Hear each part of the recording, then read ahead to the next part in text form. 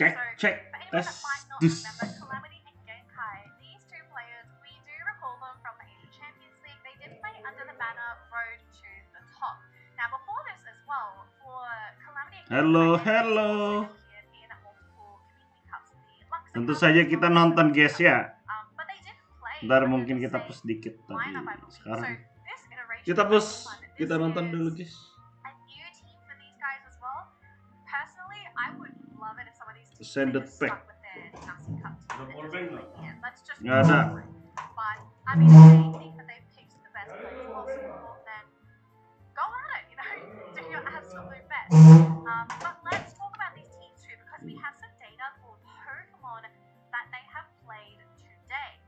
We've got data from their Send first pack matches, itu AP kalau nggak salah. just going off of what we have Only here, fun. Only fun. Okay, listen to this. Nama-nama Only Fun player actually drafted bagus semua ya. Absol today. Oh yeah, that is a bit of a surprise because we very rarely see Absol. On the other, I guess, strange pick has to be the Serena. This is not something that is very popular in Asia, aside from Japan. Japan has really picked it up because Mame, I feel like he has popularized the Serena yet again. Serena has received a number of buffs throughout the years to try Menarik. and bring her back into relevancy after the first World Championship, so she sort of stomped on everybody. So kind of excited to see if this is going to work out. Now we are in the lower bracket, so unfortunately Serena and Absol didn't really work out for Only Fun. But for Ascended Pack, so I don't have their drafts here unfortunately, so I'll have to see if we can get that data from them. But Absol, this is a Pokemon that we almost never see anymore. It's very niche. I feel like you have to specialize Absol. It falls really hard in late game as well. One of the main reasons is because once you reach one of the highest late games, if you're level 13, 14, 15, it's actually one of the lowest HP Pokemon in the game. So you wouldn't be able to actually sustain some big Unite moves being utilized, especially during the Rayquaza area anyways. So you have a lot of other Pokemon to actually choose from as well. Based on the draft, I would, because we do see that probably Absol is actually one of the 4th or 5th pick during that game. We don't have any of the VODs, but we can Jadi mereka ngomongin Absol guys. So I'm guessing they are very confident, they are very comfortable in running the Machamp in their draft. Although it did not work out. Ada Bang Ejan. Ada kamu juga kan Paper Cat. Tapi ini tidak ada AP-APan ya. Yang kita nggak ada Paper Cat, dia ada Ejan. Atau mereka namanya lagi nyamar gitu.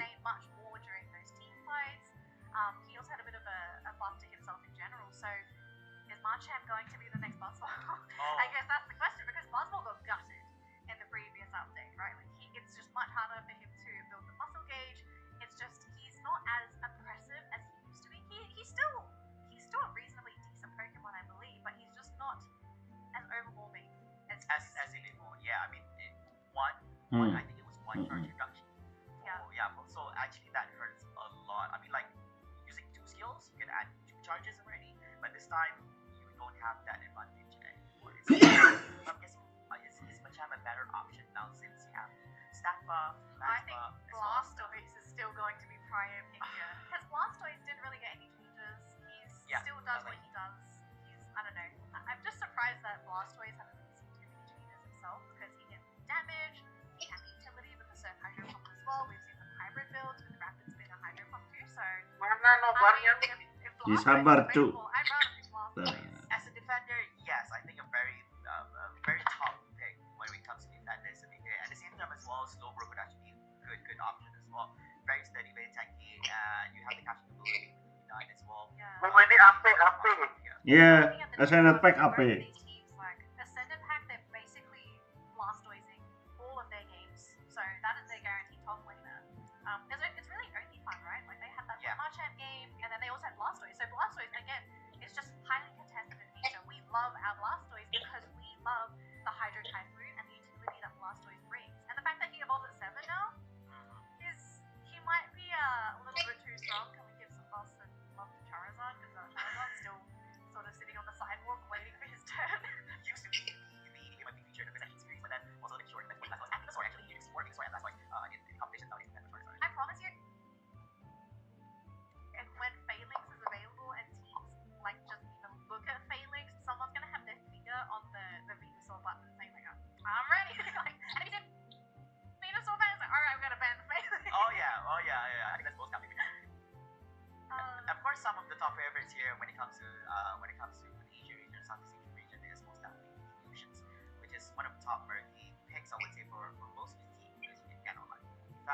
Jantian. Both of these teams have evolutions as well. I mean, I'm seeing a Glaceon, I'm seeing an Espeon, I think I saw a Sylveon as well. And even had so this team plays every single evolution.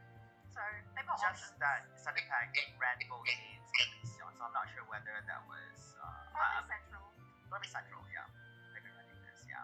But one of the things I'm looking forward to in today's match, not just this match, but also in today's match as a whole, is that the appearance of Gyarados. Now, of course, Gyarados. I'm sorry, sir. It's gonna be banned. I mean, what are your chances? Gyarados is first banned. What are chances that Gyarados not being banned in any of the first 4 bans? If you're MYS or if you're crazy.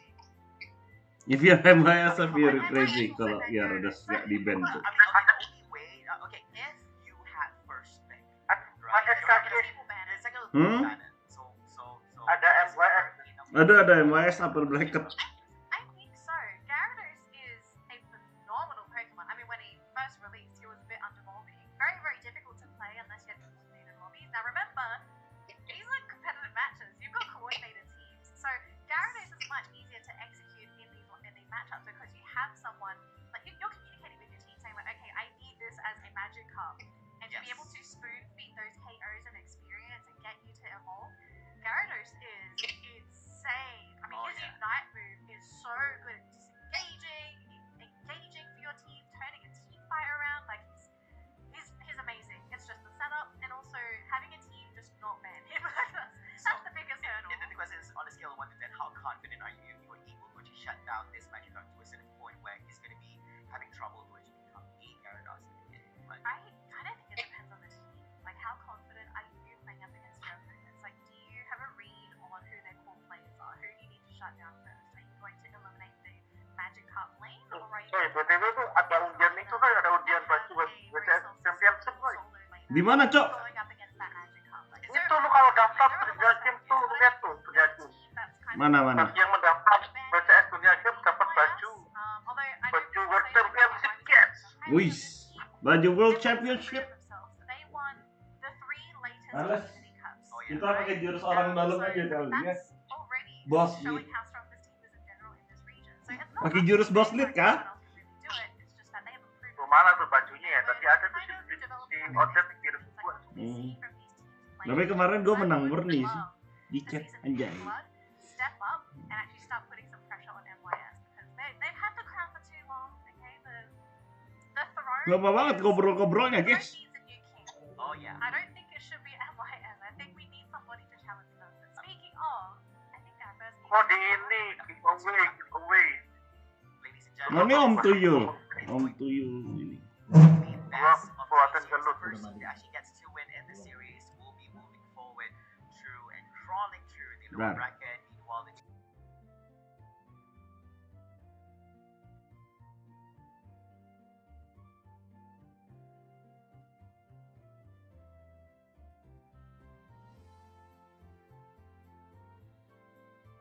Metagross Oke. actually, fits into the- Leave Gyarados, Leafeon. stage with him. Yeah, Kupah. I mean, even in rank games, people are still like 50-50 as well. I think Ray's not even- Ya OF turun karena lawannya MYS ya, guys. Quite demanding for an all-rounder, and I think if you're picking a Metagross, you probably Lampas couldn't satu pick a game. better all-rounder. Metagross situation is that if you are present, like the more Pokemons you have around you, Muscarada open. in the sub- Harusnya Tatokun, oh nggak ada Tatokun ya di AP. You don't want to have a lot of Pokemons that can actually be inside. You want to be on the outside perimeter so they can actually just reduce the amount of buff that this people can actually get. But we'll Mew come back to sama the Treve. first one, Leafeon back together with the Koopa, giving the opening pick of the Umbreon on the side of Sended Pack and responded with the Mew and the Trevin on the side of Pokemon. Blissey SP. Probably looking at the support duo being Valid sih, beli. Oh, nggak boleh. Paling nggak boleh. Ya sekarang ada. Elde Ghost. Elde Ghost. But Umbreon already going on the side of Ascended Pack. This is already a great choice, and you're also pairing it with an Elde Ghost, so you do have a very defensive, great initiating defender support, and then you have a very aggressive supporter support in that Elde Ghost. I love Elde Ghost because he can be quite oppressive. Main sisi banget ini. Basic attacks, the boosted attacks Wah. are very helpful, and then to have the Espeon, Mr. Mime Scizor. is going to be very annoying in the laning stage. I'm just trying to look at the lanes here. Udah gila sih, Blissey, Scizor, Treve, Mew.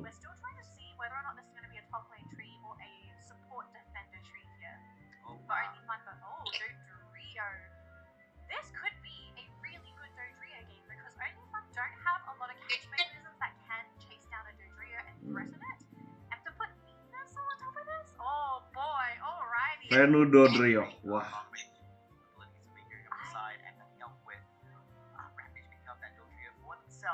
This is going to be quite a match. So it's a battle between series over here. We'll see. So Dodrio against a Scyther. Now the thing about Scyther is that he has super low HP. Think about it this way: the lowest HP in Pokemon Unite is at level 1 is 5,000 HP. Sorry, 3,000 HP, and he has just slightly over 100. That's it, level 1. So horrible. And if you think that he has very high attack, not really. He's actually really top. Gelasnya di last pick ya. I do like the last pick Glaceon because Glaceon can threaten that Dodrio, especially with the fact that you have those auto lock on skills. So Genkai, he might have to be the one to sort of keep Rampage in check in these matches, but maybe Solo can as well. I'm just trying to see whether or not this is actually going to be a Scyther or if we do see a Sizzle, because I have seen some Sizzles really start to pick up within the Pokemon Unite. I know in OCE there is a team that runs Sizzle themselves to great success as well. It's a Pokemon that they've been running a lot, not just for the recent qualifiers, but also the previous qualifiers. So it would be interesting to see if some of the Asian teams sort of look into this Pokemon as well. But we'll have to let Great Fun decide what they want to do here, if it will be that Scyther. Because yeah, again, like Scyther is also going to be vulnerable to Dodrio. Like you can get caught, that Dodrio is going to be able to chase you down. So it goes vice versa, like as a Di followernya bagus-bagus guys. by the enemies also. Yeah, it depends on who starts with initiative. Initiative and who gets caught first, because a well-executed Dodrio, Oke, udah mulai. Glaceon doesn't counter it completely, but it No, it has does not, threatened. That's the most important thing. The match number 1 has started here, folks, for the Malaysia Singapore qualifiers for the Pokemon Unite World Championships. This is the first round of lower bracket matches, so any team that drops down here will unfortunately be out of the running for qualifying to play at Honolulu. And look at this, big respect coming in from Ascendant, actually sending their support in to guarantee this experience for the Venusaur. Oh yeah, and giving a little bit of space here for this. Gila langsung mati cuk. Tuh 90, 930 udah naik tuh. Farmingnya si Glase.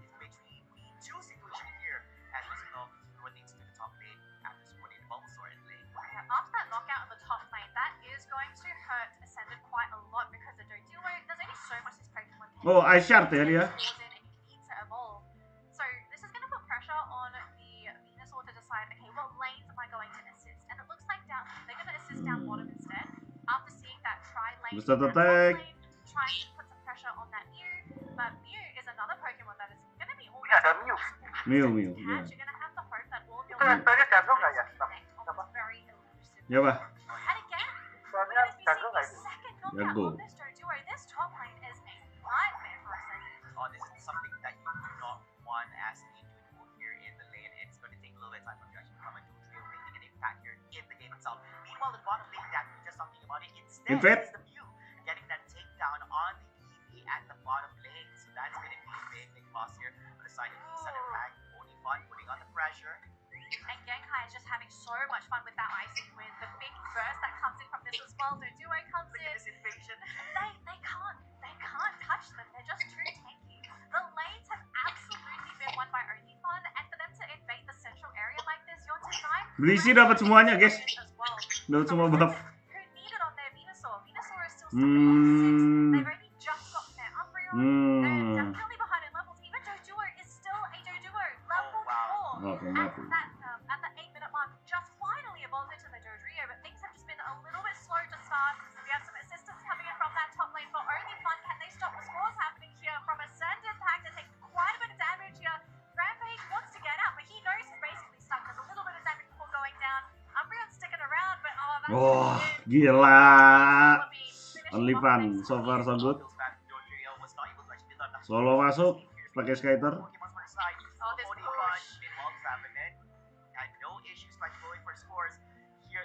Pukul. Solid support coming from team members of Team Onifun. You have the Glaceon on the back end together with the Mew as well. So it's a solo battle between the Mew and this Venusaur on his side. At least they do have the Venusaur, but we'll see if the combo. Loh, kok Ice Shard sama ini? Ice Shard sama bukan yang Icy Cosmere apa sih?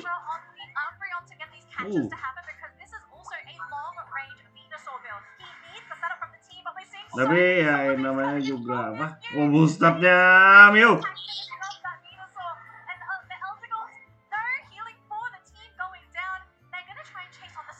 Ada wish lah. They are so close. But while this is all happening, up in that top lane, Dodrio is actually trying to just constantly go for the back caps. Even take the Reggie Electi as well to try and get the instant scores.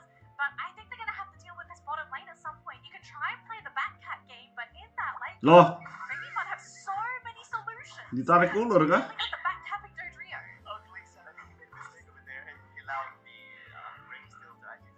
Terlalu tarik ulur, tapi ya pasti masuk.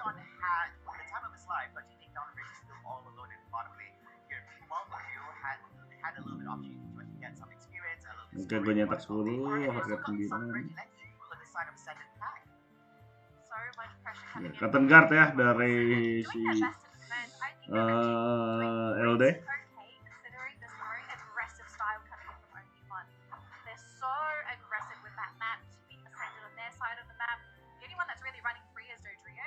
Nah ini dia Dodrio Tanjiro sudah datang turun, adu stack. Tapi kalau kayak gitu langsung di press. Gila. Tahu mereka dua di bawah, mereka scoring langsung di press, bunuh Venusaur rakyatnya.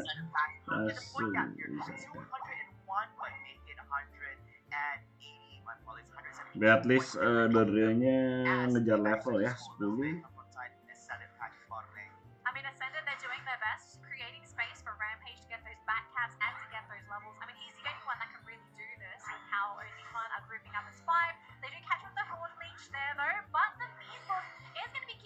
Oh, Unite move dibalas.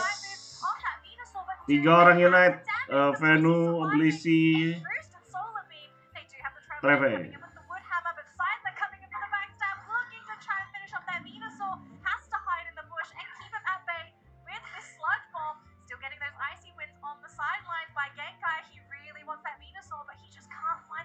Wah, ya mau cover ya itu. Mau cover tapi kadang bersihnya memang lebih cepat. Aku mengerti perasaanmu. Nah, objektif bawah harusnya bisa di-rip sendiri lagi.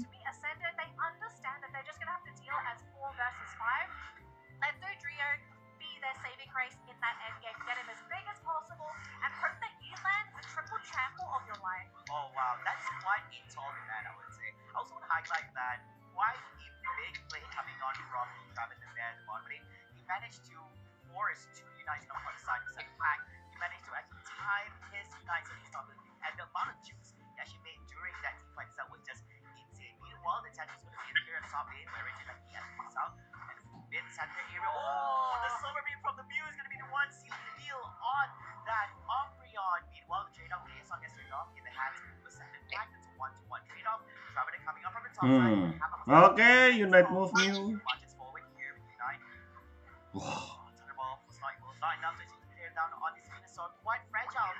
Rampage is doing a great job now that there is no Glaceon on the field. He's kind of free to do whatever he wants. Yes, that could be the Mew with the electrical and the basic boosters, but Genkai needs to be on the field. Oh, backup 50. Backup 50 Skyter. Oh, ketahuan. Tapi kalau 1 lawan 1 harusnya menang saya itu. Nah. Gila dimain-mainin tuh. Tapi ya kualitasnya OF ini memang bagus banget ya.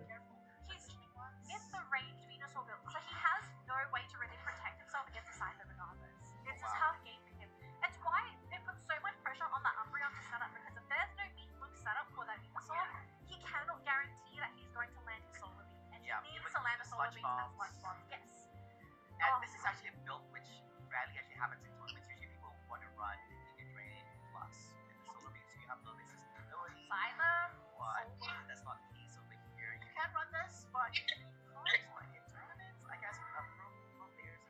Wah. Mew-nya jago, guys.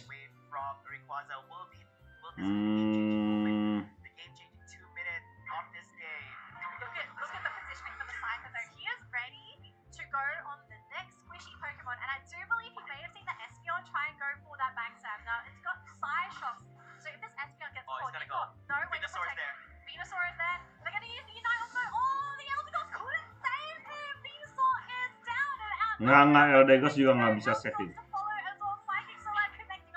Itu burstnya terlalu kenceng. You've lost your central Dah, player. zoning mati 5 udah tunggu apa lagi udah Rayquaza beres.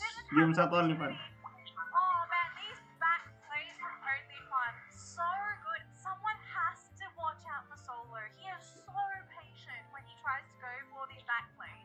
Solo very smart. The moment he found out that Yugioh was actually running such a build, he actually went straight. Well, it's a dual DP plus full defense anyways. You can get 5 GG. very easy target for here. Of course, charging forward, we have more than 500 points at this very moment. Make that 800 points against 99 with what Ascendant has to offer. I'm guessing that this is a little bit too much for Ascendant to handle here. This game number 1. It was a tough game, and they also, I feel like they maybe could have. Anjay, statement. Especially with the way that Only Fun, they primarily shut down that top lane. So Dodrio wasn't really a factor until 3 minutes later into the game, which Oh. that is a significant amount of time where you're just not able to do anything, leaving Umbreon to be the sole initiator. But even in the bottom lane, even with the support of the Ivysaur after that central area, this first central area clear, they weren't even able to capitalize on that push out in the bottom lane either. So I feel like if Ascendant Pack had a better early game, were able to get experience on the lane that they really tried to push for, then we could have maybe looked at a different match. It was just Only Fun, their aggression was just too overwhelming. 1000 dapat kah? Quite a tough match. Kayaknya nggak 1000 sih. Ascendant Pack. Tapi That's gonna be a game 1 win here. gede banget. They had 950. points against 99. Game 1 only fun. Hopefully match over here. There are a few good sets because there's not much frontliners coming up from this side.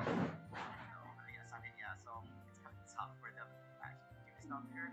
Only Fun, if they did right, they have a lot of firepower on their end. They have the Scyther going up the back end, trying to catch some of the squishy ones.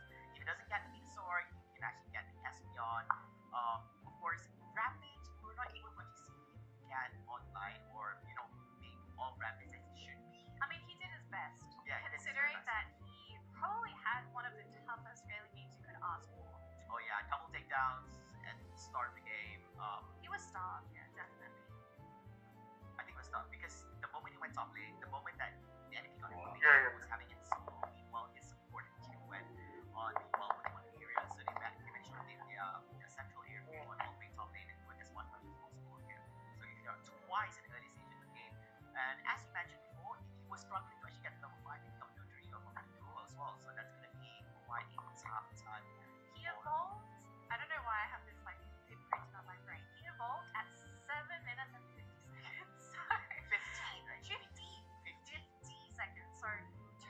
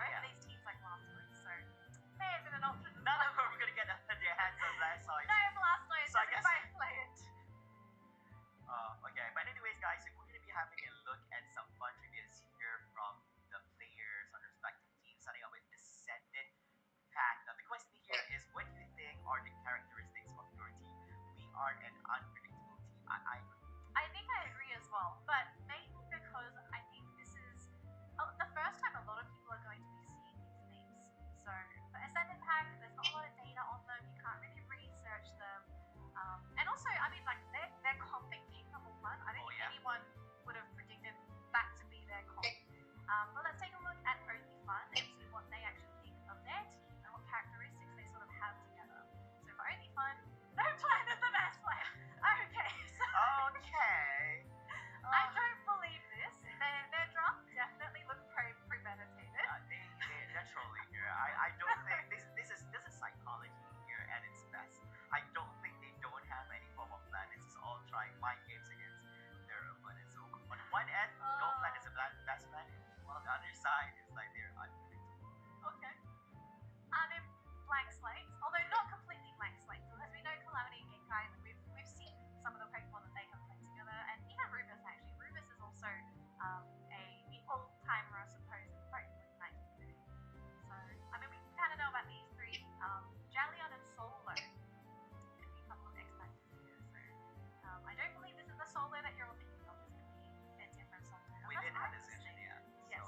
So, maybe not, because I saw nationality. If I'm not mistaken, the Solo that we're all thinking about, they're playing on Onyx, which is going to be the Division qualifier. Oh, yeah. So that's a different Solo, unless Eeyore reaches out to me and says, no, that's not our Solo. No. We got our own solo here and our We got a lot of team. Solos. Yeah, we're not letting him go. But anyways, guys, ladies and gentlemen, that concludes game number 1 in Best of 3 series. The game is not over yet. Basically, Team Center Pack needs to win the next game to force game number 3. And if Team Onifun actually wins the next game, they will become the winner of the series, and they'll be moving forward to the next round here in the lower bracket. Yes, and remember folks, it's a lower bracket, so lose here and you are out of the tournament, and your final chance is going to be in that last chance qualifier, which I'm going to tell the teams right now, if you're watching the stream, if you haven't already, I would suggest you pre-register for the last chance qualifier now, and say you win and you've got your trip to Hawaii and NYS don't get it, you can always pull yourselves out. So no harm, no foul, just enter early so that you guys are already locked in and ready to go. Last chance qualifier, enter if you're thinking about competing at the World Championships this year. It's going to be super exciting. The game number 2 is ready, so let's see what's going to happen here. Are we going to get a game number 3, or are we going to be looking at a 2-0 sweep for Only Fun? Now the question is, will Gyarados be banned yet again? Oh yeah, the banning phase. Are we gonna get a little bit surprisingly here? Will we be entertained a little bit? So I guess yet another Lithium ban here from the side of Only Fun. So I'm guessing that this is one of the priority bans. We want to make sure that Team Center Pack is not picked for themselves. Still open the Blastoise, the Gyarados, as well as the Koopa, which was banned in game number 1. Yeah, so here's in their alliance. But this time I must say, is this considered a respect ban here from your side? I'm not sure if I'm looking at this right. Either there was no ban for the first ban, or we're looking at the graphical error here. It's a little bit strange. Because it's supposed to appear on the left side, right? Yeah, there's no ban, so I guess the team didn't ban for their first ban. But Gyarados did get banned. So they're banning in the Gyarados. Okay. Yeah. So does that mean Koopa is actually upper? Is there such a thing as 3 Pokemon bans and 4 Pokemon bans? Well, I mean, it's up to you if you want to ban or not.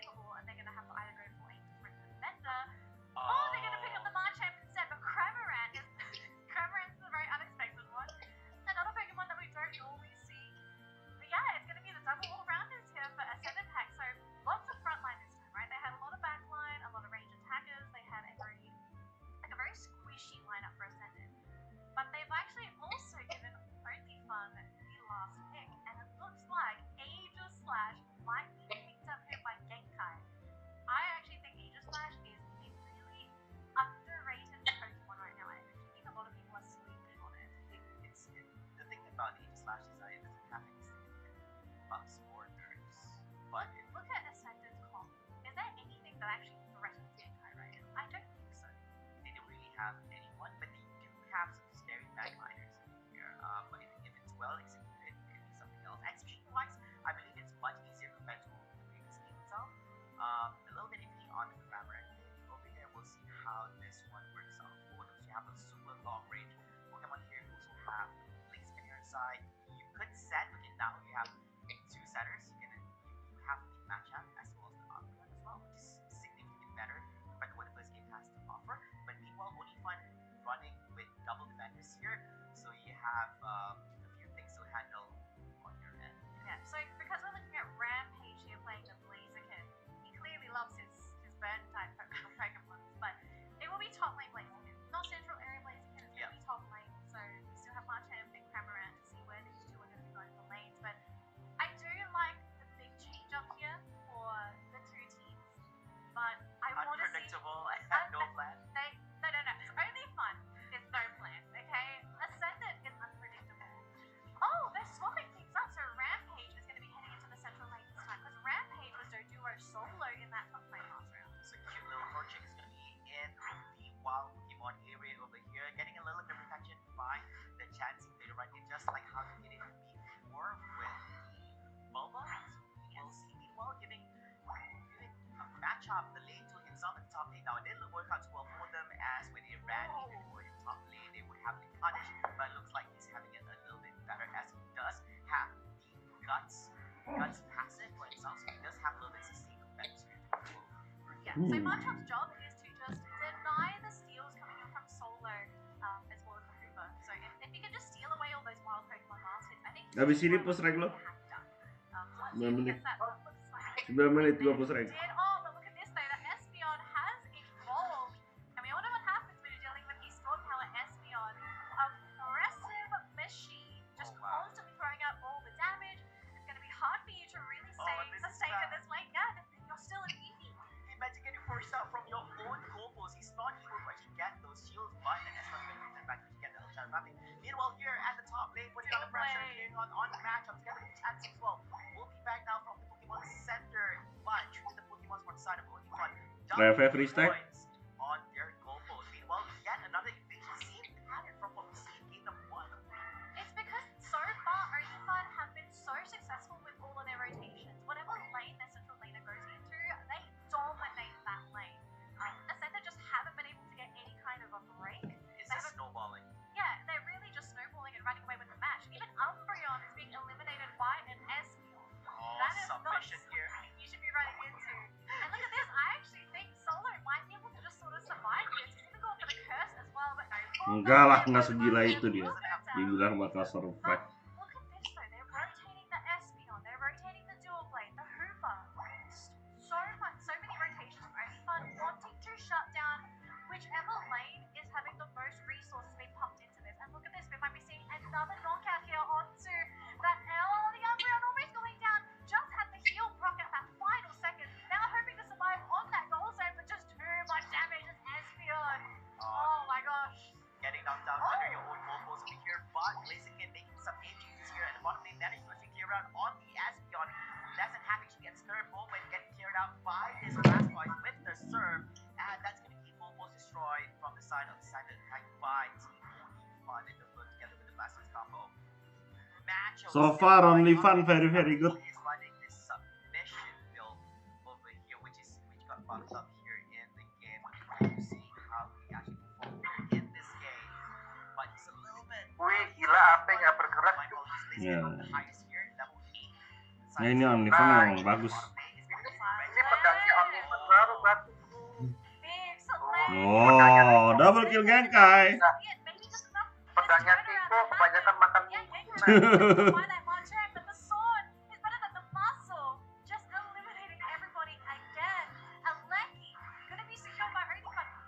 Nah, itu main pedang paling Gila sih ini pushnya surf. Hydropa masuk. Hupa belum 9. Hupa 9 panggil bawah. Bola 24. 4.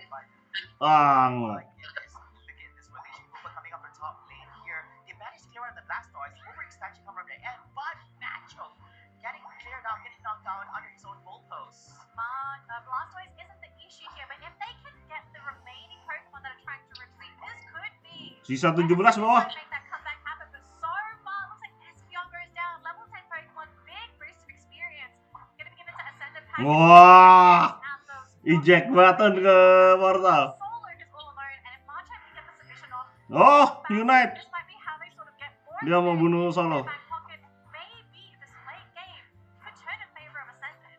Oh, but look at the Trevenant there. Oh my goodness. This man is not going down. He does go down, but he bought so much time. Blissey is being committed to the Marchand. I mean, they lost the Cramorant, but oh, there's no more Blissey. And Blazing can get cut down by this. Oh, Genkai, this man is on fire. He's just cutting through everybody like butter. Left, right, center, Celeste set up as well. Oh my gosh, only fun. I'm playing for fun at this point. Oh man, I mean even after committing so much United and then not coming out on top. 16-18, anjir. At the top lane, my apologies actually, except for Trevenant, who was able to sustain for so long, building up so much time for teammates to actually come and provide support and clear out some of the team members from Ascendant Pack. Only fun, 306 points here, 320 points above what Ascendant Pack has to offer you. Way bigger gap compared to what game 1 was for AP. They need something big to make a comeback over here. Looking for, they need Cramorant and Machamp together Blazing to make some plays over here, especially during the Rayquaza. Time at 2-minute mark.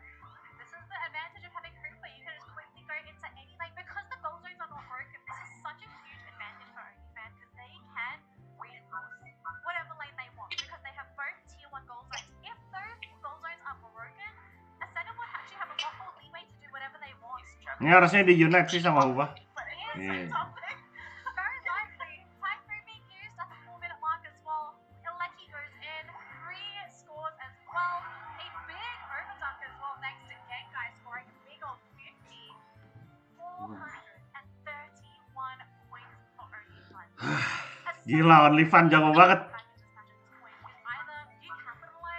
Tapi ya memang raja terakhir lebih jago lagi.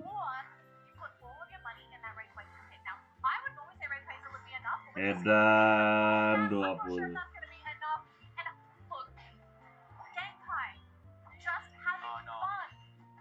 Worst case scenario over here, getting the special defense and the defense buff here from the Reggie Rock as well. With the team fight and you're fighting against this very bulky Trevenant and his Aegis Last. Meanwhile, Cramorant, you're at the wrong time and the wrong place here, trying to make an escape, but then he's trying to make an escape. Trying to die. No, Magic is a little bit more.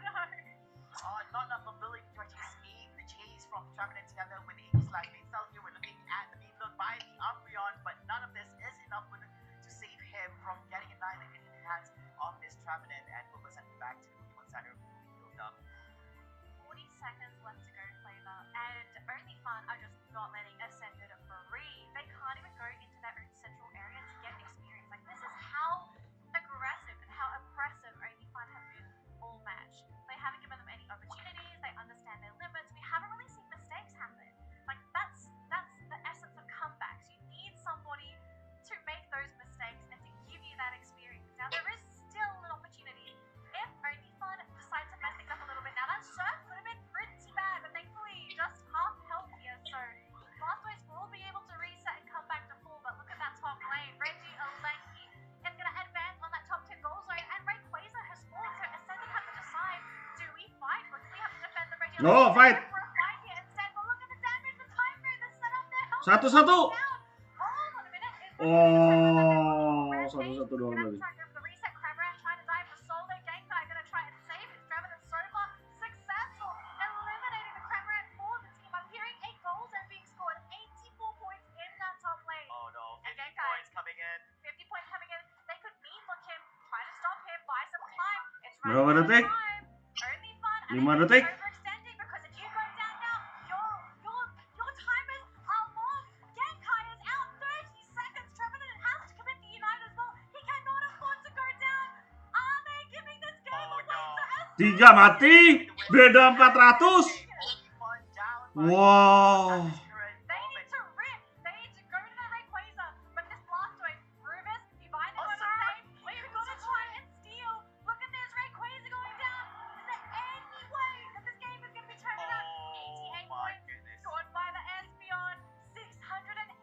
Wah, kurang cukup bolanya. Is this enough for only fun? We're going to see the big score in the bottom lane. 92. Another big score in the top lane. 482. Do they have the points? Oh, the shield did not break. Oh, managed to score that one. 582. They don't have enough. They need 906 more. 106. Do they have the points? They need to farm it somehow. 96, so close, but so far, 26 seconds on the clock at this current moment. Instead of fact, trying to scavenge around for points, but at this current It moment, won't be enough. they don't have the Timnas 40, 30, 70, 650 enggak. Does no one Machamp, but this is not enough. It's only 20 points. It's only going to be 40, and it gets broken. Oh, Sander, they thought they could make the comeback happen. Oh Yeah. my goodness. Got it, man. That was a close one, Daddy. Only fun. Oh, baby. Gotta stop playing around here during this. Playing with our feelings. Mendola. That was a close 40 one. masuk gila Only betul. fun. That was insane. I mean, look at that. I mean, it'll be very mind-blowing if Center Pack managed to actually Hampir. just overtake the points from Only Fun over here. So close, 628 to 687. Quite Why? unfortunate that even though Center Pack managed to clear down the Rayquaza, they did not have enough points to score to overtake Only Fun. I believe that if they had the points, Only Fun will be struggling to actually go for any form of scoring to actually get back their position here. I kind of wonder if things could have been a little bit different in that late game. If only Fun didn't score those points, do you think that the comeback would have actually still happened? Because I feel like only Fun made the risky play. Oh And yeah. they did score those points in that central area. Yeah, sure, Genkai didn't get to score his, but they did score those points. They had 100 points over. So basically, the idea is like we kind of know that if you score now, there's no way they can come back, even if they get the free. Well, they would also understand that Ascended, like, they probably wouldn't send anyone back home to defend because they needed all those points. Yeah. Oh, jeez. Too close to call. I think it's a very, very risky play over here. Only Fun, I can think that. These are some of the things that we understand that they do win this series by winning game number 2, but let's not do that again. Let's not do that again. It's our first game of the day, folks. And already, it's so high stakes, but we are in the lower bracket too. Oh, So yeah. lower bracket in general, a lot of high stakes. That's true. Of course, Daddy, we have to say congratulations to Team Only Fun for winning the series by winning game number 1 and game number 2 against Team Center Pack. And quite unfortunate, we have to bid farewell to Team Center Pack as they are eliminated here in the top 8 here in the first round of the lower bracket. Of course, we'll also be looking at some stats here in the game. That is quite a big recovery from Team Center Pack, but quite unfortunately not enough to actually make a win. Alright, so I have personally been scolded by Captain Yugioh himself. So, their top lane. No, it's okay. We're friends. Personal message from Indonesia, yes. Yeah. So the top lane for Honig is them. So yeah, that was actually solo. Wait. It is the solo. Hey, so they got solo Yes. the same year. Yes, so that is solo. So solo can personally scold me himself as well. If we ever do No, meet but face-to-face. here's the thing, we didn't want to make any wrong calls, so we didn't want to presume. So it's That's great that you're actually comes here and say, hey, yeah, that is solo. Hey, but I think it It's makes just- sense. I it's have just to. there. Yeah. We gotta be clear. But this game, I mean, for the majority of this match, Only Fun did it really cleanly. They didn't make a mistake. It was just that very. They didn't make a mistake like, No, okay, I haven't finished that part yet. They actually played really well. It was just that last 2-minute mark where things just got absolutely messy. oh yeah. So really, really messy. But outside of that, entertaining game. Really, really happy with how we have that for the match number 2. So we're gonna have our very fun segment. We're actually really excited to bring this back again. I hope you guys remember the drawing the casters segment that we had during the Champions League. We're gonna be doing this again. Just to sort of go through what kind of happened in this last fight, because in particular for game number 2, this was the fight when these starters get a little bit hairy. We saw some of those knockouts, and then we started to see some of these plays happen. Genkai going in for that knockout, and then the team thinking, oh look, the middle goal zone is still broken because of that Reggie Lucky. 92 points from that Trevenant, and 36 from that Hooper. But because of that, those could have been the game-winning points, but at the same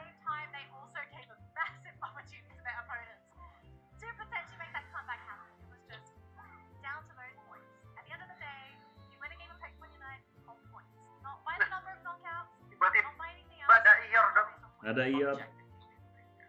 Halo Abang. It's not about how much knockout Kabar, you have. Bang? It's great on paper if you see so knockout, but the points are what that matters at the end of the day. So yeah, exciting game. Opening the series here for Bang. Aduh, baik Bang. Paradox. You can see some interesting things being played out. Mau dong bang dibalikin bolnya bang. Apa tabrak lagi? Retur poin dong bang. In the game itself, so you can see the team members from Only Fun are making their way, charging their way into the side of Ascended Pack here, trying to score. So look here at the timer, it is currently 5 more seconds over here before next play. So we're gonna play it slow. Everybody Zino udah punya klub ya? Anjay. Oh bukan sih. Envy, iya.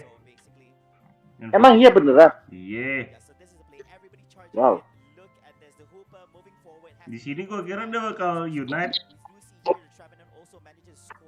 Wow. Kenapa hero gua di ban anjing? 2 detik loh itu. It would have been, I think, a guaranteed victory at that point because you would need over 500 points for Ascended. And even from here, I'm pretty sure Only Fun were doing the math as well. Look, 16 points on the blissey right now, 24 on the blaziken. Sure, they're going to get a couple more, but the whole team is not sitting on 50.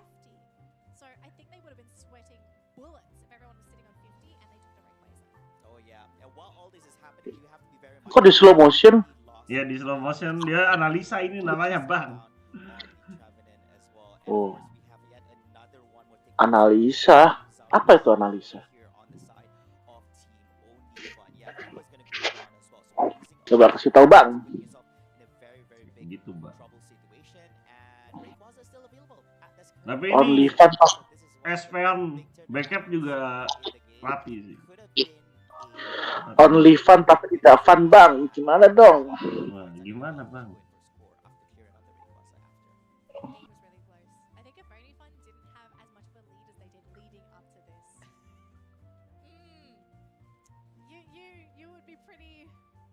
Pretty stressed in this situation. But let's switch on over to our next clip. So we are going to be looking at the Rayquaza fight. Now this was the fight that Buset, kalau mereka bisa matematika, kok bisa matematika? Enggak. Tetap kurang tadi. Tadi mah kurang. Mau ya dihitung 80 kan butuh 106. Betul.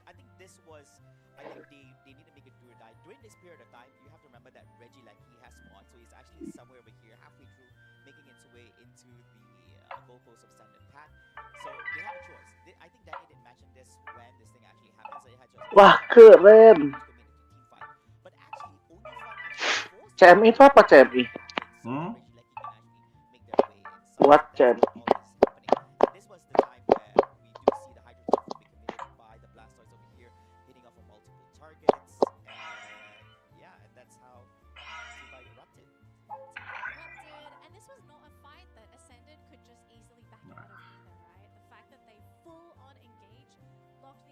Ini tipis-tipis semua sih ya. Unite-nya angin sepertinya Bu. Angin yang mana?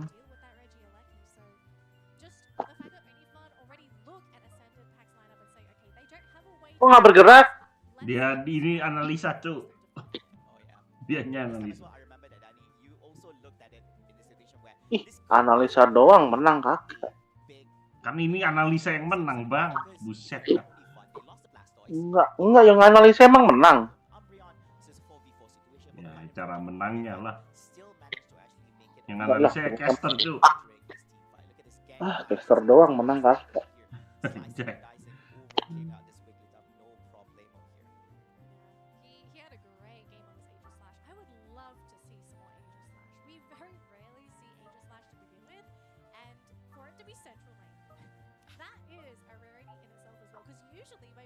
Typically see this Pokemon in that top lane as your top laner. So Genkai had a great game. If anything, I think Only Fun had a great game. Maybe just that minor heart attack towards the final 2 minutes of the match. But if you don't have a heart attack, I don't think you're playing Pokemon Unite. Oh all of us who's tuning and watching it, who's also playing the game as well, is all of us are having heart attacks. Yes, I mean that's the joy of it. We have to agree on that. Oh yeah, we've seen some crazy moments happening, especially during the last 2 minutes in any Pokemon Unite game. Anyways. But of course, ladies and gentlemen, let's have a look at the updated bracket after the conclusion of that best of 3 series over there. Now, after that 2-0 win by Team Onifan, they make it to the next round, and they'll be going up Mira Carrot satu Dark Origin bang. in the next best of 3 series in the lower Oki Dogi ngalahin Tough Guys. No practice MGS. between Mira Carrots up against Team Dark Origin in the lower bracket round number Tough 1. Guys only fun. Another best of 3 series, and the winner for that match will be going up against basically the team that actually loses out the main between Okidogi against my apologies, between No Practice and Team MYS. And of course, this time about, ladies and gentlemen, we're also going to be joining together with my good buddy over here at the casting table. Welcome to Leonard Yolo Lee. Well, it is definitely great to be back, Flavor, and of course, fantastic to have Denali as well. But most importantly, it's always great to see a great game of Pokemon, especially when you see really great teams going head-to-head with each other to stand a chance. Ada orang. Oh yeah. Apa? Of course, only one will be getting the Sigedia represent MYSG, but remember, it's not. Gua lagi sama Jarboy. It's not the only way for you Oh, to yourself to hold sini tabrakin gua. Jadi gua dapat poin enggak? champion for the Malaysia Singapore. Gua dapat free win bang. Still make it there by competing in the last chance qualifiers. Tabrakin gua aja Roy, enggak apa-apa Roy. Anggap aja sudah kok. Lawan lu mah gua free win tuh. Coba aja Pak, kasih paham. Kita harus kasih paham Roy. Orang goblok-goblok gitu Roy. Waduh, gitu tuh. Ini menang aja belum.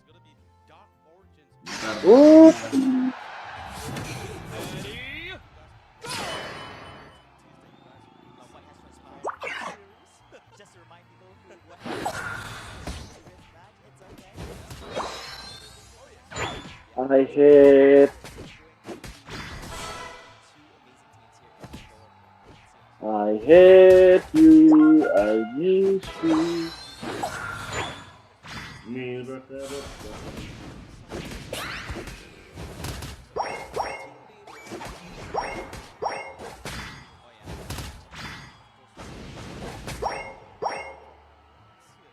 Mati kau Bunda Carla asu.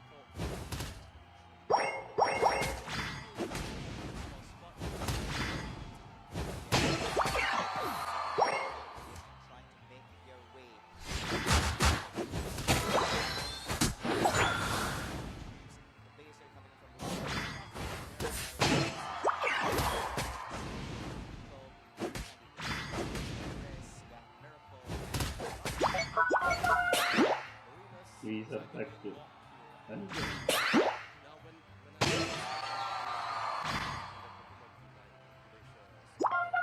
Anjing.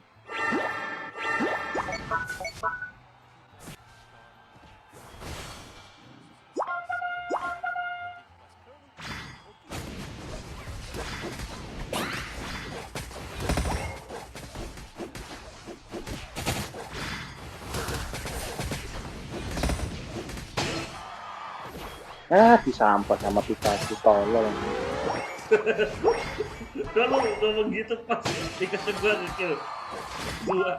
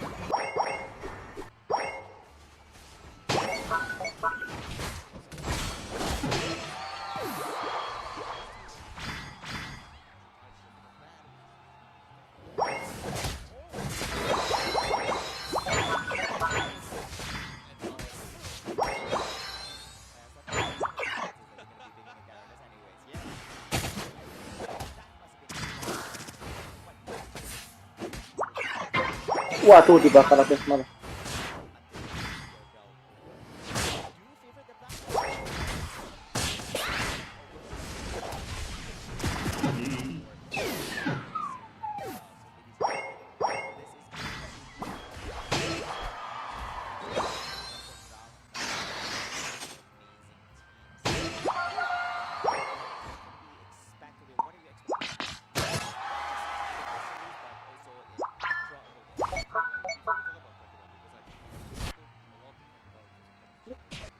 Wih, ini casternya kayak Bebkin kan?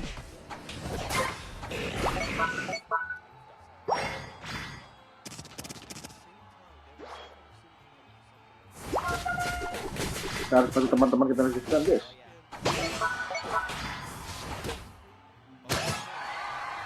Anjing, guard decking. Maksudnya garda lawan ulti angin.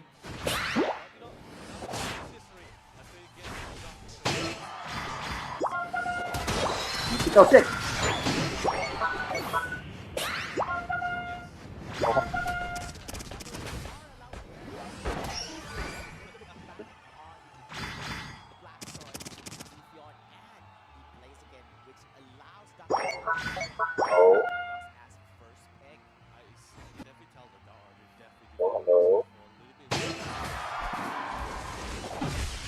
Cepet deh.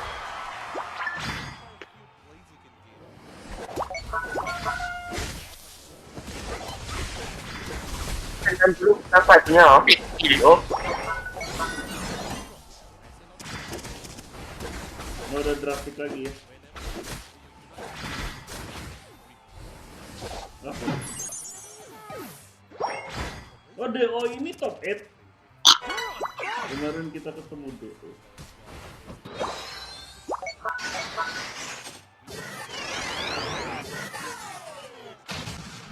Masih paham, guys. Orang goblok-goblok ini, guys. Mati kau. Lol, jangan scoring, dodol. Fight dia juga nih, anjing.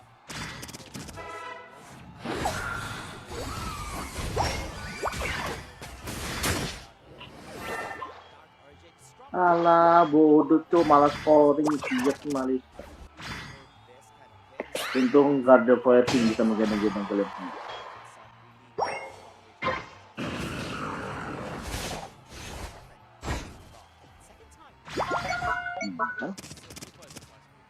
Mau si Rarika, mau Happy, mau Carla, mau Zino, mau Chris, kita semua hajar semua, guys. Oh, halo yang why yang cannot.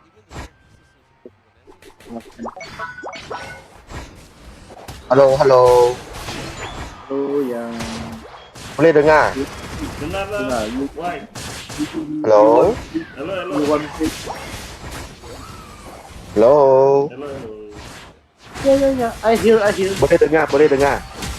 Dengar. You tak dengar suara I, kah?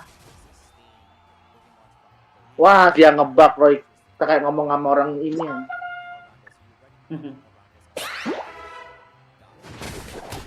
Masih paham, guys. Orang bodoh di luar sana. Ngomong pada gua nggak? Masih ke sensor kan? Enggak, udah nggak ke sensor, tenang. Oh, parah. Tenang yang nonton 5. Soalnya gua mau, kalau gua kan suaranya kayak Ahok kan, bisa dipotong-potong. Bahaya.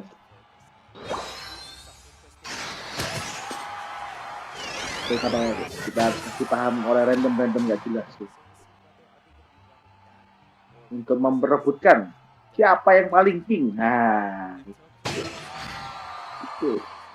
Tabrakin gua, Ren. Waduh, menit gua. Ngakunya bisa main Toro, kabarin nabrak. Itu. Ntar saya Gimana? panggil teman saya Ior, Pak. Ayo Bang Ior, tabrak king. Gimana you mau menggendong cewek-cewek di luar sana? Kalau lu belum bisa melewatin garda ini. Apa mau udah rasukan kah? Tapi yang ngerasukin belum bangun nih.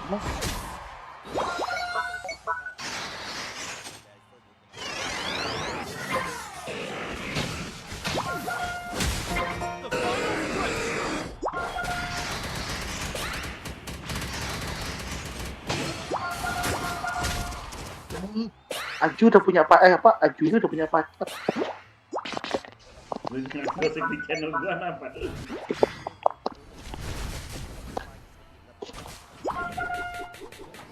Tuh, justru bahan gibahan itu kalau disiarkan semakin ramai.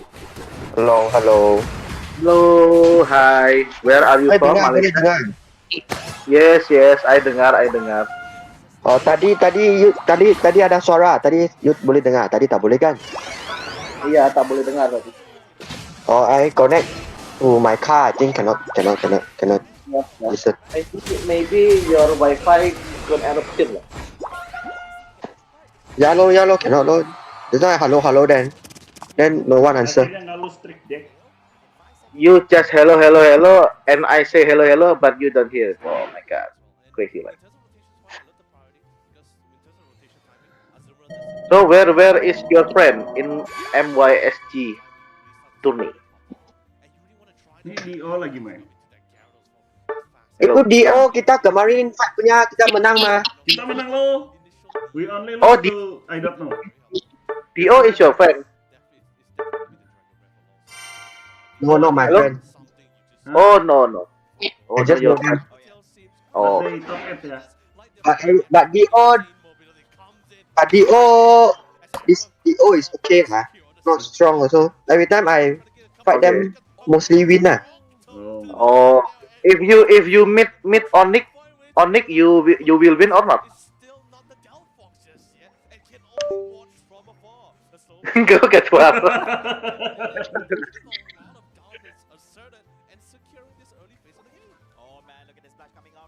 Ya, nggak seru. Kita kasih pertanyaan krusial nggak jawab. Kita boleh try Gyarados strong loh. A lot of people use Gyarados.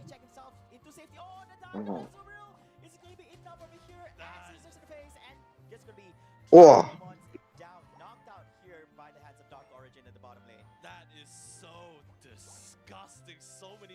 Kenapa kucing selalu di ban? Ya, Apa salah?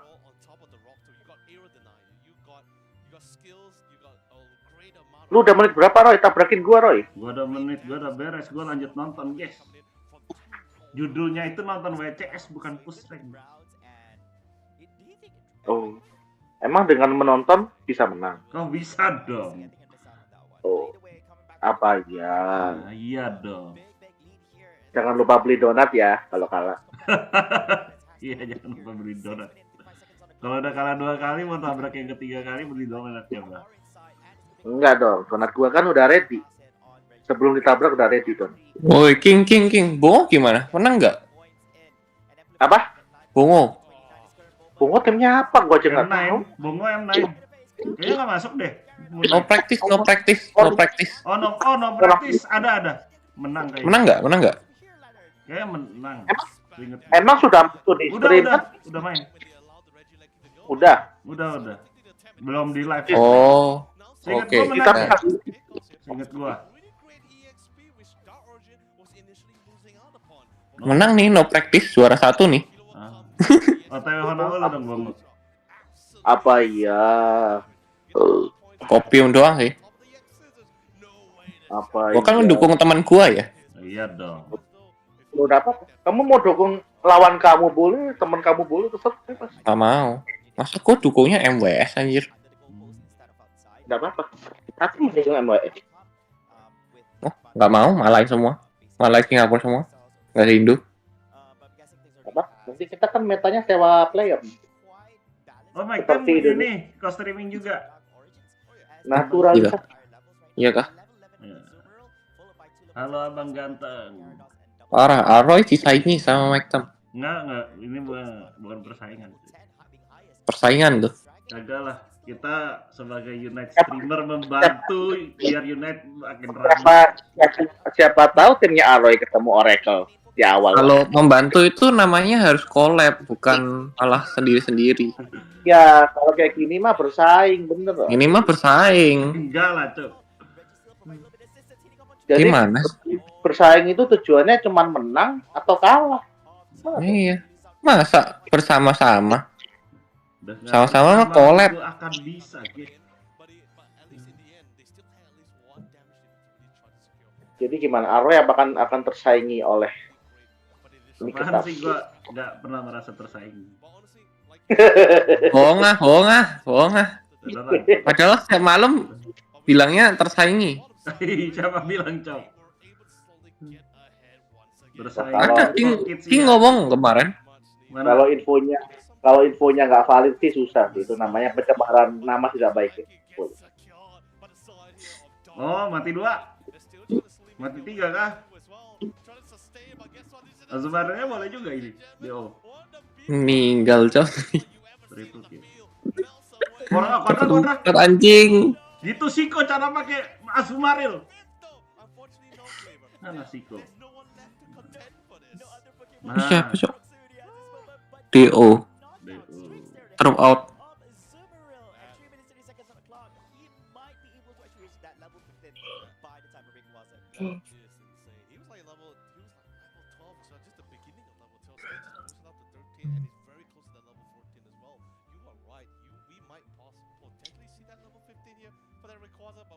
Goblok Arloy.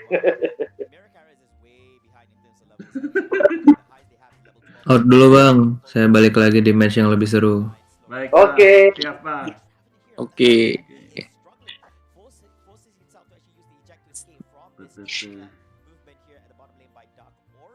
Ya ini. Terus nih lihat Asumaril.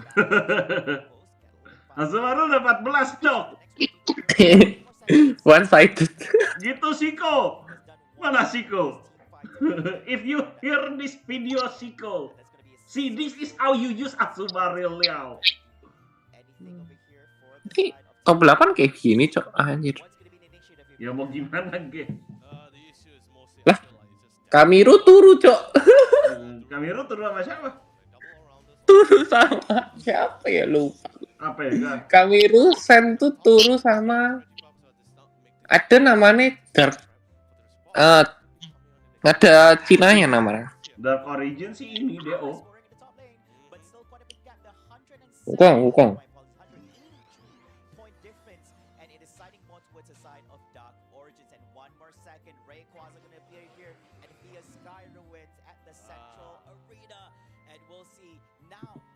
Hey, record this video for Shiko lah.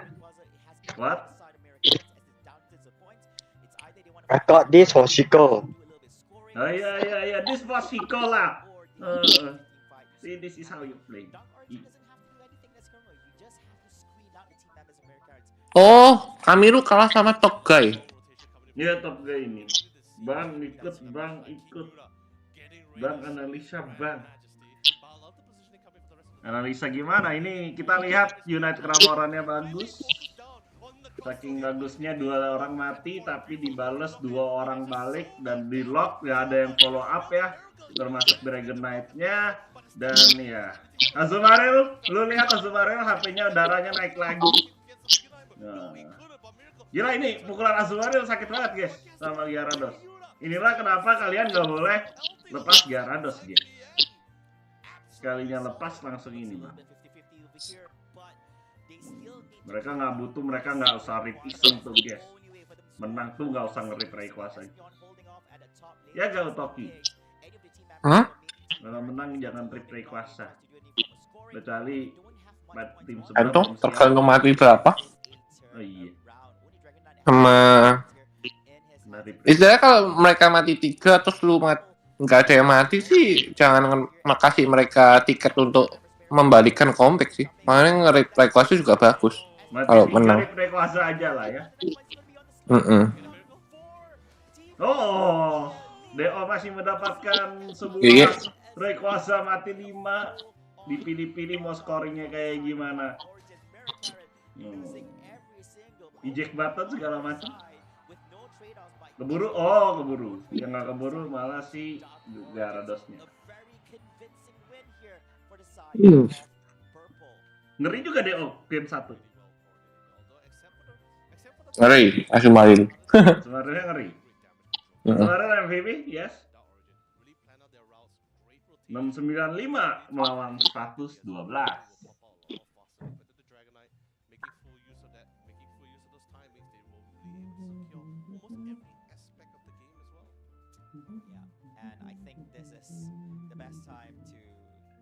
to let everyone know that you should fear the big fish, which is I mean Magikarp, yeah, he's Sakibin, Killua, Mok, Chokorai. Oh nggak ada Chokorai ya, adanya King Juta.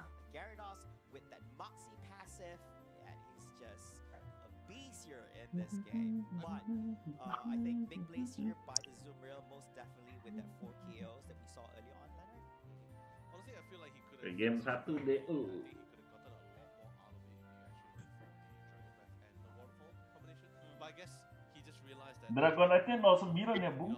a lot of backliners that you really need to work really hard to get into as well. So they really feel the necessary of the Waterfall.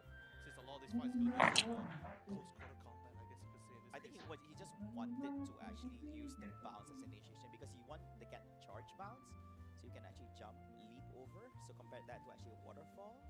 Nih. Dash forward, that's a lot. Yeah, still. So I'm No guessing practice kalah sama NGS. That's why he's a pro player. Oh, turun berarti. Oh. He probably knows something that we don't. yeah, so insane plays over there. I still like it. And if you No play practice well, ntar lawan pemenang Carrots. Pemenang ini ntar lawan no practice. like you want to be in a team fight. You want to get Kenapa? an assist in. If you get a knockdown or an assist, you get a 30% cooldown reduce Pemenang on your abilities at its current cooldown itself. So you want to be there. pemenang My Carrots dapat region ntar lawan Bongo. If you get a assist, great.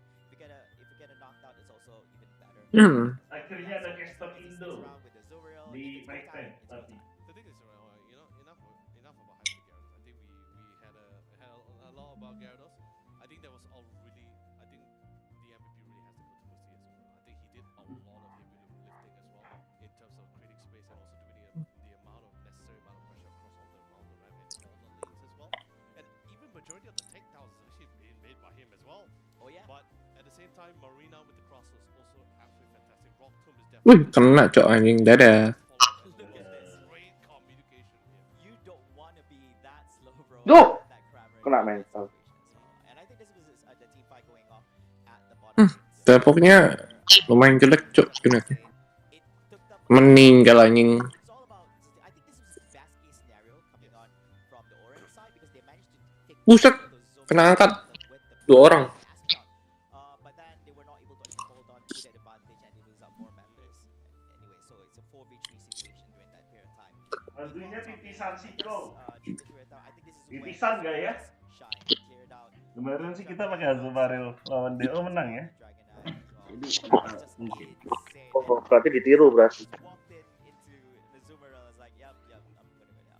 Yeah, I mean, like. Tapi lihat dia udah maju, dia udah salah si DO dan langsung bisa nangis. Pokemon Unite, Malaysia, Singapore, but I think they have really grown a lot. It's definitely communication is definitely Sebenarnya nggak ada salah.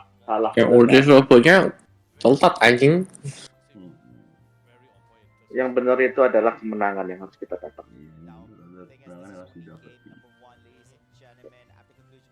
Ini sudah ada Gyarados, sudah ada Azumarill, ini gimana ceritanya? Attackernya 1. Ya, Terus attackernya cuman bebek, waduh. Enggak ada Delpok juga. Delpok tuh lo lihat Delpoknya sama bebeknya aja. Ini suka Ultinya dempet. Delpoknya selalu ini jelek. Lah, lu lihat posisinya deh, sering dempet attacker dua-duanya dengan dempet-dempetnya. Iya, support attackernya dempet. Defender support. Attackernya dempet-dempet mau menang. Jangan maju sendiri makanya.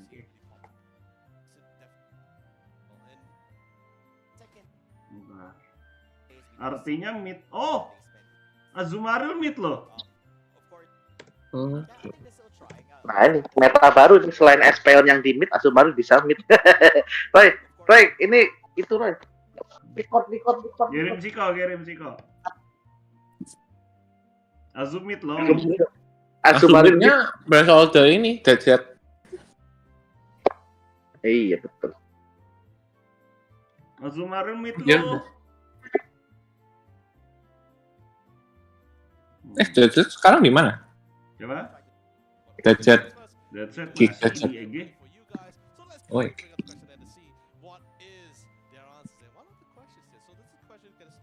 Azumit. Kalau EG Kenpachi lu tahu siapa? Tahu? Oh, udah makanya kan? Oh siapa itu? Gua nggak tahu. Oh iya. Kenapa Oh, emang? ini cuma nebak. Gue cuma nebak-nebak doang. Tapi itu biasanya circle-nya yang ada tokik. We might look Siapa? easy, but our opponents better be prepared for surprises. Jangan-jangan itu dari vitamin C kan, Tok? Waduh. Hah? Apa jangan-jangan dari teman-teman vitamin C? Oh. Vitamin D? Vitamin A? Kancok. Baras. Oh, suara lu. Born to be fun. Gua naikin suara lu. Anjing, suara lu hampir. Kita lahir untuk menyenangkan aja. Ketawa.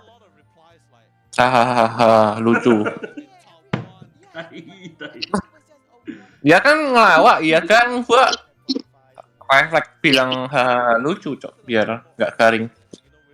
Apakah mereka lahir untuk ketawa? Tapi nanti kalau kalah ngamuk-ngamuk, waduh, biasanya Waduh. Ngamuknya kayak gimana tuh contohnya? aduh, ini ada contohnya di sini. Ini kita turnamen have fun ya. Last game marah-marah langsung. Kok kalah anjing? Apalagi kalau kalahnya antara loncat nggak loncat lagi ya. Susah. Mau loncat nggak bisa, loncatnya. Kadang-kadang emang kekalahan itu terjadinya di pertengahan menuju akhir.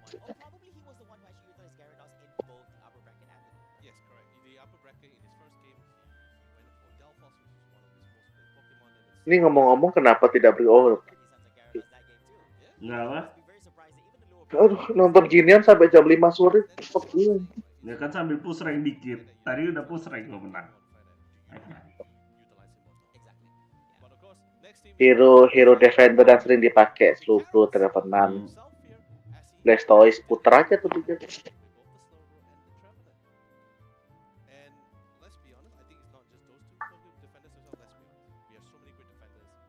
Bang Mike Time aja yang co-stream Bang sambil saya restart Oracle tipis. Udah. Mereka stratnya apa tuh? Asumaril mid kah? Azumaril mid. Aduh Azumaril dong. Nggak tahu.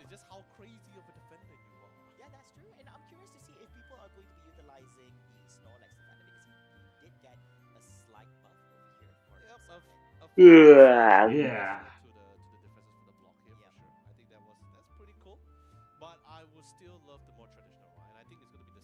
Jadi interview sedikit minggu depan NRA gimana nih?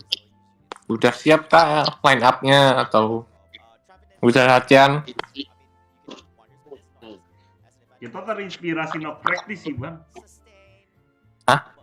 Sorry, apa? Nama judul no practice bisa top 8 kayaknya kita bisa ikutin strateginya. Oh, nggak ada niatan untuk lebih tinggi. Ya, betul. Juara 1 mungkin atau juara top 16 juara 1, lah ya. juara 2, juara 3. Top 16 anjay. Minimal Ya, menang satu sudah. ronde lah anjir. Enggak kecuali semua. Ini sih doa gua sih biar yang jelimet biar di bracketnya ngumpul di satu gitu. Siapa Vitamin tahu C Onyx, iya. Onyx duluan. Vitamin C habis gitu ketemu Onyx apa Rice gitu kan. Jadi yang di bawah gitu.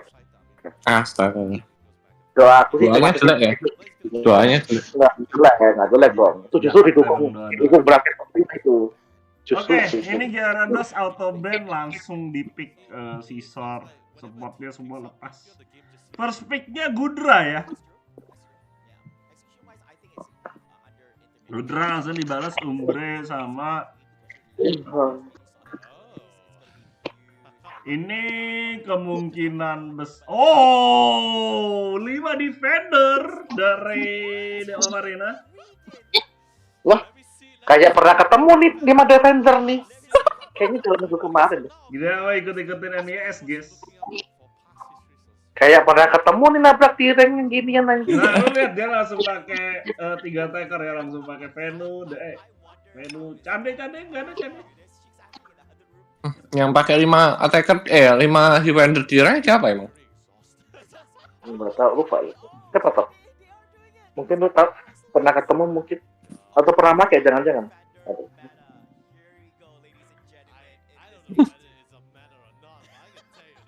Anjay, 5 defender ya, mereka benar-benar having fun.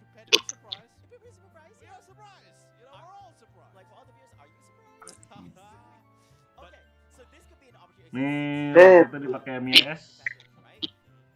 Tapi berani juga ya. Enggak, kayak mumpung karena kita masih 1-0 nih, kenapa nggak kita have fun aja? Kan bisa terjadi. Nah, ini dong, karena kekalahan itu adalah cuma soal angka. Ya, sangat menarik. 5 defender, adik-adik. Wah anjing jebol sih ini harusnya. Ada Glaceon sama Venusaur. Harusnya sih jebol.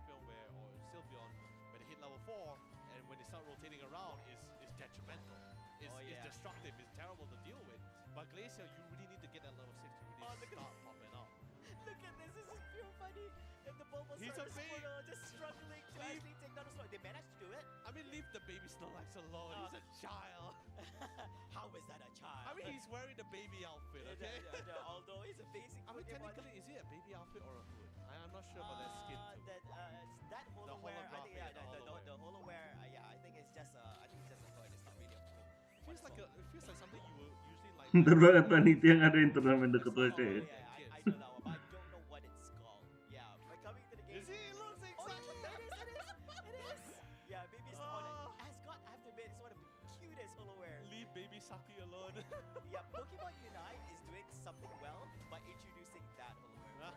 Eh, 14, 16.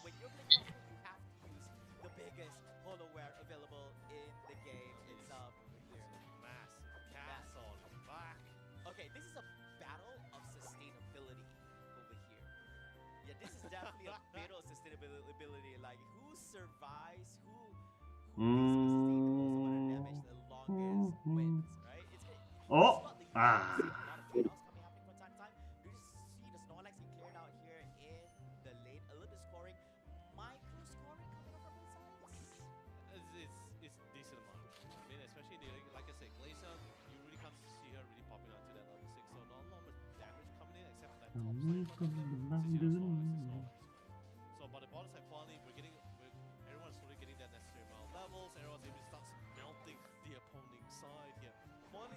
bukan titipan semata.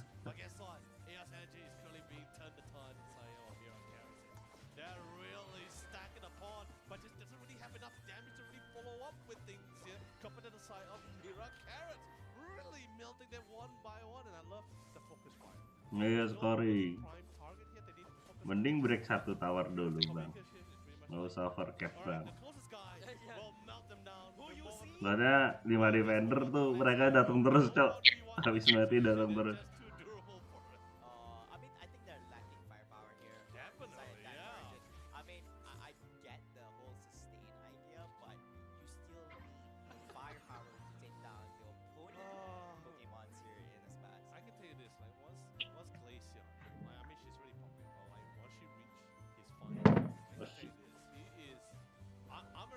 Oh, hampir.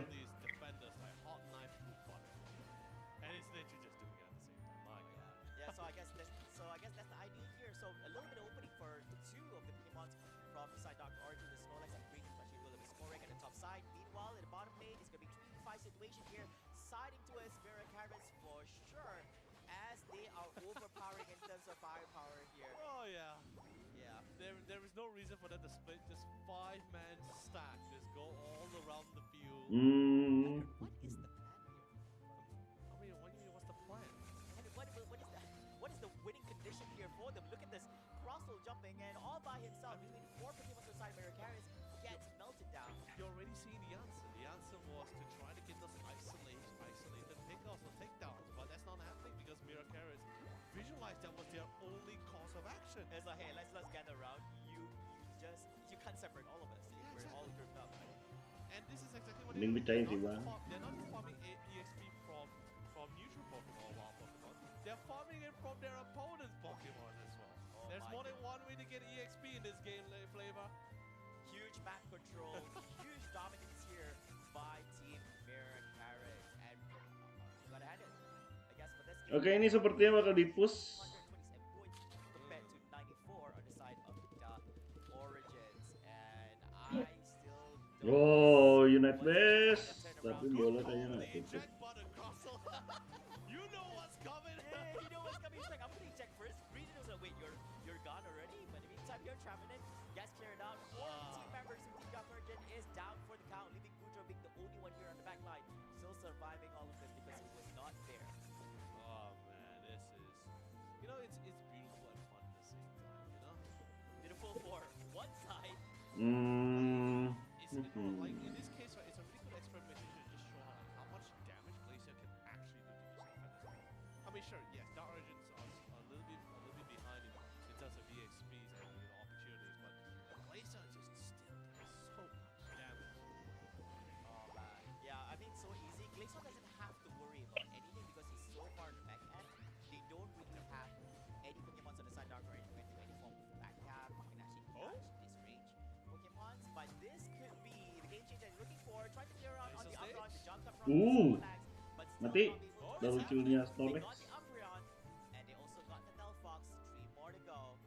Easy peasy for this. Wajir dikeroyok. This is happening. Blastoise surfing away, making his escape. It's gonna be Nico. Meanwhile, the bottom lane here. Winner pressure. It's gonna be across the distance. Petal Dance sakit ya. Easy eye shard here by eye shard running away by this. Oh, Lisa gets picked off here. Was not able to actually get any form of buff here from under his own goalpost. So close yet so far. Great. I mean, it's a start, right? You get a couple of pickups. I think they had like 4 KOs in that confrontation. Although it did take a while, they did manage to get it, and then it's a really nice boost to the EXP for sure. But eventually, you know, they respond back eventually. They were able to turn things. If Reggie Rock actually falls in the hands of Dark Origin, I do wonder how much defense they have on their end. So they have buff, of course, and defense is very strong. I mean, it's still falling back to the problem, whether do they have enough damage To even give it a because they can be endurable for as long as they want, but they really need to try. But not it's not forever, you know. Oh yeah. But I do want to see like how much opportunity the game will set against the Glacier. That would be a very interesting. Oh, Kudra down for the count as well. Meanwhile, here comes Chase, serve in the face, hitting off under by Reedon as well. There's going to be a 3 KO streak in the hands of this Delphox. At the time of his Paket such a Snorlax. level here, level 13 on Venusaur and 230. Delphox on the side of Mirror Carrots. Meanwhile, Dark Origin's highest level Pokemon is going to be the Snorlax and the Gudra here, leaving the double level 10s. Yeah. But by the way, Amaris, I'm so sorry for pronouncing. Is it Amory or Amaris? Anjir dia Unite sekarang. Not too sure, but I'll find out about it. Oh, Snorlax-nya kena. Venusaur-nya kena. Oh, 23 detik. Tapi oh, 2 mati. 5 defender Unite semua. Wow, 3 mati cu. 5 defender. Oh, tapi nice defense.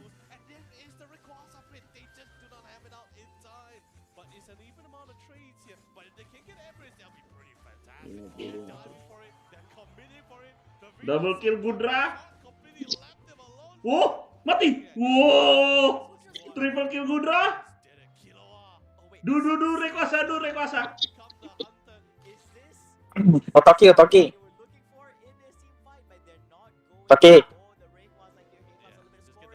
Toki memek. Toki, oi.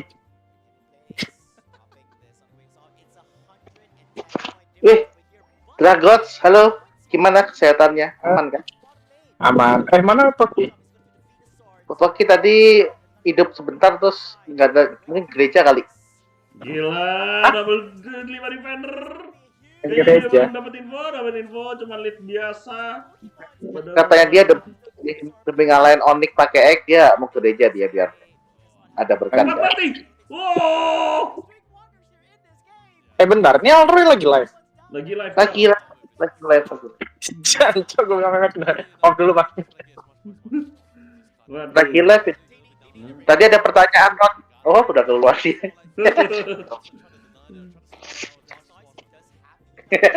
Terus. Oh. Dapat 5 defender. Mana defend bawah, dia yang di atas anjir. 5 defender.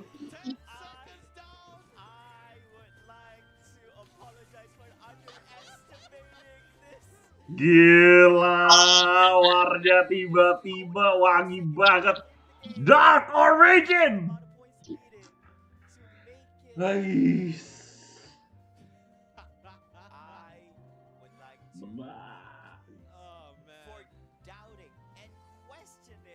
Menyala abangku. Menyala abangku.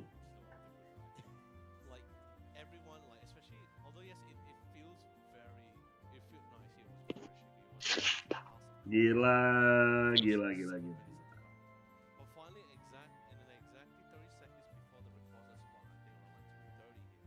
Yuk, kita lanjut push rank. Ya salah mereka sih menit-menit terakhir ngelucu, ketangkep segala macem. Kan bener, mereka itu only fun, mereka lahir untuk bahagia. Iya sih. Iya. Jadi nggak marah-marah dong ya? Nggak boleh marah-marah. Nggak boleh. Kan mereka ini happy, boleh mah. Yuk kita lanjut push rank.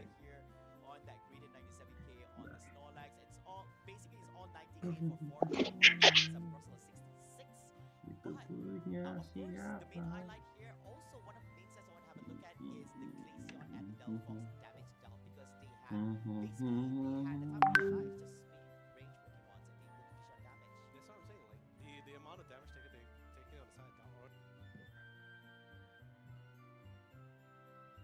Emi. Wah, Ewi.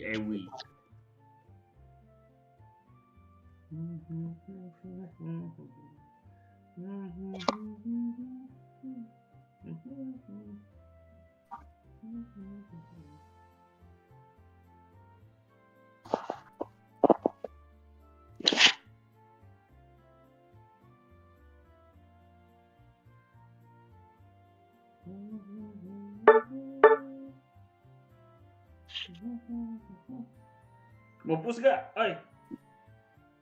Aku lagi push sama Yugioh. Oh. Nonton gak?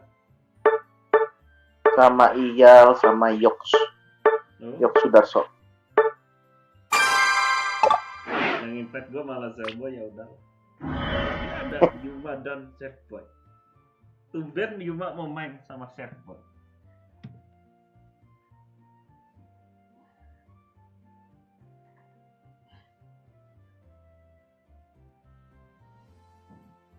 Anak pas dengan menawan hati, kami macan putih yang terlihat unyu.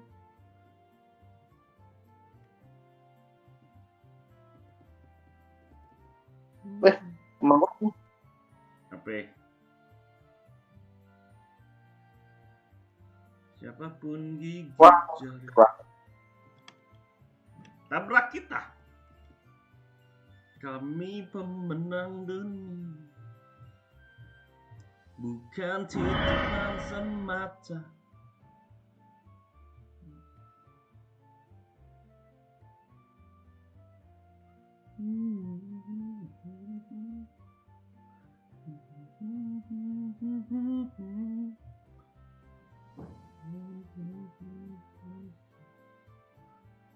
Mau dong itu ya bajunya, Cok. Aura XXXL. Anjay.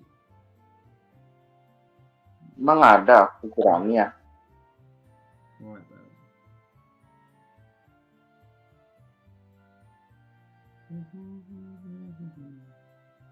Mau coba strategi 5 defender gak, guys? Kalau mau main lepas gitu contohnya. Kami macan putih yang terlihat unyu. Jangan kau yang lusa. Malam ini bisa.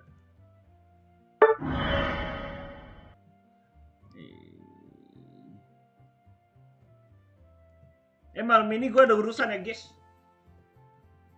Urusan apa tuh? Malam ini gue ada acara Yugi. Oh, oke.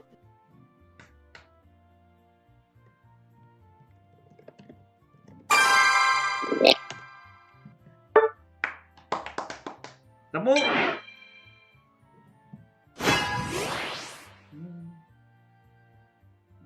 Kalau Grand Ninja ini gue nggak perlu menanyakan, guys.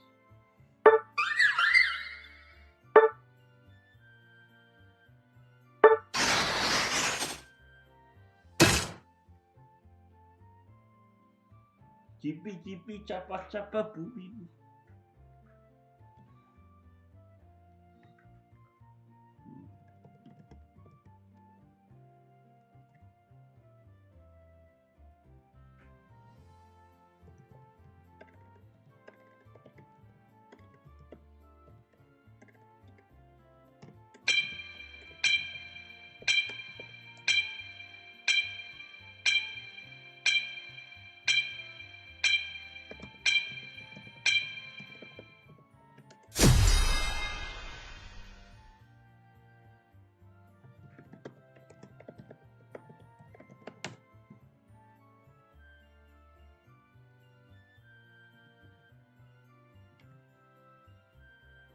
Cipi-cipi, capa-capa, bubi-bubi, bara-bara, majiko jani jana, bu, cipi-cipi. Ready, go!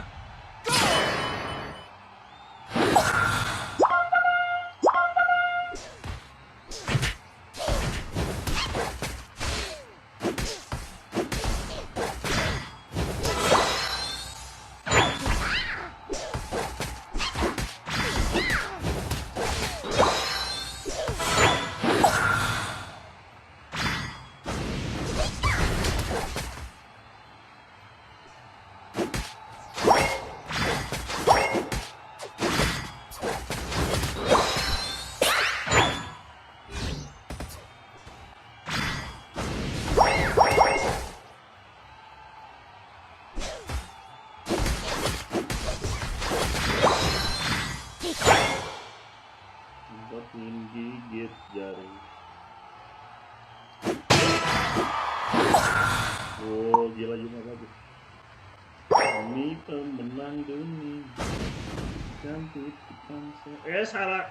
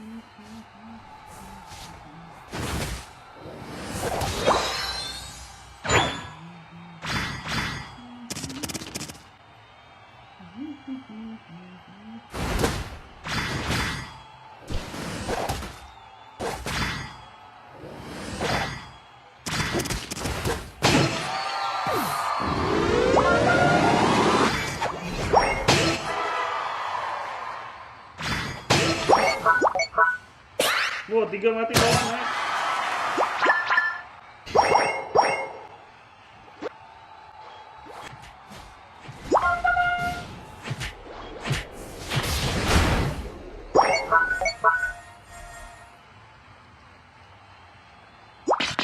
Sini guys objektif. Gila, dapet temen ngerti objektif. Alhamdulillah. Let's go guys.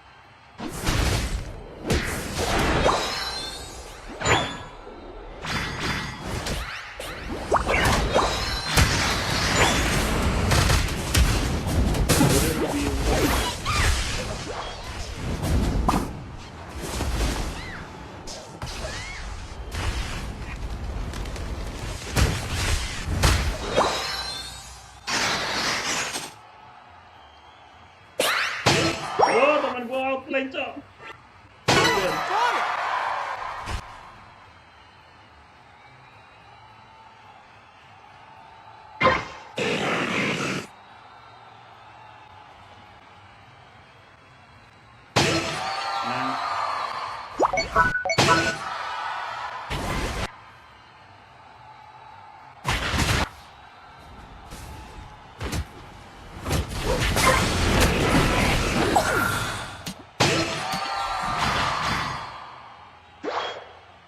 Gelap.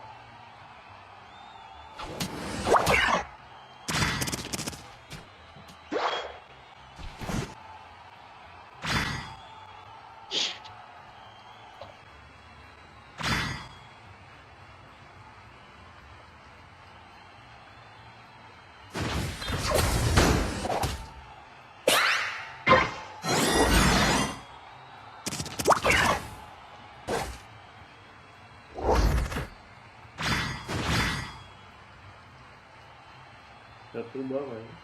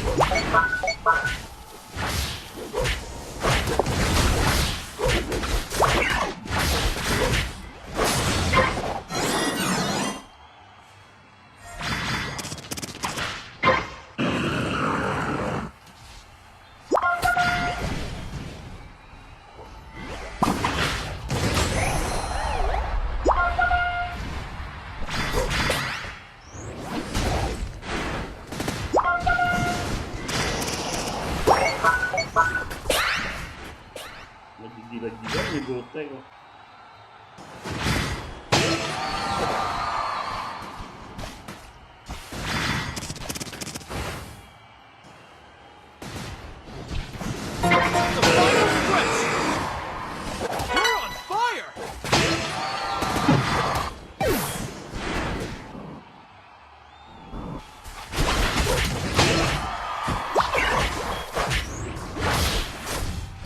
Empat mati.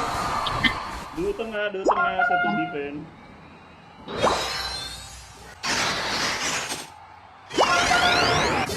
Enggak, udah.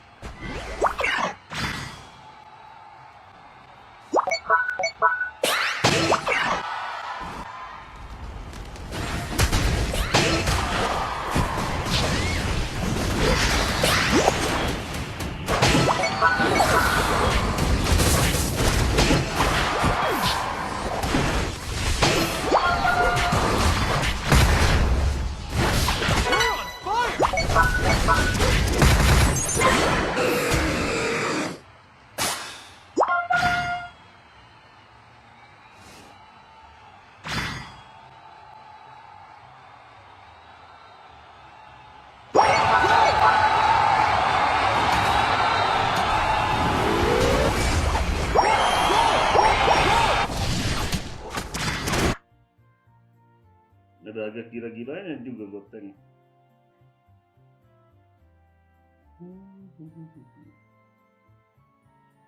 Siapapun gigit jari, kami pemenang dunia. Bukan titipan semata. Siapa sermon biasa? Itu punya siapa? 4, 3, 2, 1.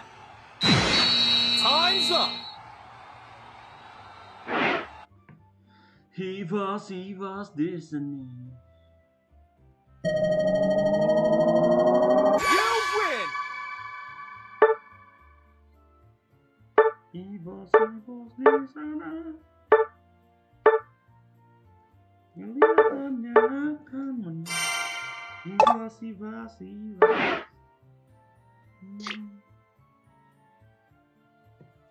Loh, Menang lah anjay. salah pasti.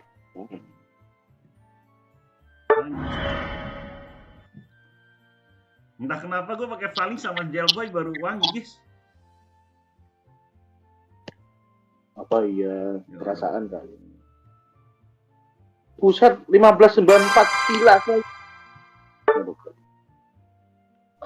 1800 hari ini tenang. Betul. Hari 2 tahun lagi kan. Grafika manis. GMM Lucky Zapdos Light.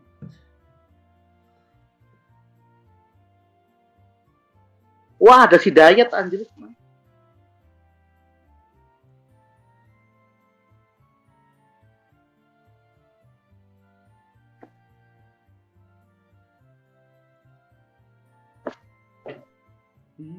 He was listening.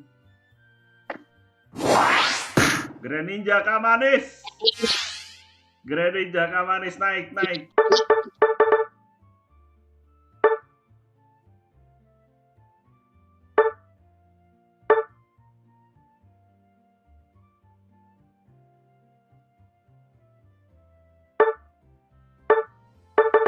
Keburu Umbreon.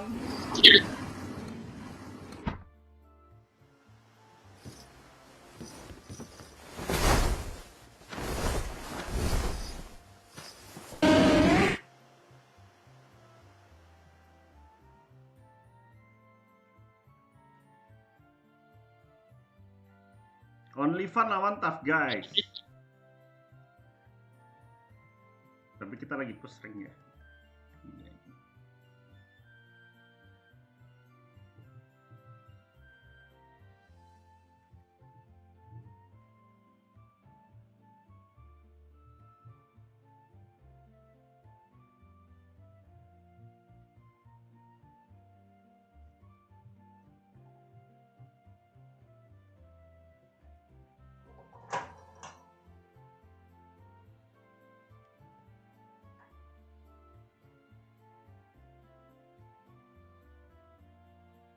Greninja bottom.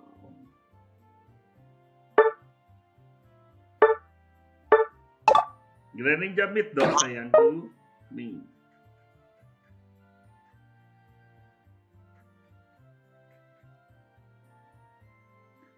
Itu Medan juga gua lihat. Sarina.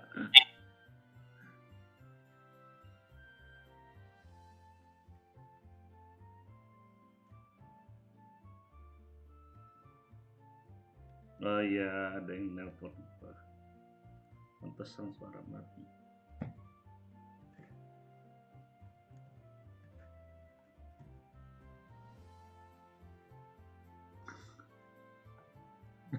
You're like a SPP.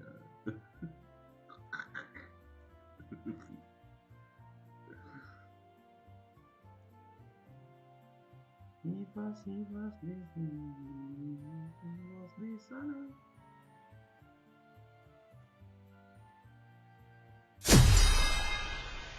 Kelihatannya akan senang dibahas.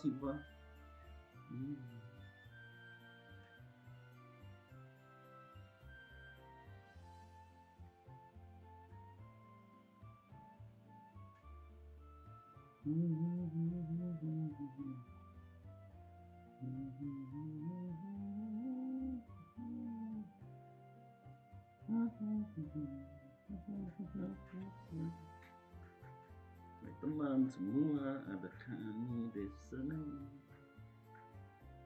Ada anak Ivas yang selalu menawan hati. Ready, go!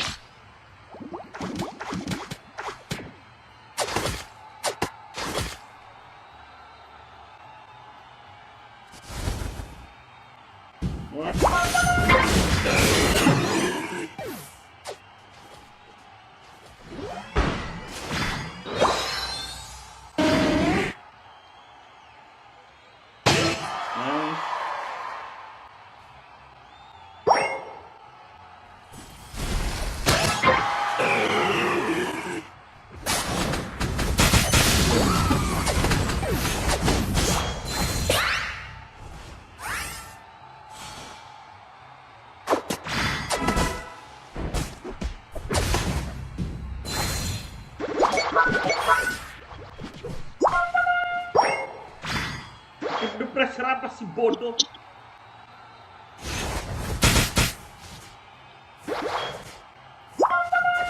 pressure apa sih retreat bodoh?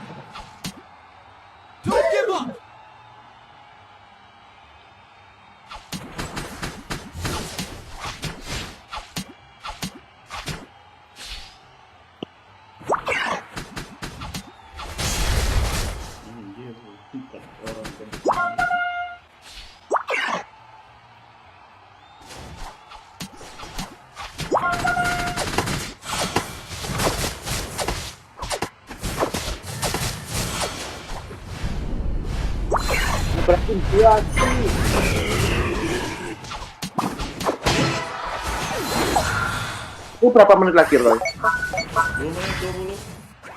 Oh iya.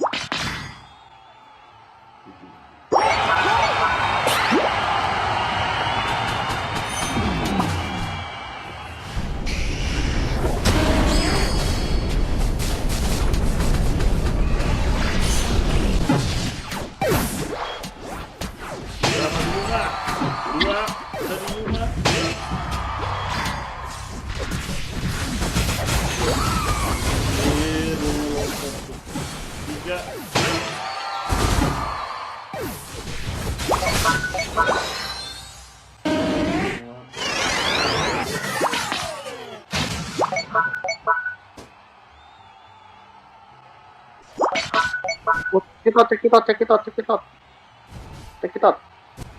Udah suren aja pasti kalah.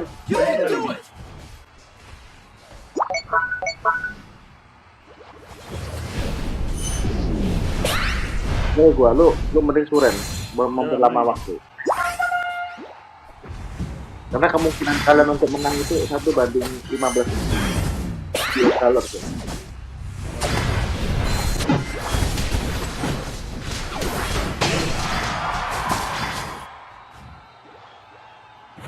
Menang. Bisa itu. Menang. Yugioh. Menang anjing. Wow. Gue menang diri ngomong. Menang betul. Gila, gue ngomong menang. 5, 4, 3, 2, 1.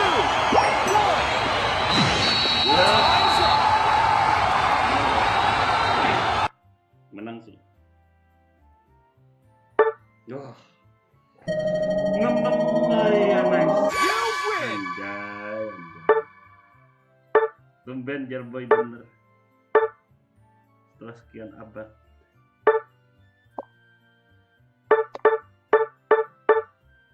Ya kayak gitu, 1.600 itu gampang. Apa? Ablatin gua. Enggak lah. Kita harus balik Analisa, guys. Ayo start. Roy, start. Udah gua tungguin ini anjir. Iya. Bisa.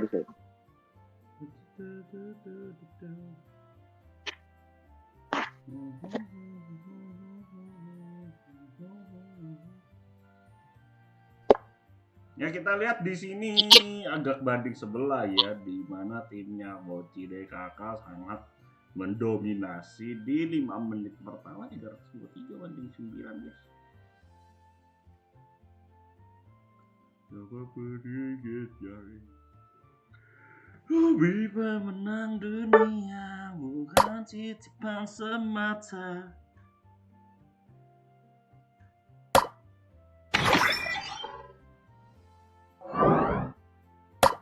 Gila ini top guys, kenapa nggak berasa ini?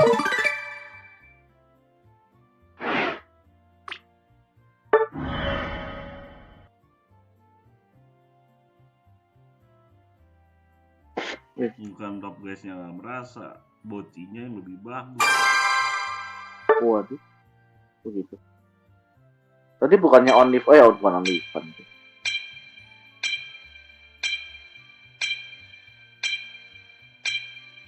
Dapat gue? Ya, gua nggak dapet. Ternyata belum dapet rezeki aja.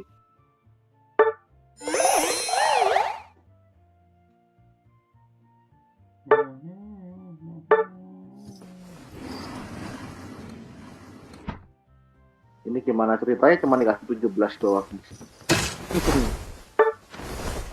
Wow, Absol masuk di turnik. Yes. Gila sih.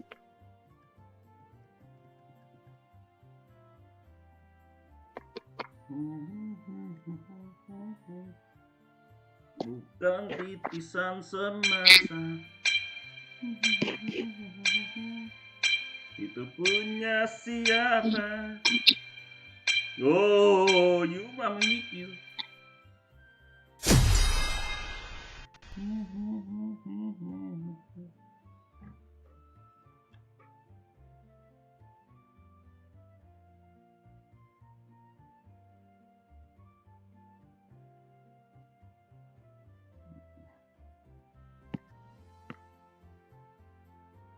Oke, kita lihat di menit 2.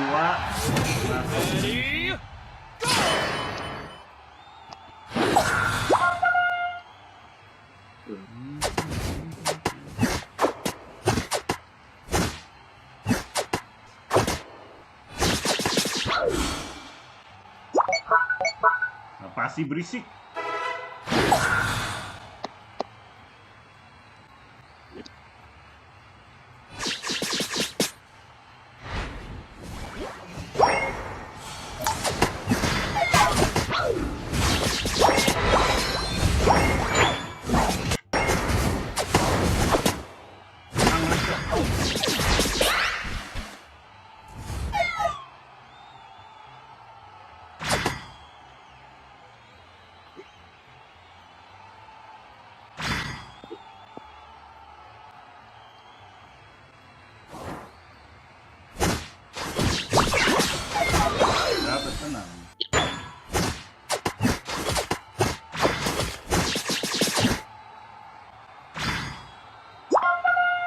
The pressure on das lu.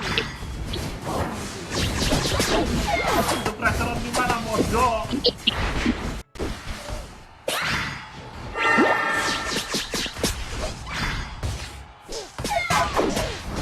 Naik banget pressure on. Gila, Zelboy ini ajaib juga tuh. Kita nggak mau reunian bang sama Zelboy. Team offline pertama kita sebelum lu kalah lagi sama gua. Oh, bukannya itu lu yang nge-troll? Hah? Yang masuk naik kuasa dulu siapa tuh? Siapa? Gua lah. Gua lah aja. Gua kasih gua tau. Yang pas kita menang. Oh. Maybe yes, label itu.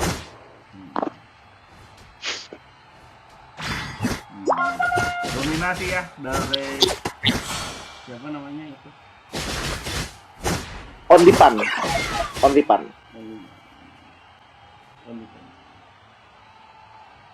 Bukan Only Fans ya. Only Pan.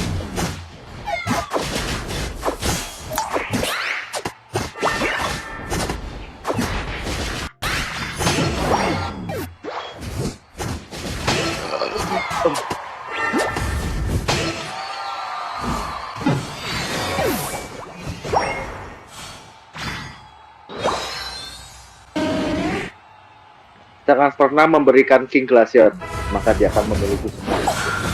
Kenapa sih?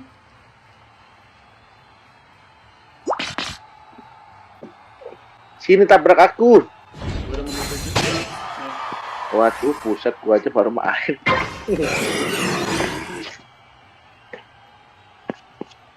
Menyala abangku.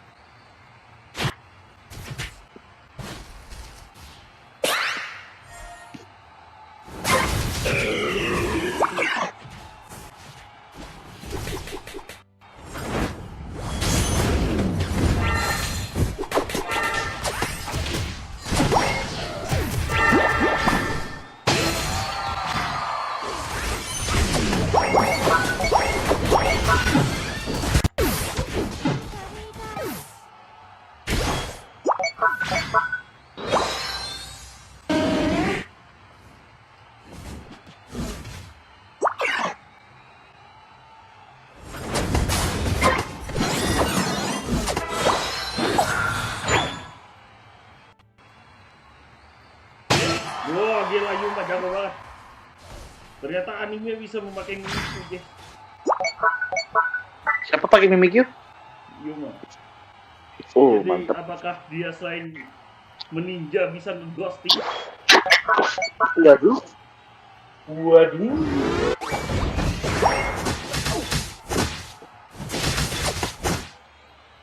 Apakah dia bisa mengambil hati para cewek-cewek di luar sana?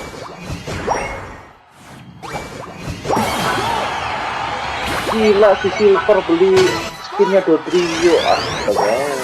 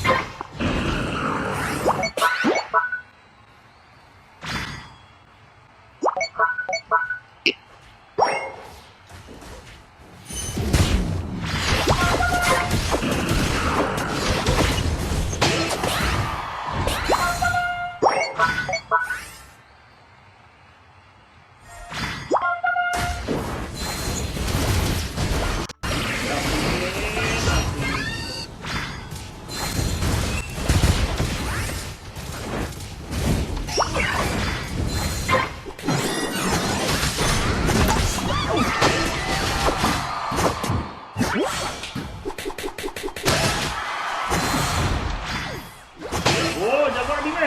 Nice anime.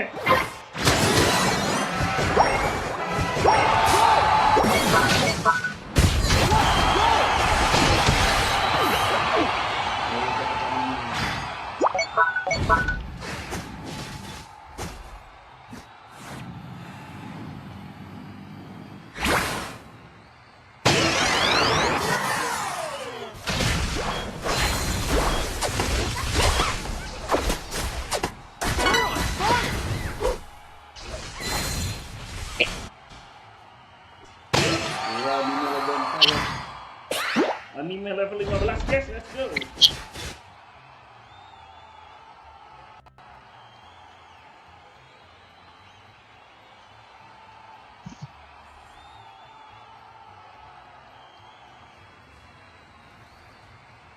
Lompat.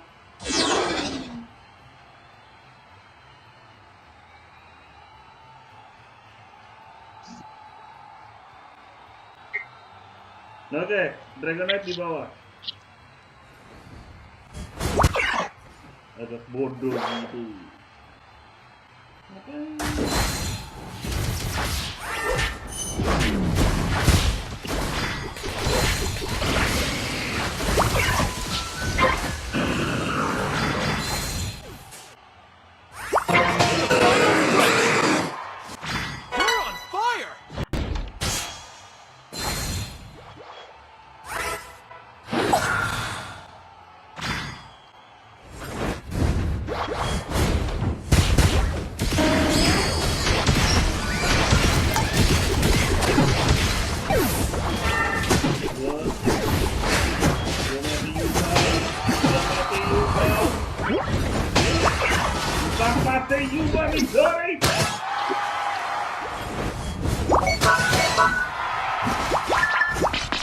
Ada dragon apa?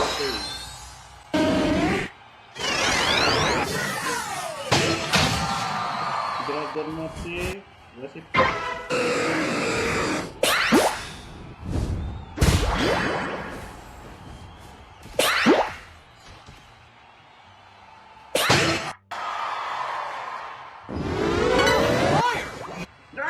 Gua lagi nyetak. Tapi nggak lepas, nice BTS. Gitu kalau Alrem ada serius ke.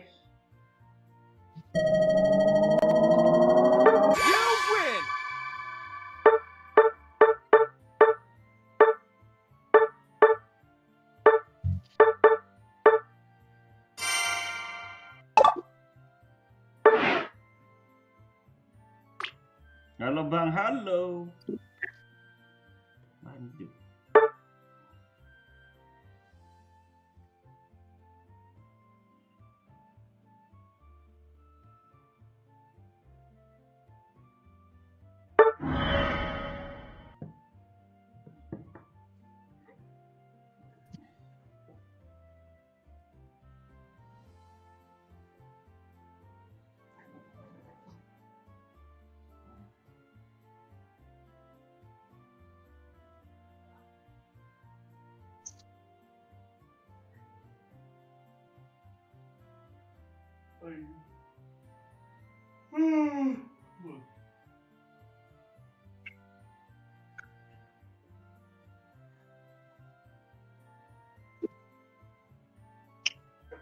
Kayak mereka udah mulai lagi.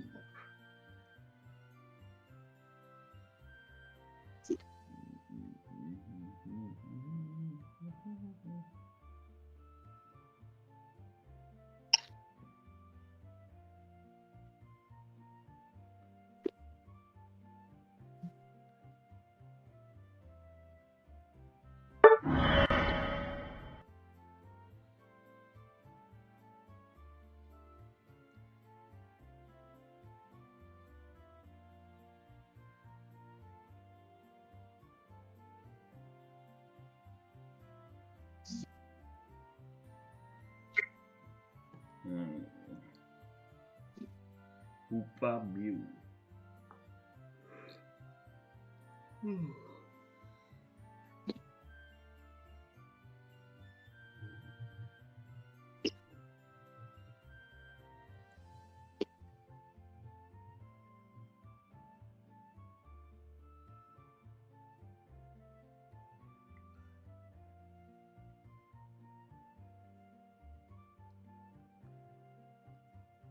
Mimikyu dari Solo.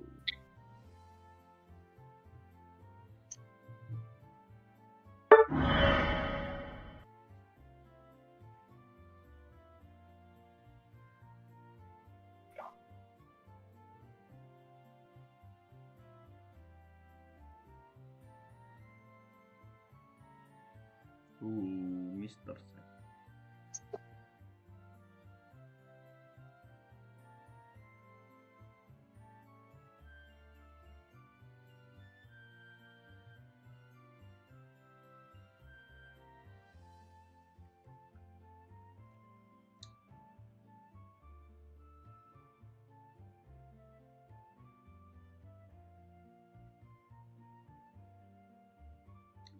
Comfy Mascarada kah?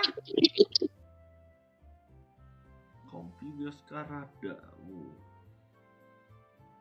Gue belum pernah coba sih, tapi kata Detsi enak dulu. 3, 2, 1. Officially copy. Siapapun gigit jari. Kami pemenang dunia, bukan titipan semata.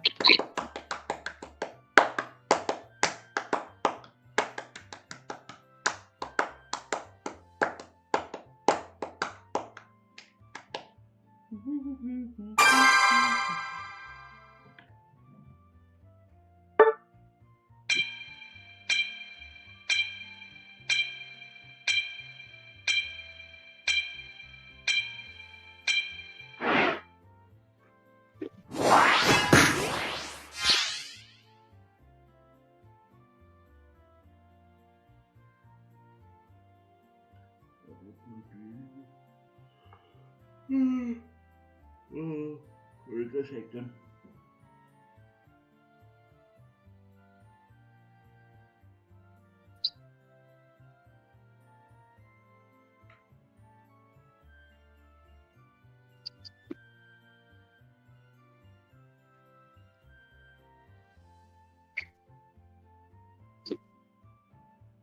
Access to both. And it does- and Mimikyu but- and Leafeon, oh my gosh. And Unstoppable does as well. He literally removes you from the playing field. I mean, what do you expect if you have a Mimikyu kind of eat you, man? Like, you're just gonna, you're just gone. Technically, does he eat you or sit on it?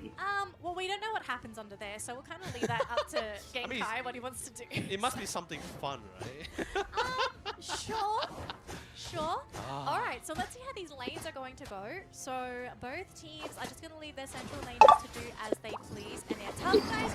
A bit of a different early game here for their Lucario, it seems. So he's actually able to get the stacks in, but it's a lead. Yeah, you're going to have the support of the Kungfei, but you've got to make sure you don't lose the blades. Yeah, and you can be dang sure that this BBQ is going to be rotated top very soon as well. Don't get me wrong, Mascarada has been pretty great, but you do need that time to get that full evolution out first. Yeah, and they also have to make sure, again, just don't walk into those solar blades. They could probably turn this around. It's just going to come down to some really fancy footwork by both of these sides. And so far, yes, your Lucario is doing a little bit of dive, but with the mean look there, sure, you may have Comfey, but sometimes the healing is just not enough. How do you not walk into it when you have one of the few best setups, right? I mean, it's not a rock tomb, but Milo just does it just as well.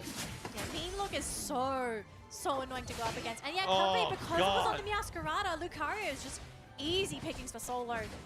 This top lane, I just don't foresee a very good future here for tough guys. I'm kind of hoping down bottom they are doing much better to sort of compensate for the fact that both teams are tri-laning up there at the moment. Oh, bottom lane, they should be definitely fine. Store power on the ESPN outside with the slow bro is gonna be totally fine. They have better, definitely great secure, great focus. Delphox not really in that full evolution just yet, so it's totally fine. But top side, you lose your central area. There's a lot more EXP going to the sidelines here.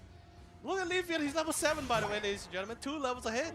Solo just Ngeri, soloing the ngeri. game and justifying Oh. his name and just getting away from the Lucario. Oh, Sweet They Kiss. just don't have any way to catch that. Oh, They complete had a Sweet Kiss, support yes. that was able to sort of have that catch. It would set up for your attackers and your damage dealers on tough guys to go for that quick knockout on the Leafeon. Leafeon doesn't really have a great escape mechanism if you have a setup. It's just tough guys lineup. All of it, it's just on the go, improvise, pray some of your stuff lands. That's really what's happened, because you look at their team, like, what's the setup? Oh, okay. Forcing out with the play rough there, trying to sustain as much as possible. He is playing on the point, but that's big damage coming from three Pokemon trainers here. We'll be able to secure it and come in with a slow for a little bit of assistance here. Here comes Solo, though. Whoa, Oh, he got it. KO, but can he save? The Masquerada catches him and here for the Umbreon as well. Ranging there from Ruben. He needs to walk one out of there. They have lots of Slowbro for tough guys and they need to get out of there. Nothing to say. They will survive for another day. But he really needs to take over those very small opportunities. You see someone here, you better know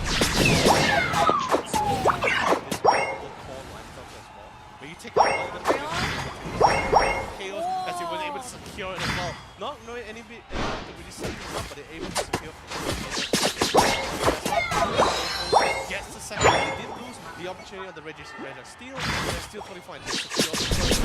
As they make their way to trying to buy some time with the wood hammer here as well. Gets surf played. Mean looks locks down Mr. Seven, so push back with the whole legion. And he makes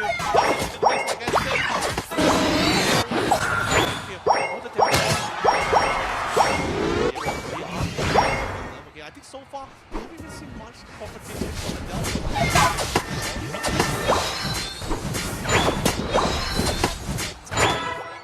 they don't need to commit the full lineup. Yeah, they get ready to but you got the experience from that bottom Reggie. Big way to equalize those levels if you lose an objective. So for tough guys like things are not looking too bad, but they need to get some levels on some of their other core Pokemon. They need to make sure that Mario as well. Mario is just one of those Pokemon where he can be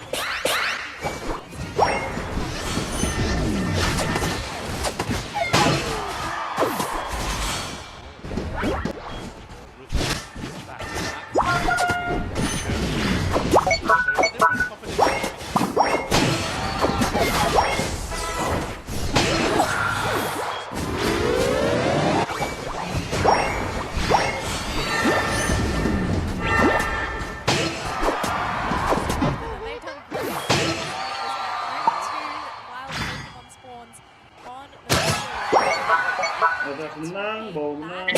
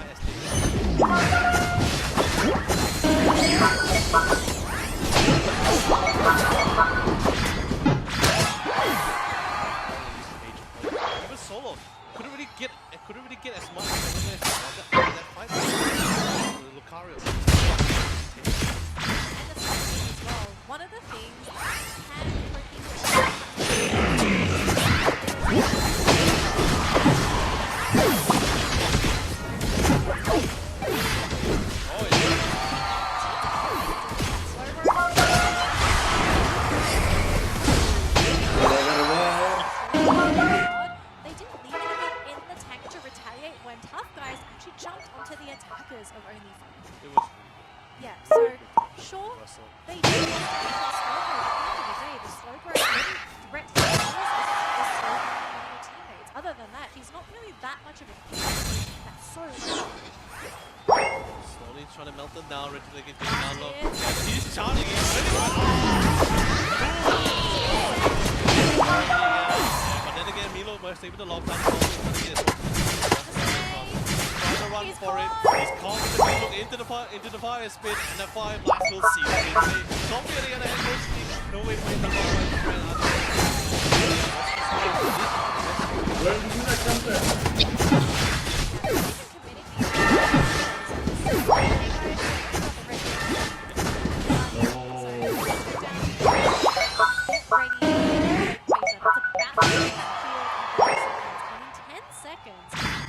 Reggie spawner, and I'm kind of wondering if anyone's going to be able to snipe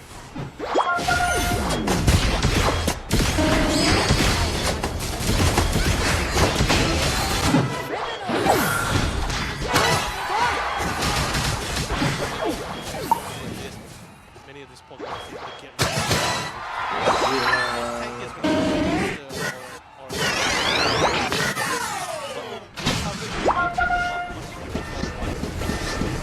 they do have all the Unite. Fire team. Hold on, we can't say it though. Oh, had to use the Unite. Bait the Unite is so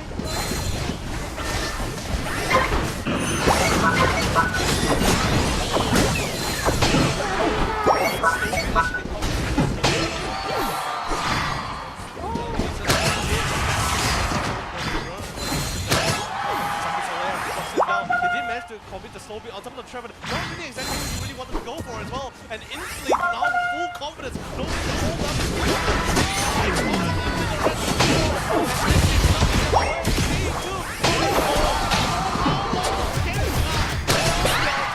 It was secured. Sorry, brother. Sibling rivalry.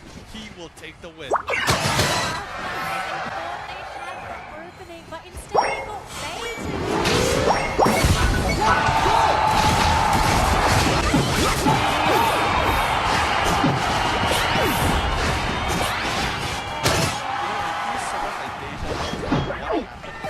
Initially as well, when they committed they didn't oh man. So close but tough, guys. Almost bring it to a game number 3, but it was just that one last fight. And with no Rayquaza left and being behind, it's really tough to bring it to a game 3, 4, 5. Alright. Next match. How do we prepare for this next game?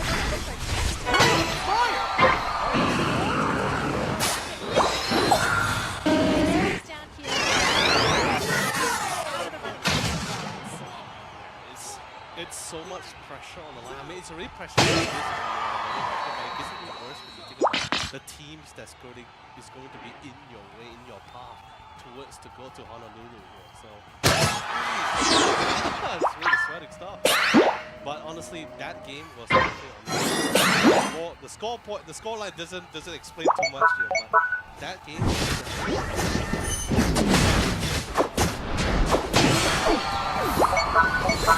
levels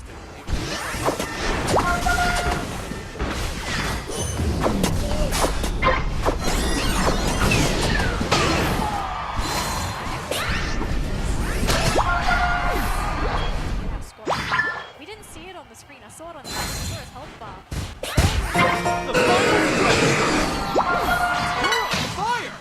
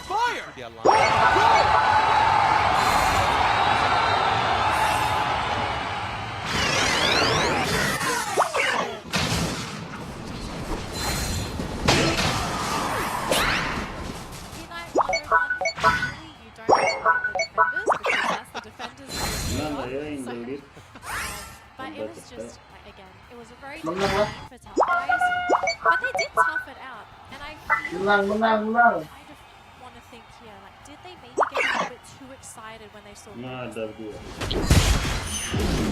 The thing that's going to set things up for us, I and didn't then want they just got a little bit too excited. I didn't want to say that because I wasn't too sure about it. It kind of felt like, Right? I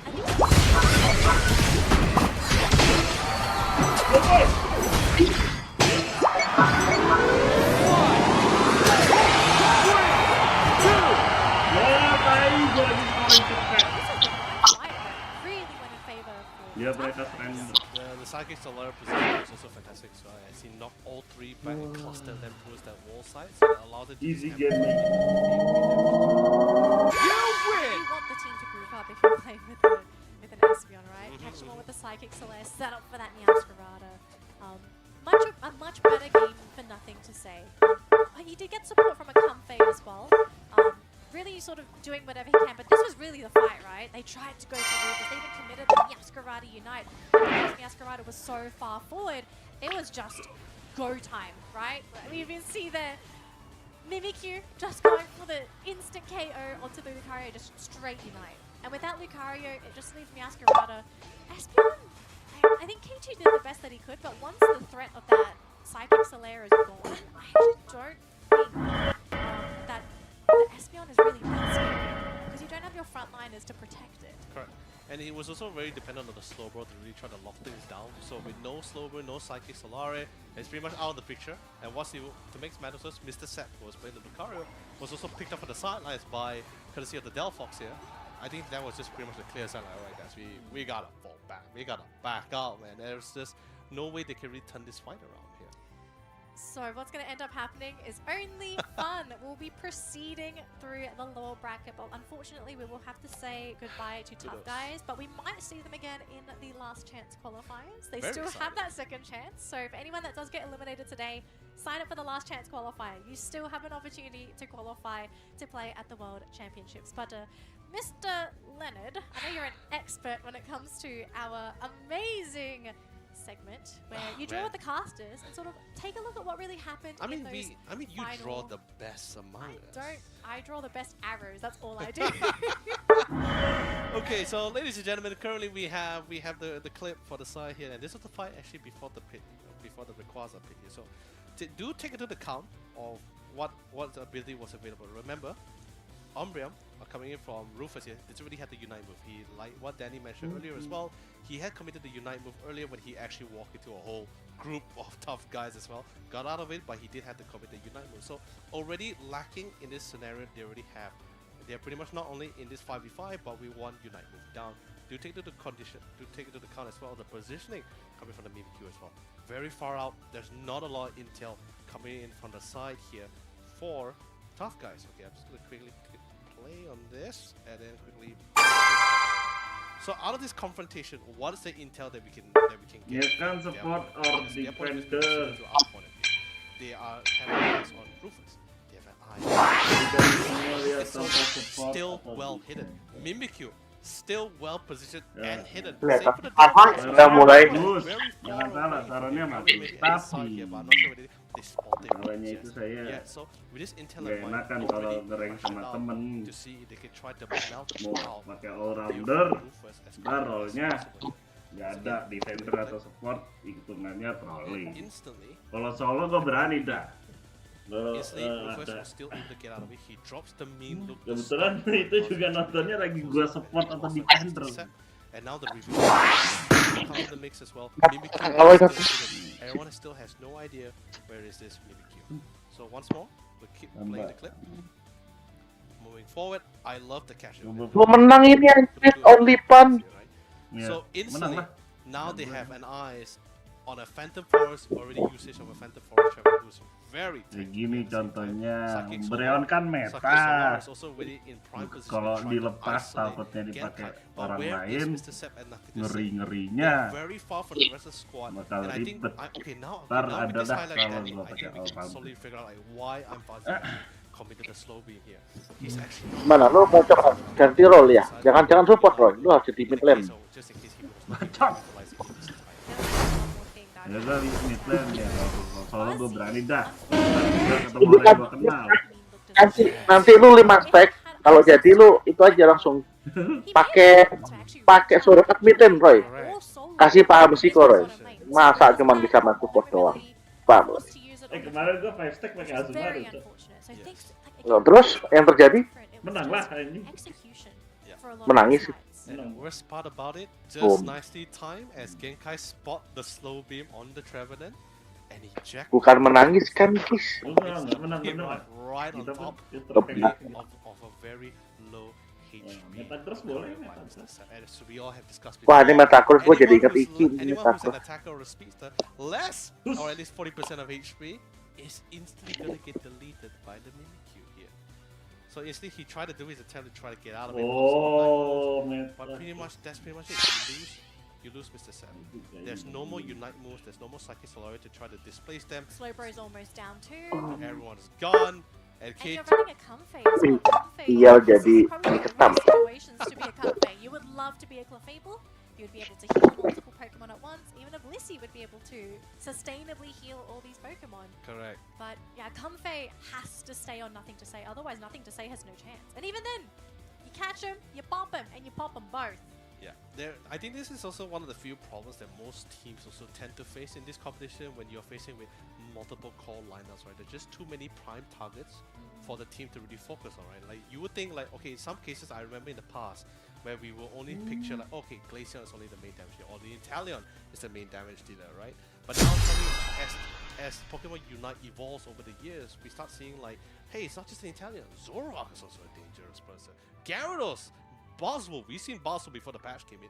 He was also such a massive threat, something that you just can't tend to forget. And I think it's the same scenario for this game, where it's not just the Leafeon, the Mimikyu was a problem, the Delphox was a problem, and they don't have a lot of very massive AoE Unite moves to really teamfight Unite moves to really combat all these kind of Pokemon.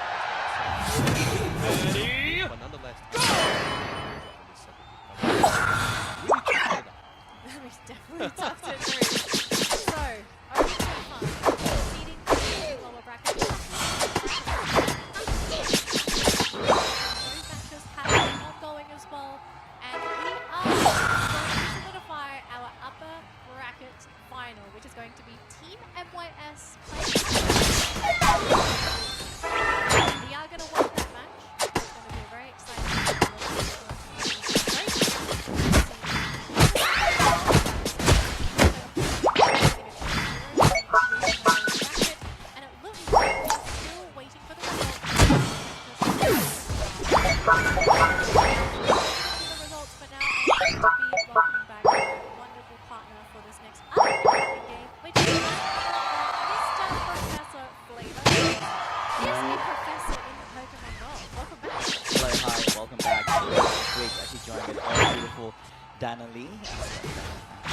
He didn't say nothing about me, but he just called me.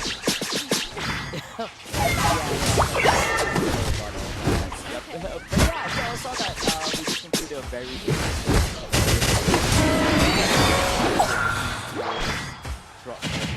I mean, if you're in the lower bracket,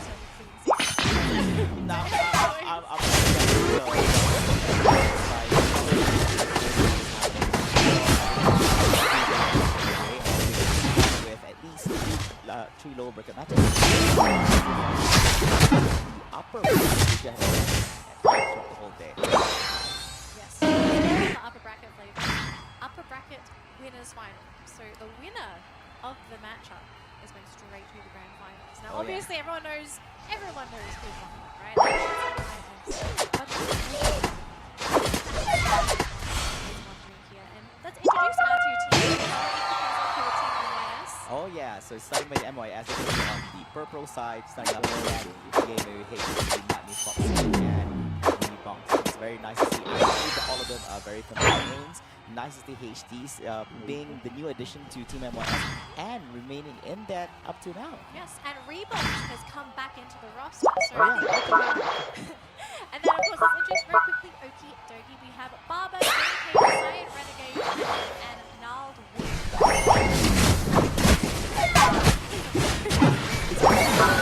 Probably you'll get a tweet. Hey. Get getting angry DMs. MIS on Ogi Dogi. But Take later lessons. I'm pretty sure we talked a lot about Team MYS, despite Team MYS not get for this. They did compete. It's just we haven't seen Yeah, we haven't seen them yet. I'm gonna have to make a complaint here. Who's letting MYS play Galaxy? Because I think that itself. How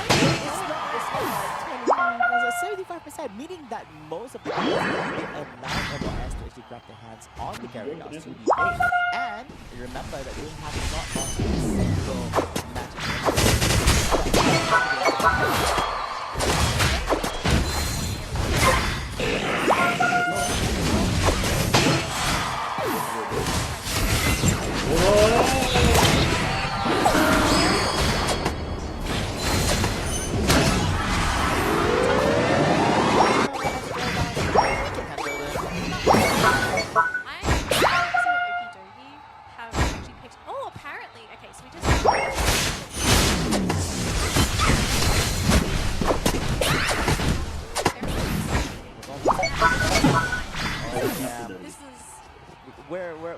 We're just gonna basically whatever you're saying is you improvise, and we just whatever you see is whatever we see for the first time. Anyways, for them, that is a an advantage for them, as Team MYS doesn't have much information to them, and the thing is, a lot of people know MYS well enough to a certain level.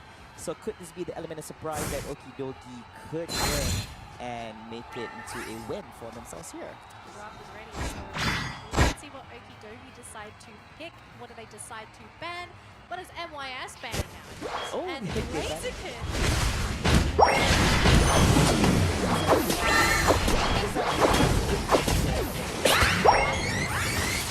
This looks like a because normally you don't ban Blaziken Exactly. unless there's a player more special. There It's is very someone likely. out there in Okidogi who's just a master Blaziken player out there. But Danny, interesting enough, Umbreon and Mew are being banned, meaning that Gyarados is going to be let off. But we're going to go on with Umbreon first. Okidogi can get some hot and here for the first 2 picks. Like, I can understand the Trevor. I'm surprised this is not.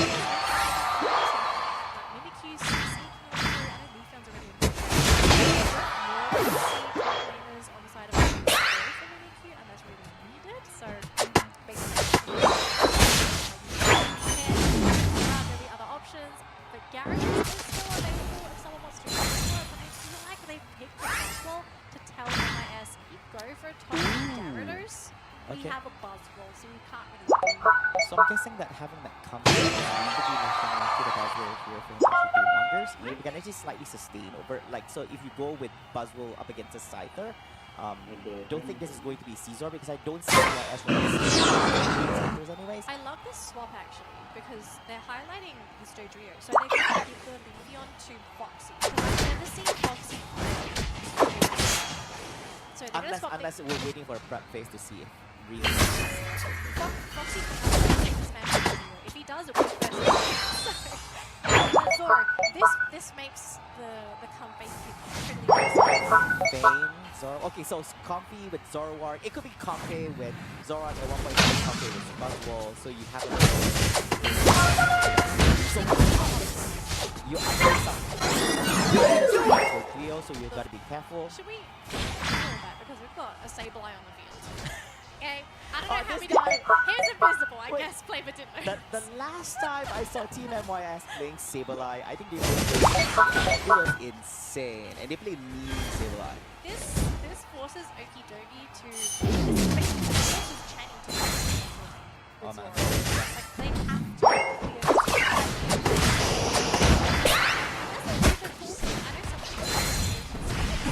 they'll actually give one of the large Pokemon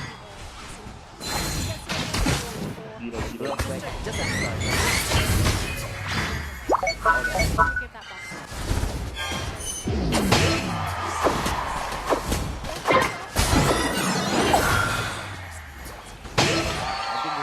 Of course, you're looking at the upper bracket finals, and you're definitely going to be getting yourself a treat over here. Even for us, these two teams will be moving to the grand finals. Of course, I've seen a lot of them. Just excited to see how well Genzo probably will get. Now, I'm just confused. So we are probably going to be for that very likely going to be the Sizzle. Their front line going to be an absolute pain. Look at this already. We are trying to see these but it seems like it's the steal. It looks like the Eevee was able to get that last hit in, so no steals for that Sableye at all. Ya, aku coba makan dulu, lapar.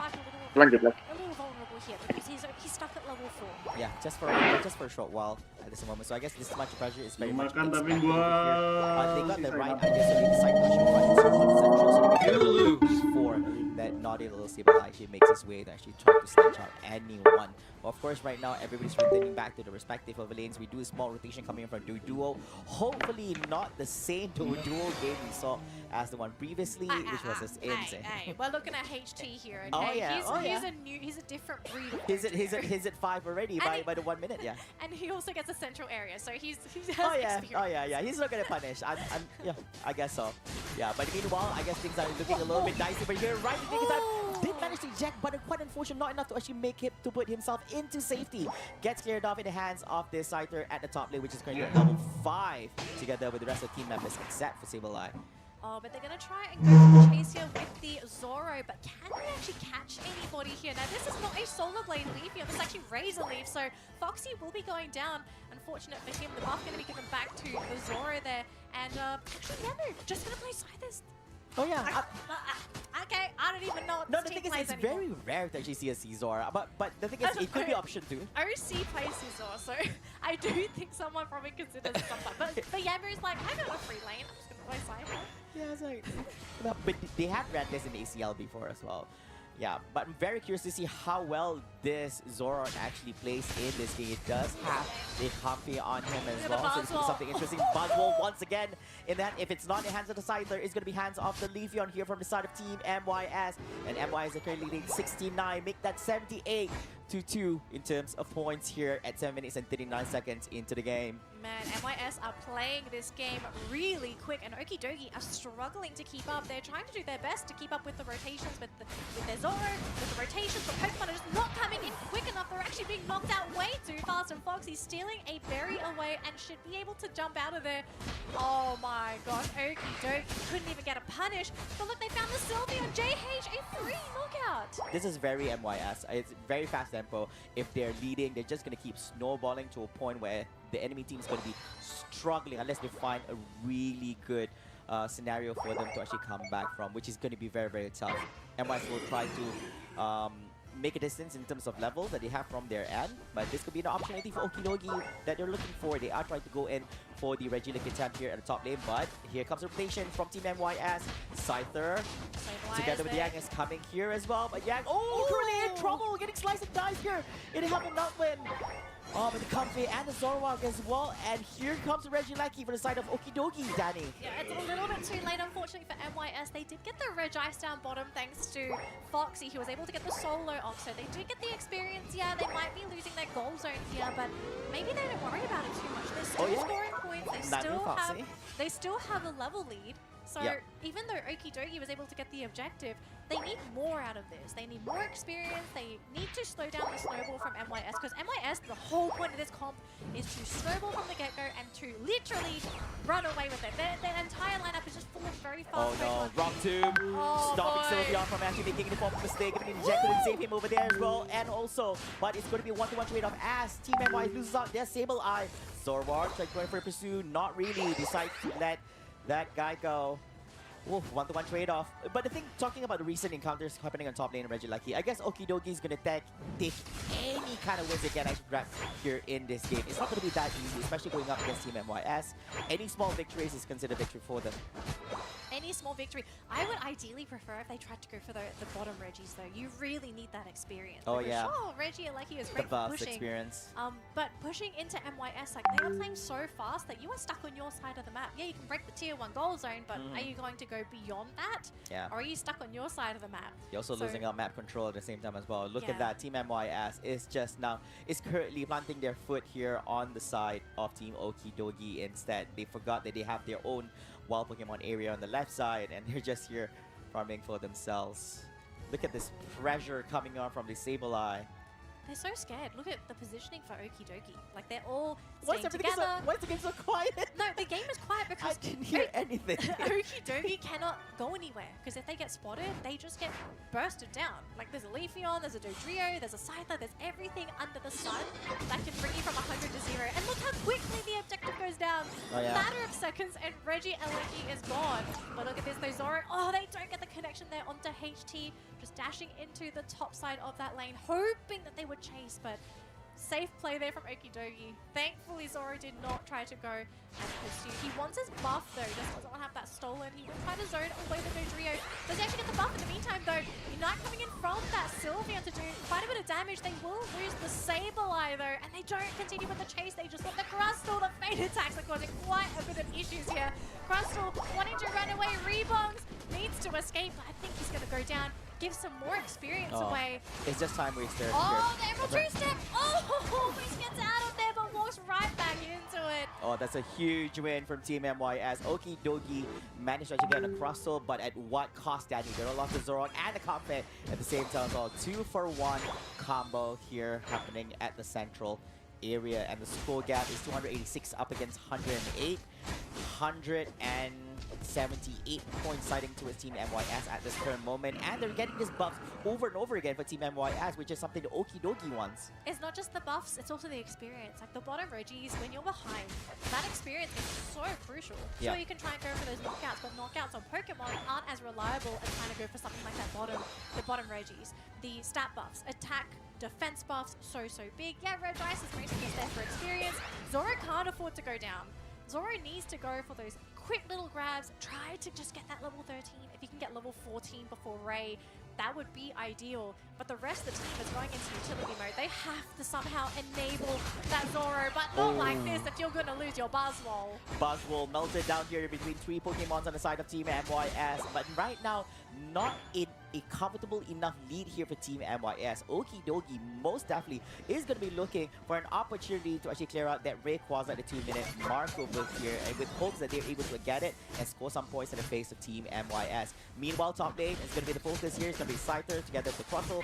2-man movement for Team MYS, clearing out the Regieleki is making its way through the top lane, and of course, waiting for 22 more seconds before Rayquaza appears here at the central area, and it seems that the team members of Team MYS are already in position over here, and all they have to do is screen out the team members of Okidogi, and at the same time as well, make sure that they cover the areas, the top and the bottom lanes, from any naughty and sneaky scoring attempts from Team Okidogi. Yang giving some vital information to his team, scouting out where these players from Okidogi are, what potential paths they could take. The fact that he's able to give this information, the vision, it's so key for the way that MYS are playing their lineup. Go in, pop somebody, and just get out. And that's what vision does for the team, sets everything up. Now they do spot the Trevenant. Zoro's going to try and go for that blue buff very quickly, but look at that Trevenant though, down to half health already. They did manage to spot out the Leafeon, but luckily the Foxy, nothing catches him, so just zips on out of there. Such a fine line from both teams. Anybody could get knocked out here. Loads of poking coming out from Team MYS at this current moment, which forces Trevenant to keep him back to the Pokemon Center as he's going to be jumping back into the fray over here. 1 minute and 17 seconds, still a bit of time. And, oh, look at that rock tomb going on, but it's not going to oh no, my rock here, great 93, we should jump in as well. Here comes Commitment Unite from the Trevenant as well, but not being able to actually do much. Here's a 1-to-1 trade-off. They got the Dodrio for the Buzzwole together with the Sable Eye, making it a 4v3 situation, siding towards Okidoki at this current moment. Will this be go down for them to actually go? They're gonna go in for the crossel right here. Rebounds, trying to control as much as he can, and he's gonna go down. That's 3 men down here from Team MYS. Oh boy, Okie dokie, they have their full lineup here ready to go, but it's gonna come down to Yamu and that Sableye. The Unite doesn't connect, nobody's gonna go home. Yamu, what's the play? Are you gonna try and go for the steal? Can they get the final hit? Sorry, Oh, it's the last hit. They actually managed to get the grab onto Yamu as well.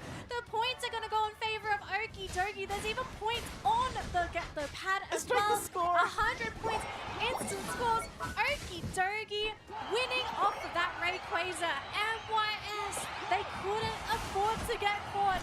And in the moment where they needed it the most, they got caught. Oh wow, I thought that was already huge that Team MYS was able to actually melt that Buzzwole during that jump, but that's not going to be enough. Okidoki manages to actually make it a turnaround over here on the last minute here in this game, number 1, and making it a victory for the team in this best of 3 finals, 3 series in this upper bracket finals. Danny, what a turnaround here by Okidoki.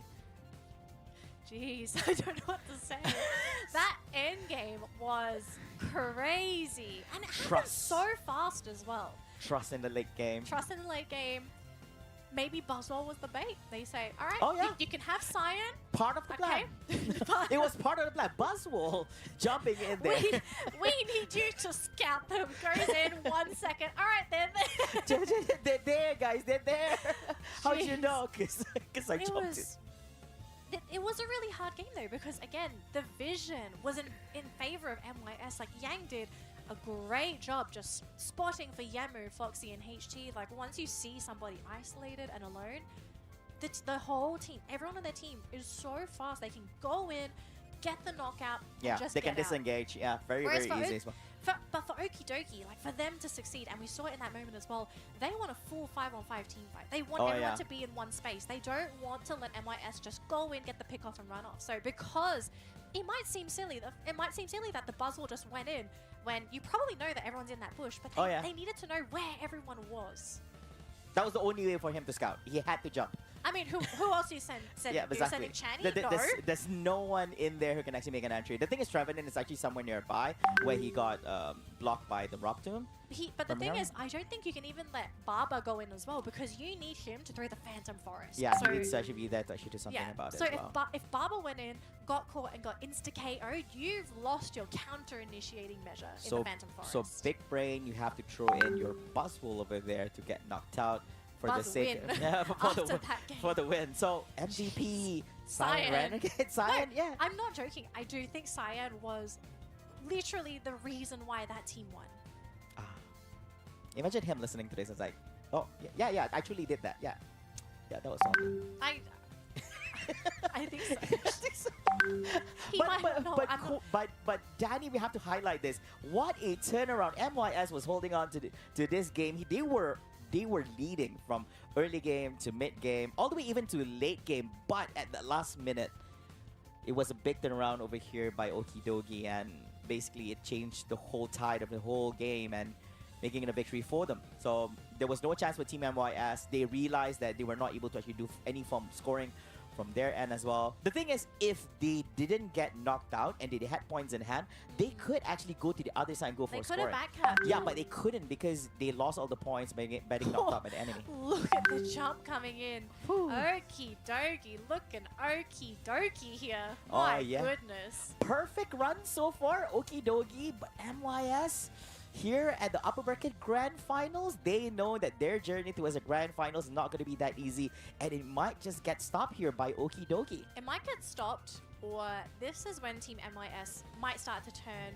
the flames up a little bit, because let's be realistic. This is not a composition that you typically see from MYS. Oh, yeah. They know how to play standard. They can play a little bit crazy. We are seeing one of their crazier drafts in this particular matchup.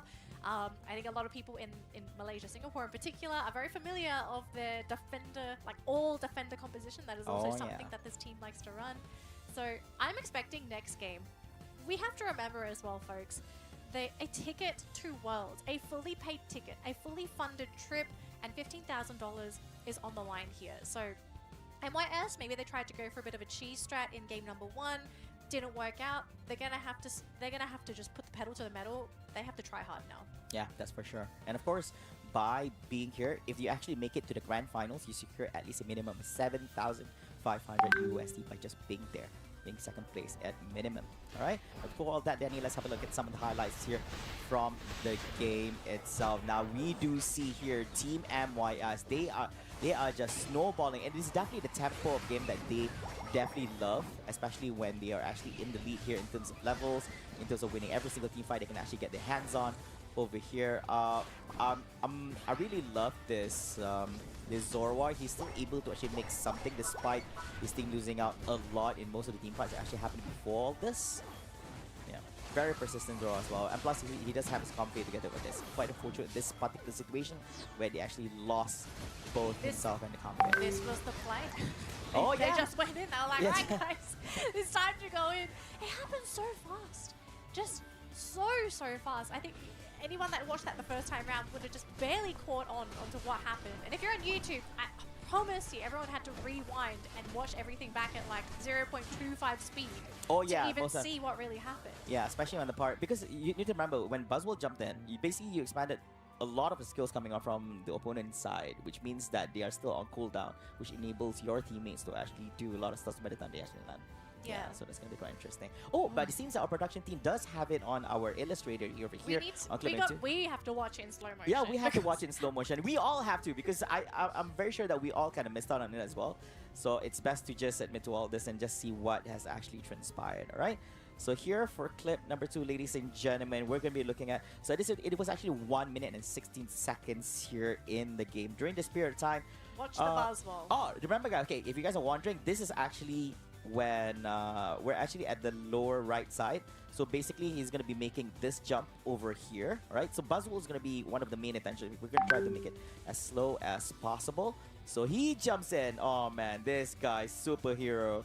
Right, look at this. So 5 team members, basically all the team members in MYS are all here. 1, 2, 3, 4, 5, and Buzzwell is the only guy here. Travener has already made his entry over here already because the Rock Tomb coming on from the Crustle. So the team members over here and behind. Remember, Zorwar and the Sylveon is on standby. Where is that other guy?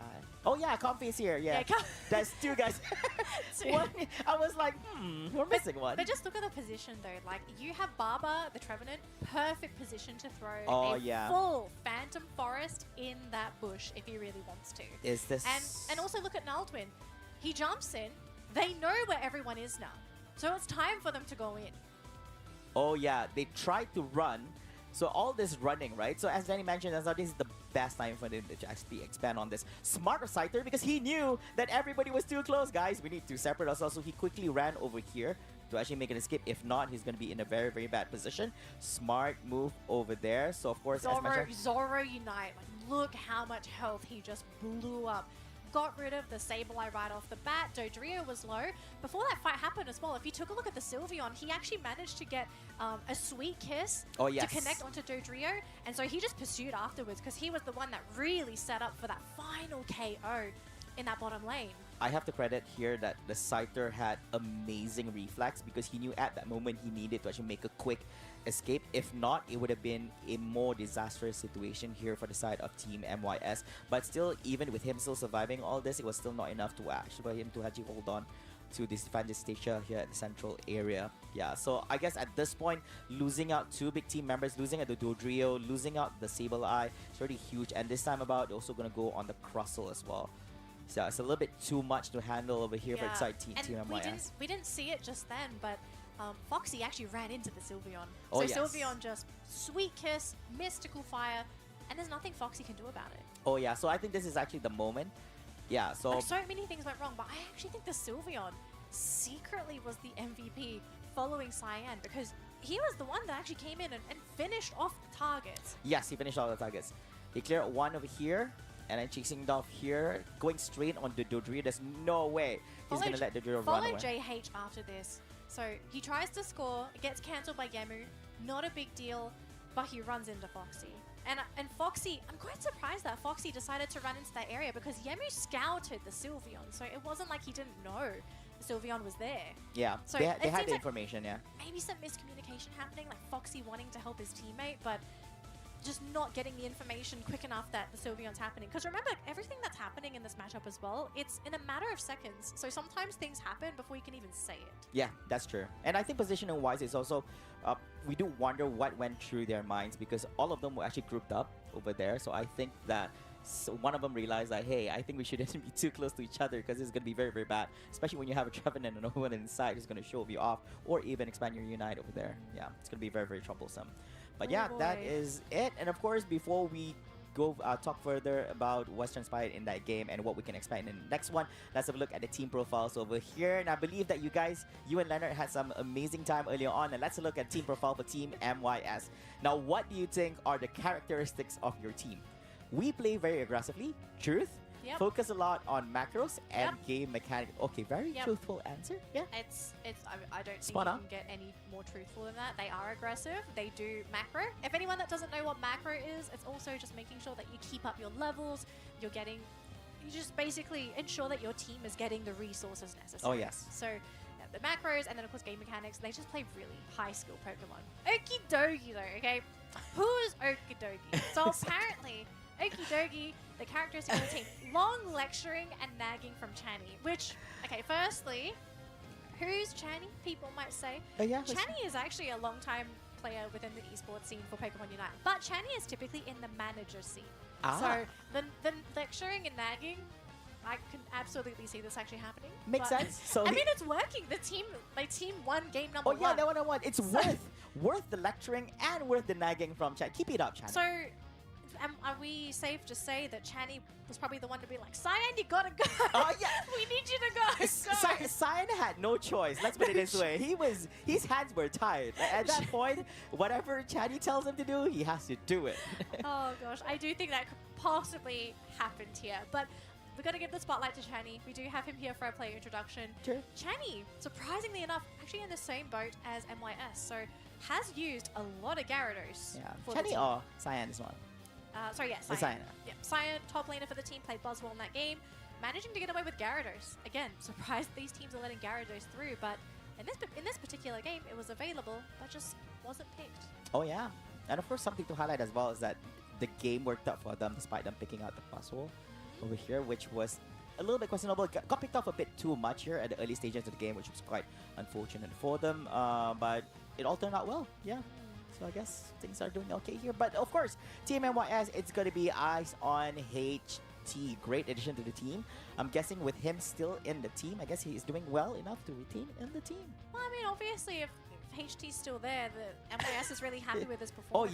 Oh yeah, for sure. He is, without a doubt, probably one of the best players I've seen in Malaysia, Singapore. Yeah. I've seen him in pubs, we've seen him playing competitive games, like he takes everything seriously. Oh yeah, most definitely. Yeah. And so obviously, maybe this game didn't look as serious, but I mean, he did what he was supposed to do in this game. Exactly. Right? Play aggressive, but if you give him Mimikyu, curtains for you. Maybe Bye. not a good idea See you in to the lower let you. bracket. Maybe not a good idea to actually let HT get his hands on the Mimikyu. But he plays a mean Zoroark. I remember during his first entry joining MYS, Zoroark was actually the first. Even before MYS, gosh, I don't remember. I remember one of the teams he played on, and and his debut technically before he was on MYS. It was he Zoroark also as played well. a crazy Zoroark. Oh yeah. He's known for his amazing Zoroark plays. But anyways, ladies and gentlemen, we are ready with the draft for game number 2. Now, just a gentle reminder to everyone, since Okie Dokie has won game number 1, meaning that they are just one game win away from winning the series. But of course, Team MYS, things are not over yet for them. They need to win this game and to force a game number 3, and they need to win that one to win this series. So this is going to be a tough one. Okie Dokie having the upper hand. And I believe we're looking at the exact same bands as well. So Yes. Gyarados is still in the pool. Machamp is still in the pool. Still waiting for Machamp. I really, really want to see somebody play that Machamp. But Leafeon, I mean, if MYS want to pick up that Leafeon, they could do anything with it. It could be for HT, it could be for Foxy. Their options are pretty open here. But Okie Dokie, though, going back for the Trevenant and actually picking up the Blastoise this time. So I'm a really big fan of this support duo. Very tanky, lots of AoE crowd control, Phantom Forest, and the Hydro Typhoon. Oh, that's big. If you manage to time that nicely, it'll be insane. But this could be an opportunity for Team MYS to get their hands on this big fish over here, this big evolution They're from this thinking about Magikarp. So they're like, Did they go for it? ooh. So- So if they're getting themselves the Comfey. I don't think Comfey will be on Yamu because Comfey and Magikarp not really going to achieve much. So Yeah, probably putting flowers on a fish. I'm kind of thinking that this Leafeon is actually for Foxy again, and they're going to probably put the Comfey onto HT's Pokemon. And I'm getting the feeling that it might have to be one of those speedsters again. Oh, but they're actually going for Foxy's Inteleon. So Comfey. What could this last pick? This last pick would definitely be the partner to the Comfey. No, it'll be the partner for Foxy because Rebongs will typically. So lane with you still want to Foxy. run a Inteleon So maybe Comfey? it is Yang. Maybe they're gonna Yeah, so- try. Oh, I think I might know what happens here. So maybe Yang is gonna jump onto HT, but Yamu's gonna have a horrible top lane. Like actually horrible top lane. But this matchup for the mid lane is gonna be that Scyther. So I'm keen.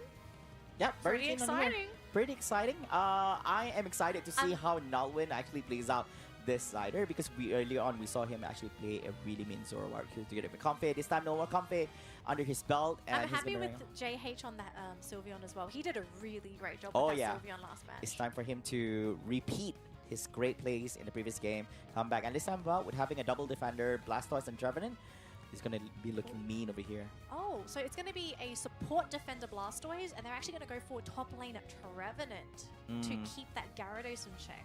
Interesting choice here.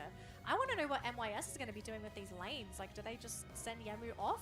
Are they maybe sending HT up top and sending Yamu into the central area? But that's not ideal as well for a Magikarp.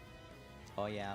And the thing about Magikarp is that you have to be present at the same time, so contribute to certain things, and at the same time not get knocked down in any circumstances. It's all about Yeah. being around.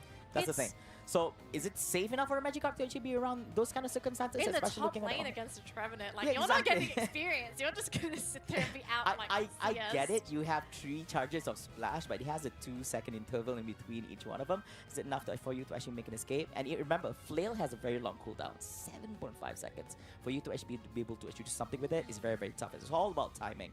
But anyways, ladies and gentlemen, the draft is complete. The players have done with the preparation phase, and the game number 2 is underway here at this current moment. They're going to be running the EV, going through the central area. They're going to be sending that small little fish, the Magikarp, together with the...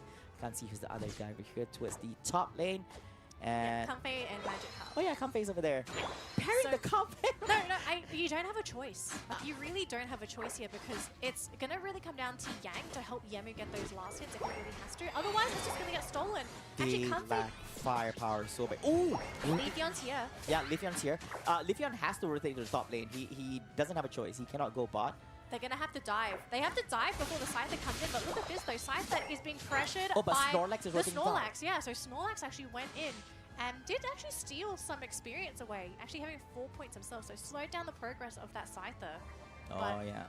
Level 3 on the Magikarp. It's still going to be a while until Yamu evolves, unless they can somehow spoon feed some of this experience, some of this effort value to that Magikarp. Yeah, so it's either you're gonna struggle and wait until you get to level 7 to become a Gyarados automatically, Oh, they're sending or you you to can the actually get central in lane. earlier. They're swapping. Ooh. They're totally swapping. So you only got 1 experience rotation from the Leafeon, and they're going to give the rest to the Magikarp. Oh, Interesting yeah. choices for MYS. Yeah, so I think the thing is Magikarp can't even stay at top lane anyway. So right now they're letting Leafeon to actually take the lane at top laner here going up against the Trevenant. It seems that there is a little bit of action happening here at the central area. Oh, it's going to be doing playing on the Sylveon. We missed out on what actually happened over there on the right side of the wild Pokemon area. And look at this. Gyarados is Gyarados. Oh, yeah.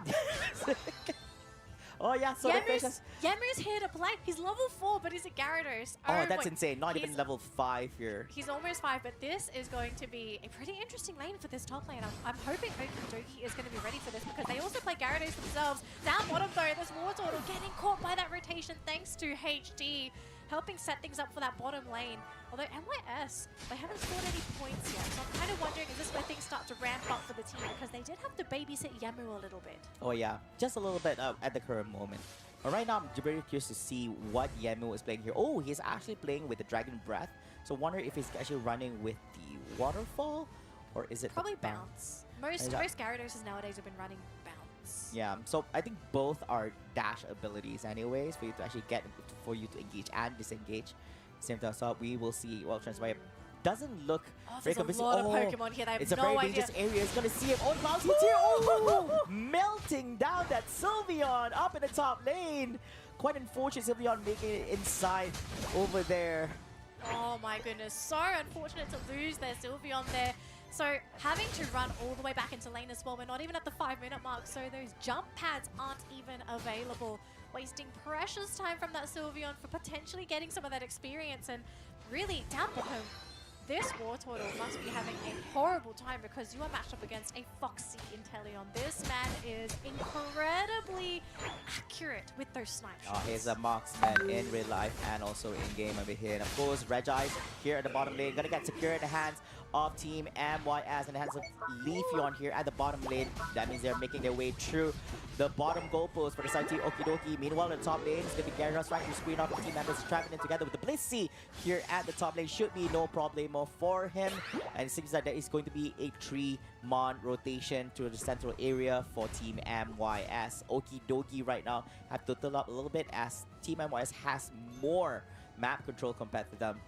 They're thinking about trying to go for that top objective. I would love it if they could just squeeze a little bit more experience into that Wartortle. He is so close to evolving and hitting that level 7. But being stuck at level 6, this is probably the worst position to be in as that Wartortle. Oh yeah. You really want to hit that level 7 at least. You're very desperate for levels, so you're very desperate for experience to actually get to level 7.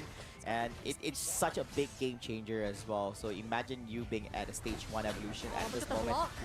The block just preventing them from getting on at all, and it's just a free objective for MYS. Yeah, getting screened out by the Snorlax there on the top right side. So I guess there's not much that Okidoki can actually do. Forcing it's not really a great idea as well. Oh, here comes the Nintendo Uozumi Unite as well. Race card And team look at the members. blocks! Oh, blocking them into MYS as well, setting up the Trevenant and the Blissey as well, and even using the Unite on that Gyarados. Sure, Inteleon went down, but look, Aleki went in, they can score their points, and what can Okidoki do?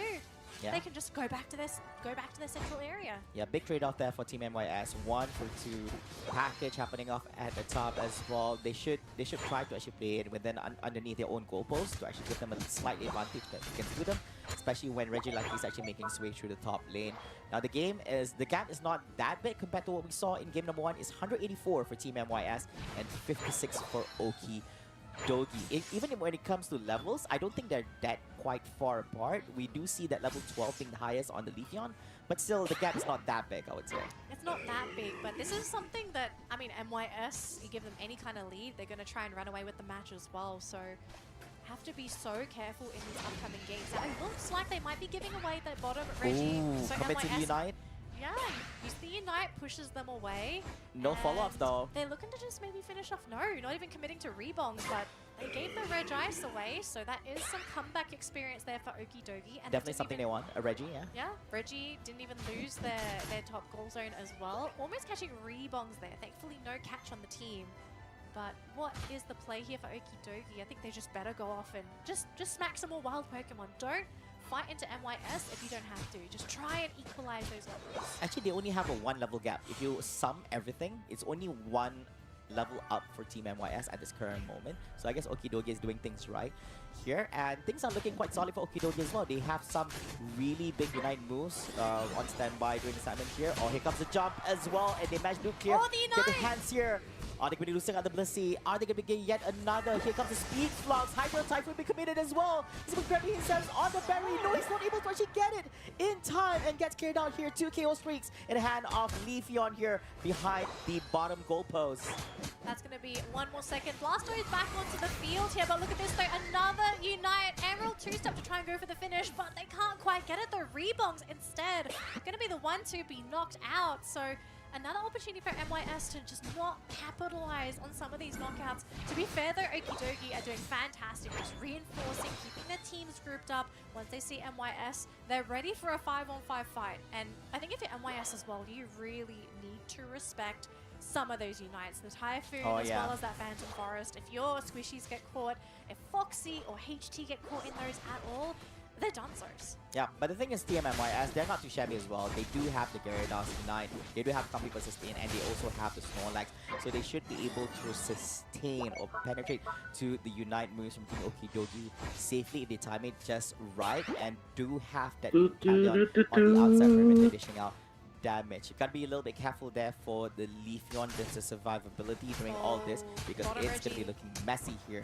Sending to Oh Sakidogi. my gosh, it's a Regi Rock as well. So that's going to be a defensive bonus for MYS. It will make them much more difficult to knock out in some of these upcoming fights. No And, response from Okidogi. they're just not in position to Yeah. deal with it because they had to get rid of the Reggie Alecki up top. Otherwise, it would just be free scores for MYS. Imagine entering into the 2-minute mark where Rayquaza's gonna appear and having that defensive buff for special defense and defense for MYS. Not looking good for Okidogi over here. There is a slight advantage here with Team MYS. Now all eyes are gonna be on this Blastoise as well as the Scyther on where he actually positioned himself during this team fight. He can't afford to actually enter, have a frontal engagement against Team MYS, so he needs to position himself well over here. Sylveon also a very important piece in this team fight. We'll see what he's able to actually do over here.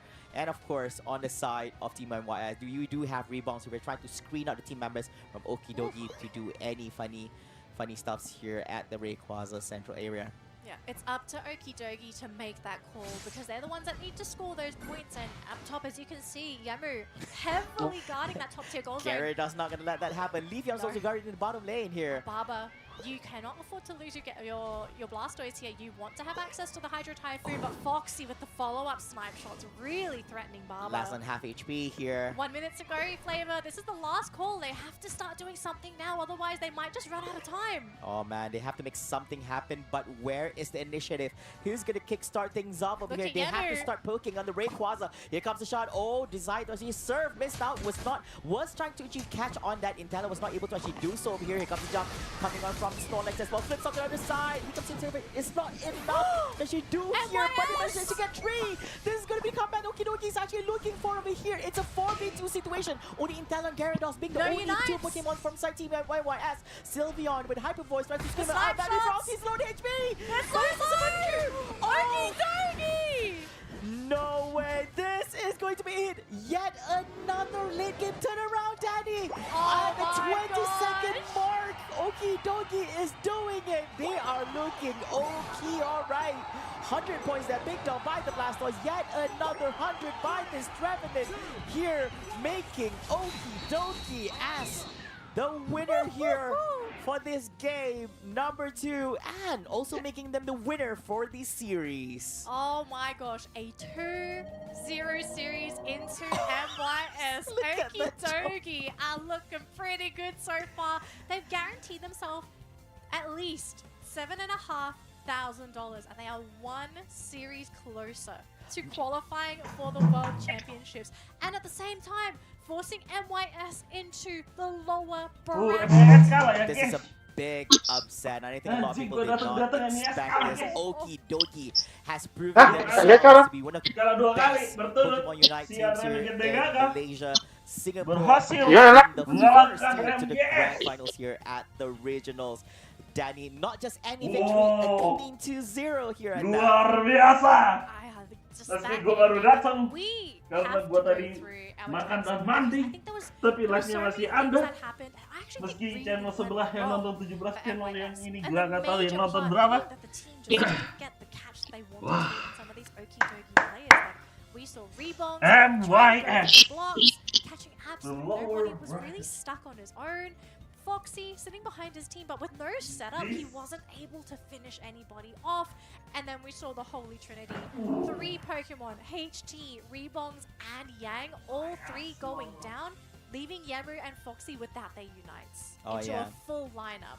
And the thing about Naimi Oh Fox my is god, also Foxy kalah dong. around by Sylveon as well. He was definitely in trouble. He wasn't able to actually do much. Tried to go in for the last snipe shot there, but I think, Trauma. yeah, I'd be looking at that Sylveon and I would just probably have some PTSD flashbacks every time I see that pink Eevee chasing after me. oh yeah, I think that's gonna be mad Oh, respect gosh. right there for that Sylveon. But imagine 2 games in a row where the post game stats looks like this, Danny. Twice. You have to wait till the last minute for you to actually make a turnaround against Team MYS, and this is gonna hurt them a lot because they, like, for the first 9 minutes out of it in a 10-minute game, they were just doing great, and then it just takes like less than half a minute for you to change the results altogether. It just seems that for MYS, game number 1, I think I could totally, understand what sort of happened there. It was a very, very delicate draft. Very right? delicate. Very delicate. Small mistakes, you're going to be heavily punished. This was a much different matchup. They played standard Pokemon. They played some of their best Pokemon as well. And just the execution, it really was just not right for the team. Like, you go into that end game team fight and you look at that and you just think, oh my gosh, it's a little bit messy. There's no coordination. Everyone just felt a little bit lost. The cohesion just wasn't there. The team was split, by the way. So we had Gyarados, Yamu trying to go for a backstab from the top side. Came in a little bit too late. Everyone had already been taken out. I think the go time for MYS just now was they felt like the moment Snorlax threw himself in the middle there and started sleeping in the midst of battle. The thing is, I think that was definitely go time for MYS to just throw themselves out there with hopes that they could actually become a positive outlook. Look at all this, but I think that because they're not throwing in. Oh yeah, both unites. Like these are probably some of the best unites. Oh yeah, and it's all about timing. So execution-wise, yes, MYS started off first, but I think Wah, Foxy basically mati. their opponents, Okidogi came out on top on this. But I think can't basically beat Trevenant over here having Okidogi DKK ya, yes.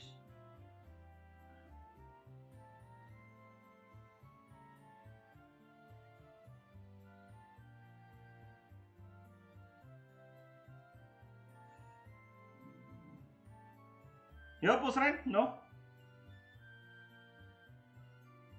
Selagi nunggu kita push rank, guys.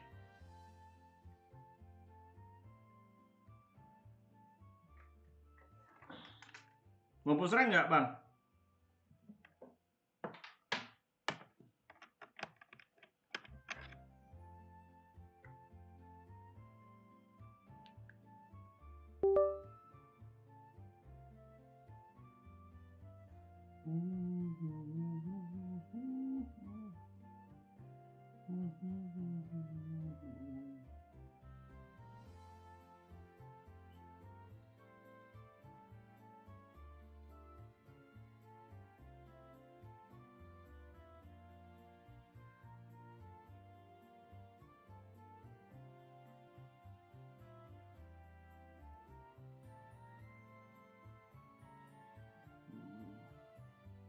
Push rank.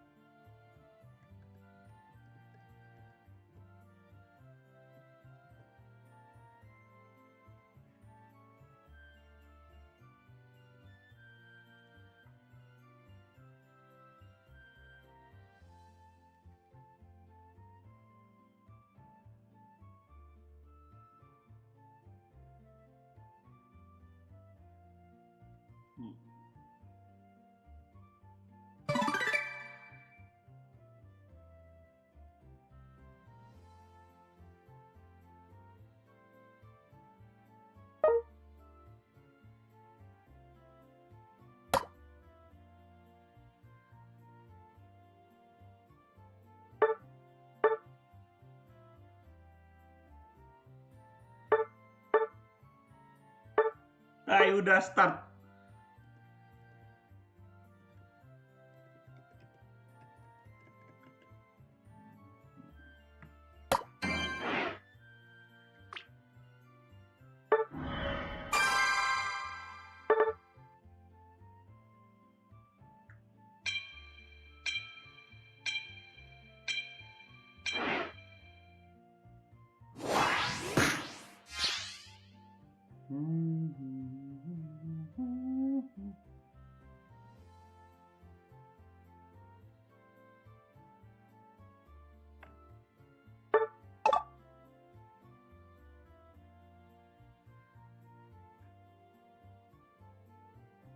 They ban blissey.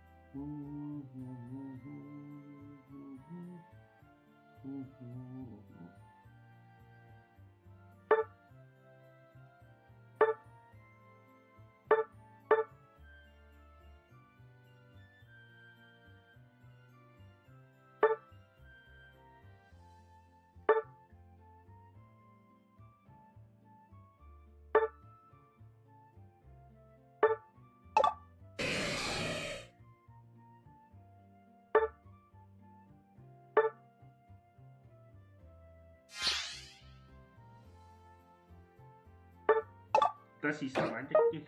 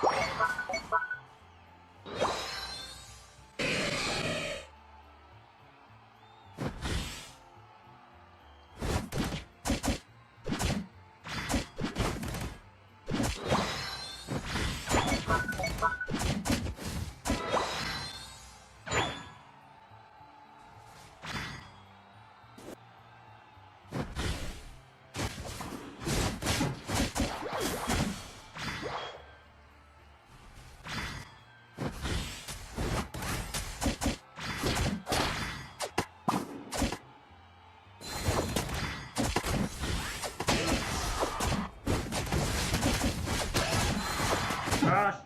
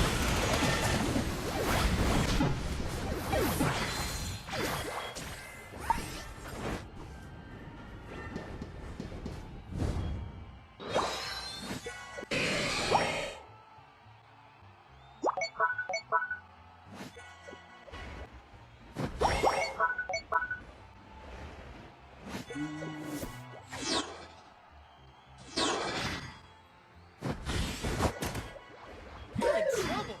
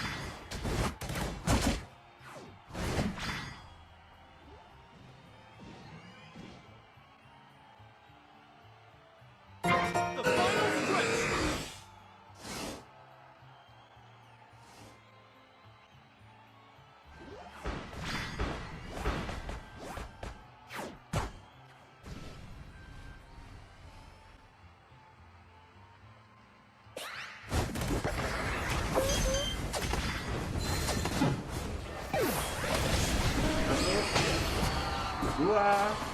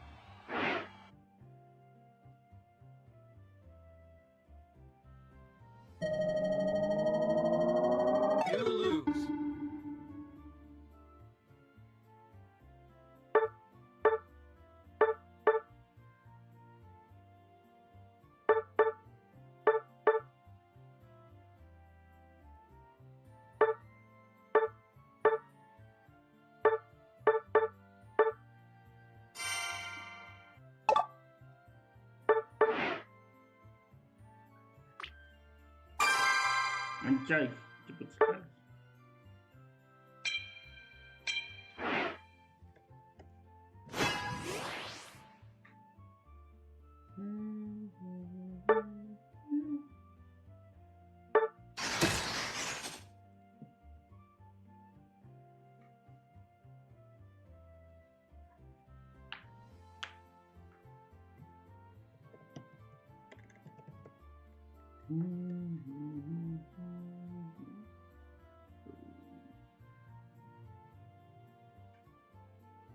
Cipit cak.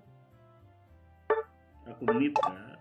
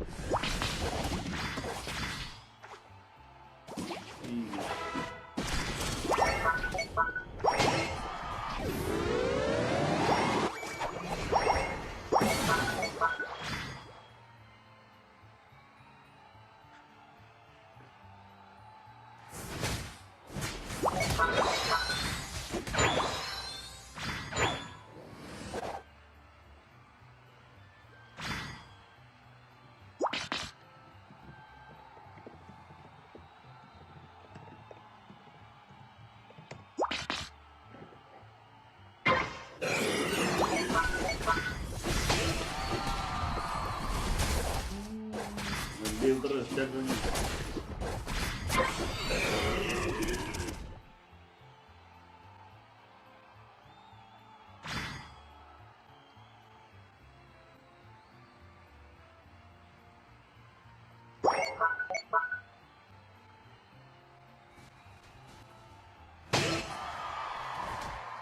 Anjir.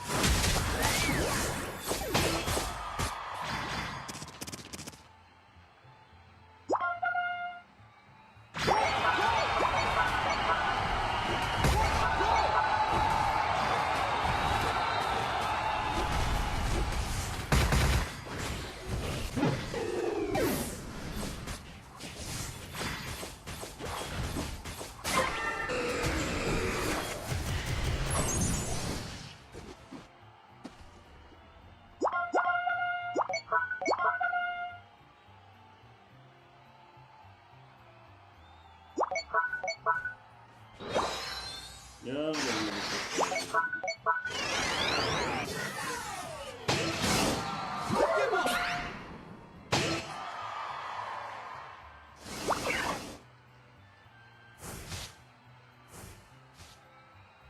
Dia tunggu di sono tuh.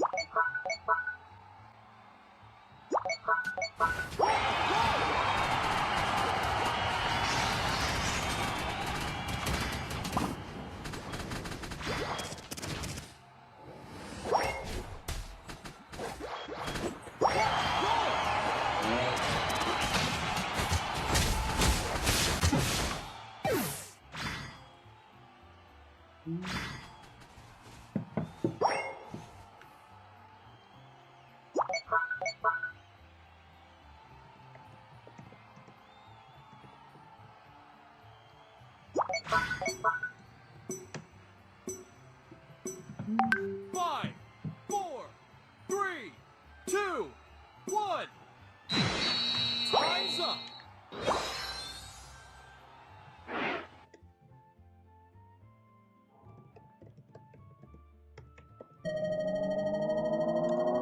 You lose.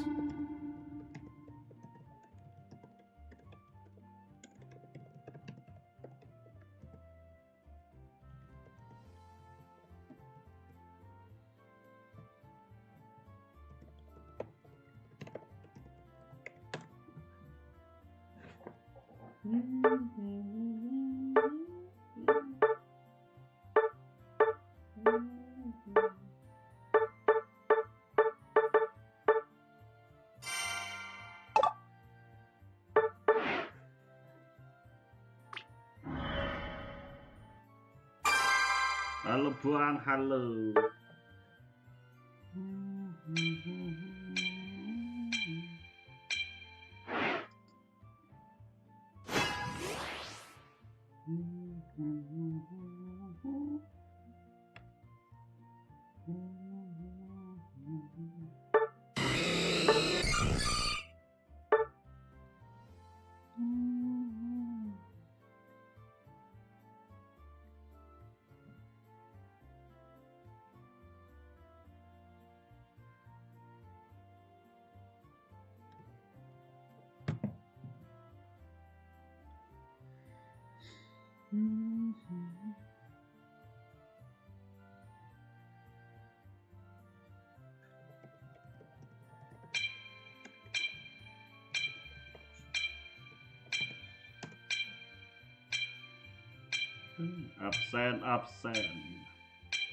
Absen apaan, Keh?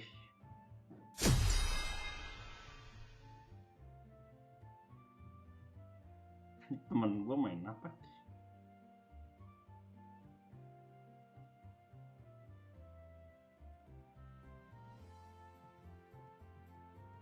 Udah ada lagi guys, belum?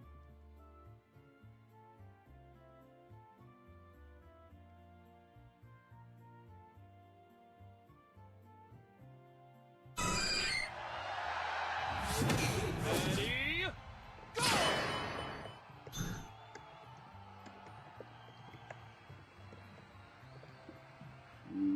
Okay, let's go.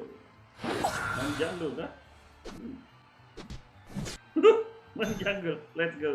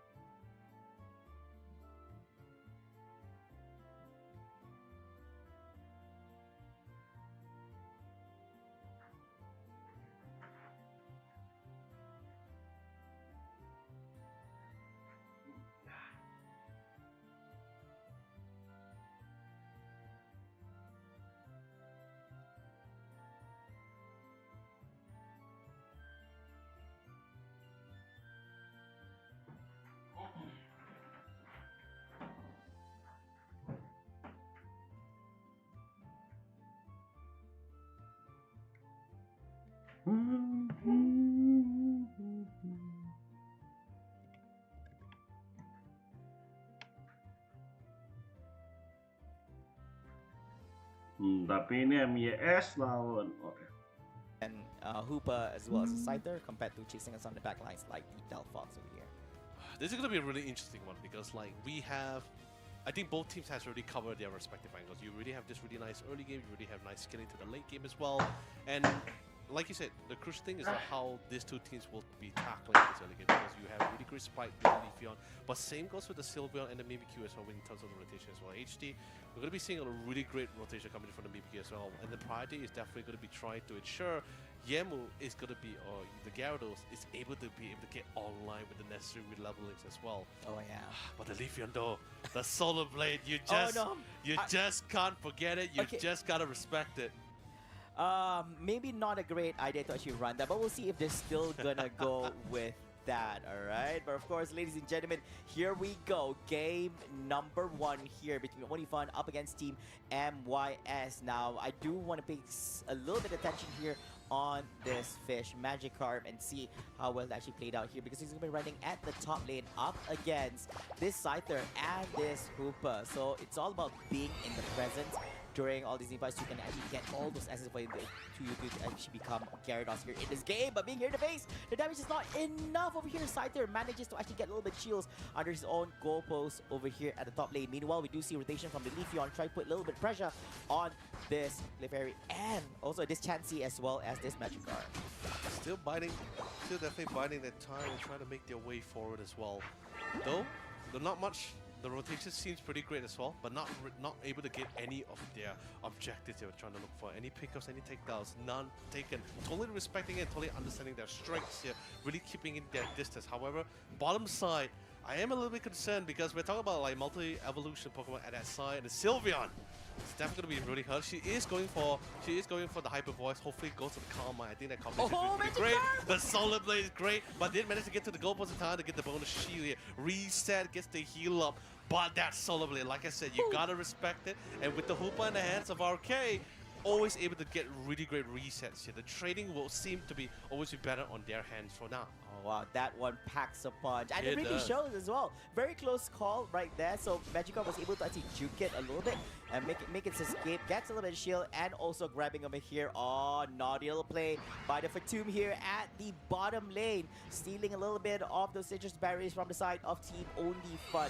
And of course, we do have the Squirtle finally becoming War Total here at level 5 and trying to scavenge his way into making his way into becoming a Blastoise at one point. Meanwhile, here in the central area, we do see the Leafeon together with this. Oh, so they are actually raiding with a Scizor here this time about. So not rather than riding the Scyther for Team Onifun. But regardless, with the buff with the Swords Dance as well, still going to be really great for him. And once he actually not only maxes out that Bullet Punch, he will also get that bonus shielding that comes with it as well. So still pretty great with the Bullet Punch plus. But then again, of course, there's a question of whether we get there first, you know. But so far, I think in the early phase, I think Onifun has been. Of course, in terms of score, Team RS is definitely having the edge for that one. But in terms of trading here, it seems a little bit more favorable for the side here for Onifun. But now Yemos with the Gyarados, he is slowly catching up in terms of level here, a little bit behind against the Scizor here. But he'll slowly make up for lost time. Oh yeah, and of course he's just beefing up his attack speed over there. You have Moxie, you have your buff as well. So basically all this is going to be built up from Dragon's Breath. Meanwhile, the first Reggie has appeared here in the game. It's going to be a Regice at the bottom lane. This is going to be providing you with amplification in terms of your health regeneration, healing. So this is going to be very, very helpful to Pokemon such as Trevenant as well as the Blissey. Over here, of course, Scizor trying to screen out 3 of 2 member. Ooh, look at that leaf play coming from the Leafeon over here. But the one getting to the last hit in is going to be the Delphox on the side, Team Onifun, giving them bump the serve, hitting off in the face. Stopping HD in his tracks, and HD is going down. Goes to Mimikyu for the next 4 more seconds.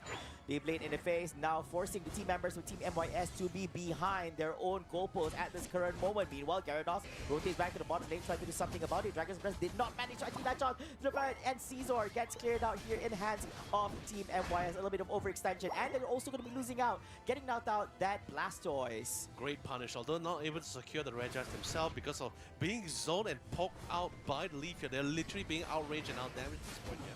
But they did manage to find their stride. Slowly go for the pick, because they try to deny them as much as possible. Go for the isolate takedowns, and they get it as well. 2 KOs on the side of our dear friend HD here. He's absolutely feeling thrilled, gets the third. Could there be a 4th though? The man's all alone though, solo. I know you're trying to live up to the name though, but they are respecting it. It is still a very powerful player, powerful Pokemon trainer. He does get a couple of Eos energy in without going down first. Wow, was able to actually do a little bit scoring over there. 13 points to be exact before getting taken down here in the hands of Team MYS. Now, what's the point of actually getting that Reggie buff as well as the experience when you actually get cleared down and knocked out by Team MYS, which is quite unfortunate for them. But Team MYS, they are leading in terms of level at the current moment. You don't see any sign of any of the Pokemon from the side of Onifun at level 10 at this current moment. Meanwhile, Mimikyu at level 11, despite having a slight mishap at the early stages of the game, but was able to actually recover in terms of experience and levels here in this game. Meanwhile, top lane is going to be the next attraction as Reggie is going to be cleared down in the hands of Mimikyu. Meanwhile, Hooper goes out with the Unbound over here. Where is the damage? Where's the fall from behind? Unstoppable here is going to be trying to... Comments with the Unite as well, and still surviving through all this pressure coming up from Team MYS. Hooper still holding on from behind, low on HP, still able to hold as much as he can. Here comes it down for the Gyarados as well, and clears the Delphox, the Leafeon, and the Scizor. You just can't mess with the Gyarados, man. And the crazy thing about it as well is that now his new Dragon Breath, right? If he's able to connect it on 2 players, both of them will not only be paralyzed for 3 seconds, but you get so much buffs here. So much! Movement speed, attack speed. There's a lot of buffs you're getting out of that from one ability alone. And the best part about it, Flavor, he has a stats of an all-rounder. So he's just as durable as any Pokemon on the field. And you put that on top of all those attack speed and movement speed, that is just insane. It's a different kind of build compared to the other one itself, so it's just amplifying and buffing yourself with attack speed and movement speed. True. Yeah. And need I remind you, his Unite move is untargetable and does insane amount of damage. Yeah, charge it up all the way to 4 seconds maximum duration, so you can actually knock up your opponent's 0.9. It's actually a full second, honestly. It's just slightly 0.00 point something less than a second, but it still counts a second anyways. And of course, bottom lane, things are getting a little bit juicy over here. Showing the Leafeon all the way to the right side, which is not supposed to be. Onifun side over here. Team RS pushing through at the bottom lane despite being close to their own goalpost. Onifun is currently struggling and losing out 2 of their team members here at the moment. Losing out the Delphox together with Scizor, which will be returning back to the Pokemon Center here at the central area. So rather than committing to the bottom lane, trying to go up mano a mano against Team MYS, they decide to actually dissipate team members going up top lane because they know that their next objective is going to be that Reggie Lucky, which is preparing the next 2 more seconds. They MOS played their mid game so well. That was the really crucial point. The early game was a little bit tough for them because of the Leaf Run and the rest of the Pokemon. However, to win the mid game, they really got a lot of chaos, really crucial chaos that gave them a lot of EXP to really balance things out. Now after that, they started asserting more dominance on top of a lot of the skirmishes and succeeding in a majority of the skirmishes here. And literally look at them right now, overwhelming them in terms of level. They got even more points at the same time as they were finding great success from the first Regieleki. And of course, just melting down the way. Even the hyperspace model was not enough to save their dear friend Blastoise. Didn't make it in time to actually enter the portal to actually return back to the Pokemon Center. But of course, the defense coming up only fun here, preventing this Regieleki making its way to the top goalpost for their side over here. Now, when we look in terms of points, 4 more seconds before Rayquaza actually appears, but Team MYS not in a very convincing gap when it comes to points. Only a gap of 89 points separating them and Team Onifun at this moment. And Team MYS, they haven't had some really good late games here in the recent series, so they have to be extra careful. They can't afford to actually make the same mistakes again. So we will see what will transpire here in the next 1 minute and 38 seconds. Will Onifun be able to actually get themselves some points and or clear out the raid to actually give them advantage into scoring, or will Team MYS be doing some solid defense here? Blastoise jumping in with the surf, pushing rebounds. No problemo, a little bit of movement speed. But look at Yemo though, he's getting ready to flank all the way to the back line. No one has really any visual on him either. Oh yeah. So right now, positioning wise, even Mimikyu is trying to do a little bit of finding right here. Passed by each other. Surf versus Horn Leech. I guess not one of them is actually better than the other. So 1 minute and 2 seconds on the clock here, Leonard.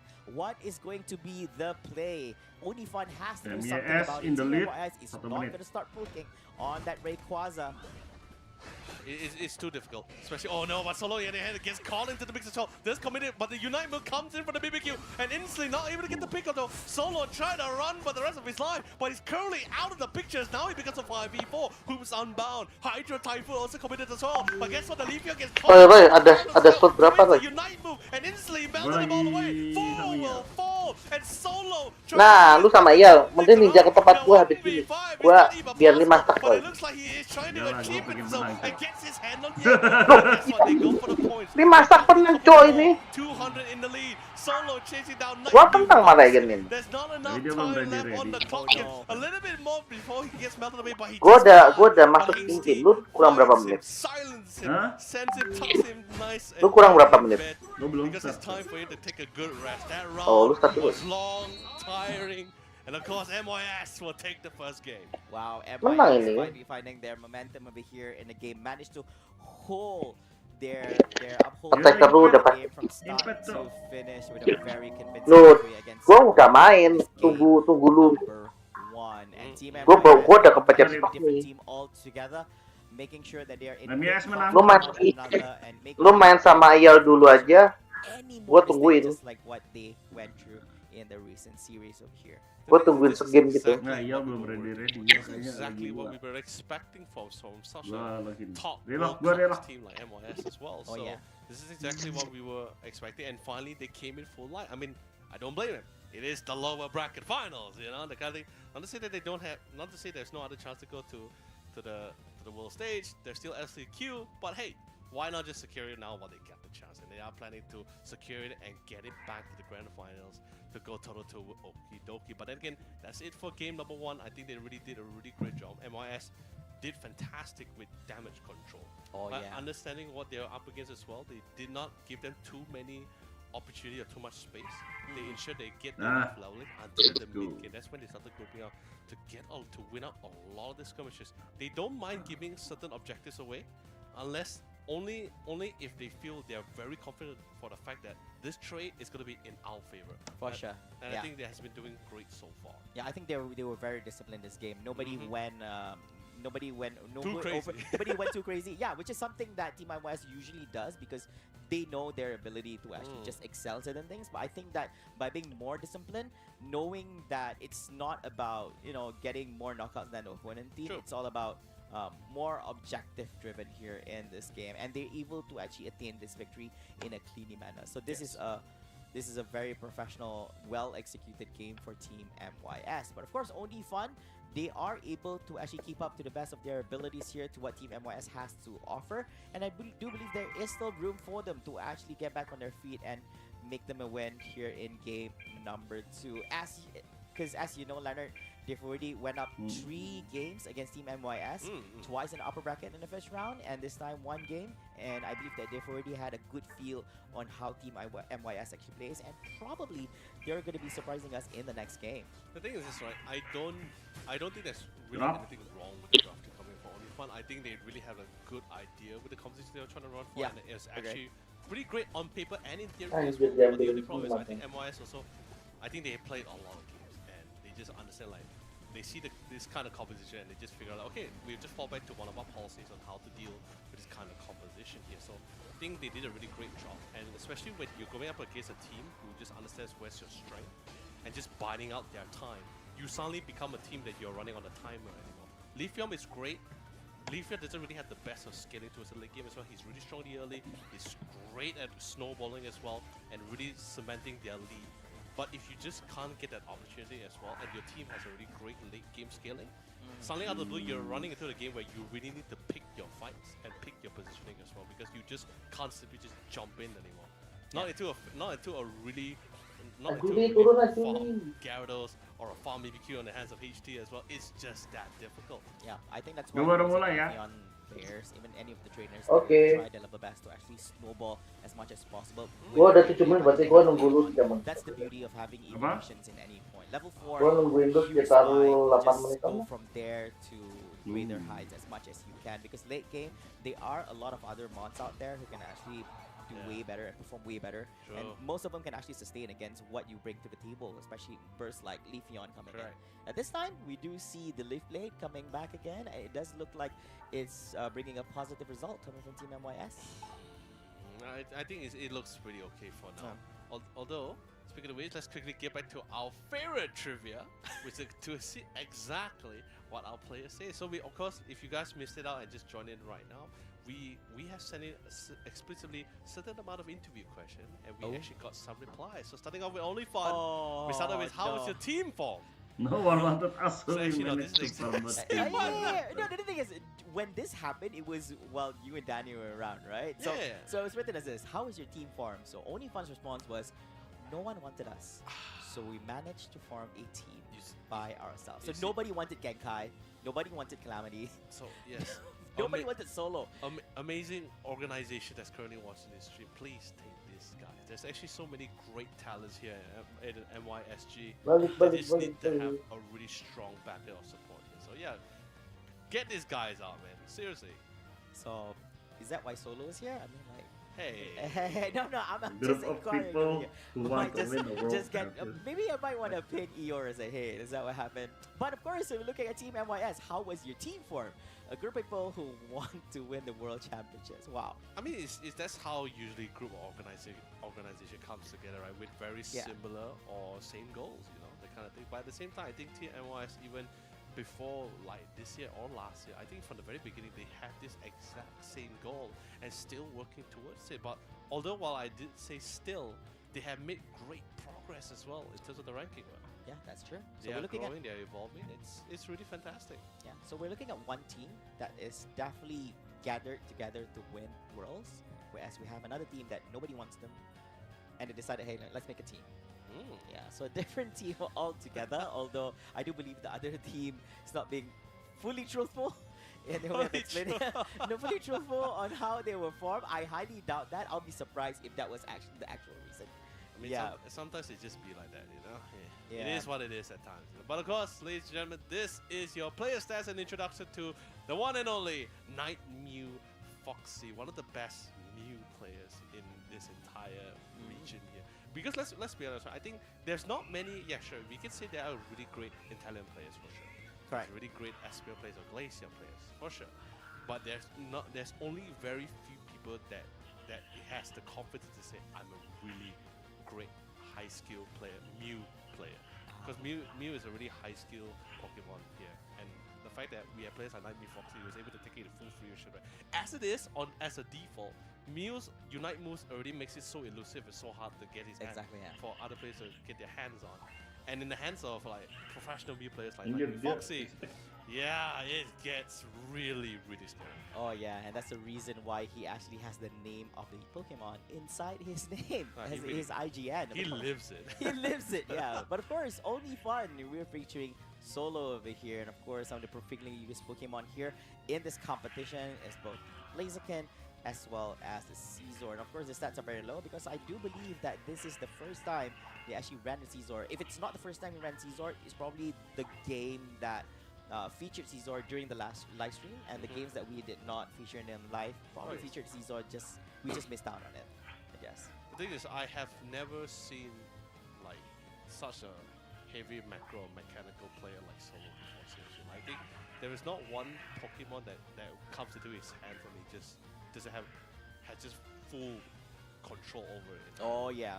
Absolutely fantastic player. Yeah, and definitely looking forward to see what he brings to the table here on the next game itself, because it's not over yet here for them, because they can still win this game number 2 up against Team MYS and force a game number 3, which will be the deciding match. Now, Team MYS, they're at a very comfortable position at this current moment, as they've already won game number 1, and all they need to do is just win one more game, either game number 2 or game number 3, if there is one, to actually become the winner of the series. Now, of course, ladies and gentlemen, we're going to jump straight into the draft here for game number 2 in this best of 3 series at the lower bracket finals. Let's have a look at it.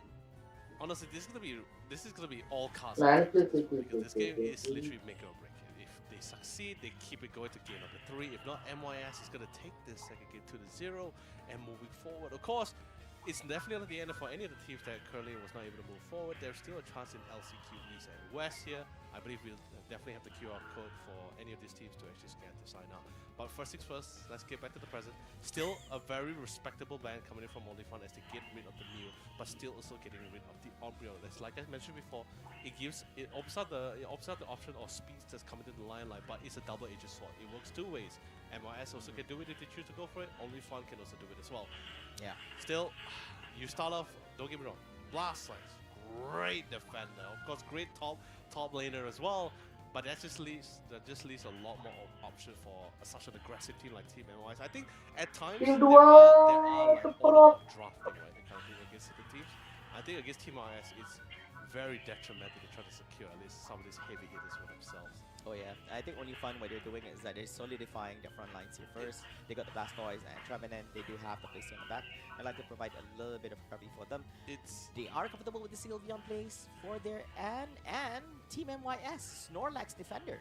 Yeah, Fairy Frolic is always great. I mean, especially with the patches 3 to 4 months ago, the patch as well. Sylveon got a really nice buff to it. It does a lot more damage with Hyper Voice with Calm Mind combination. Ultimate is also lower cooldown, so it doesn't feel so as painful if you were to miss it as well. Low cooldown is great, a lot of special attack boost as well. Really great, but at the same time, I'm very concerned. You allow TLS to get with one of their strongest picks on their side. Like if for Nightmare Foxy, if it's not Mew, it will be the Inteleon. Yang gets his Hoopa, a lot of resets of capabilities, and a lot of global, I guess you can say a lot of global presence coming from the sidelines with the Hoopa in hand. HD with the Mimikyu, you know what's it like, you've seen it before.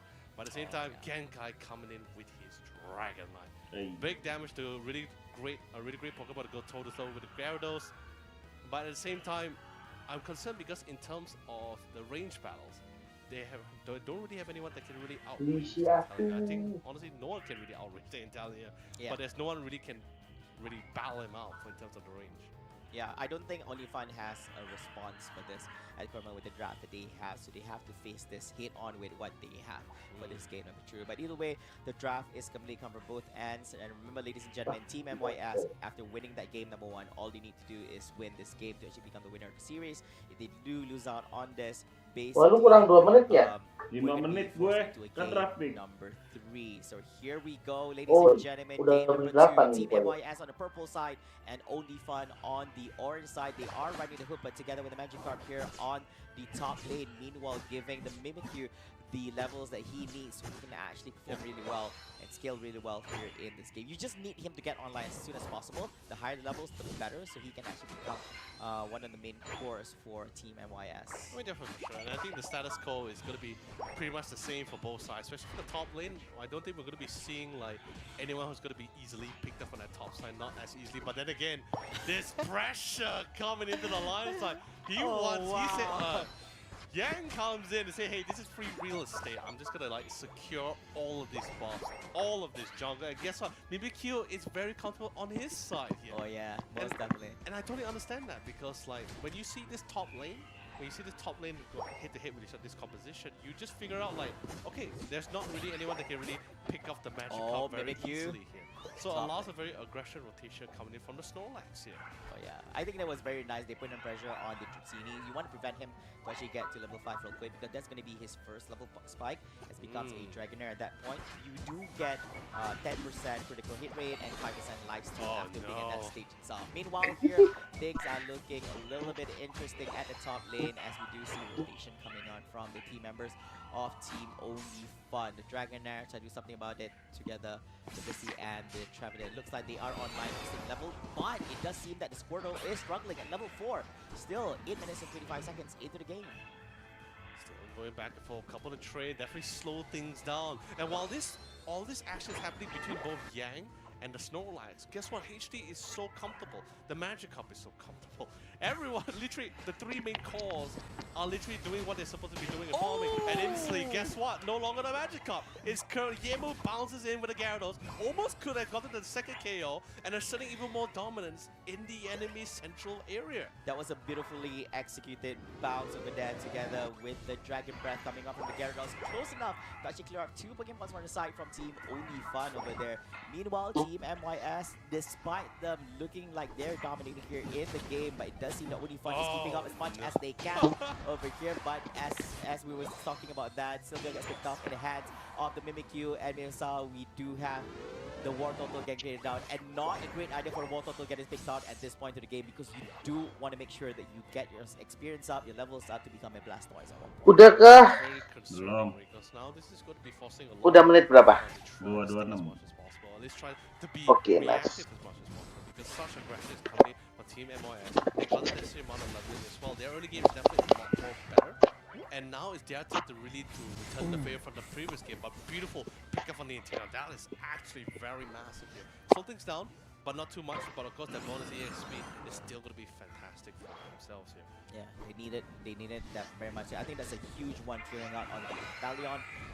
They're going to be very, very much happy with that small victory. Meanwhile, it's going to be Mimikyu clearing on this Sylveon. You don't want to go up against a HT Mimikyu here in this game. A little bit off position there for that Sylveon, but it's going to be recovering back here in the game. But of course, one important thing to highlight for Only Fun is that they do have the Dragonite here, and he is the one going to be getting that last hit in.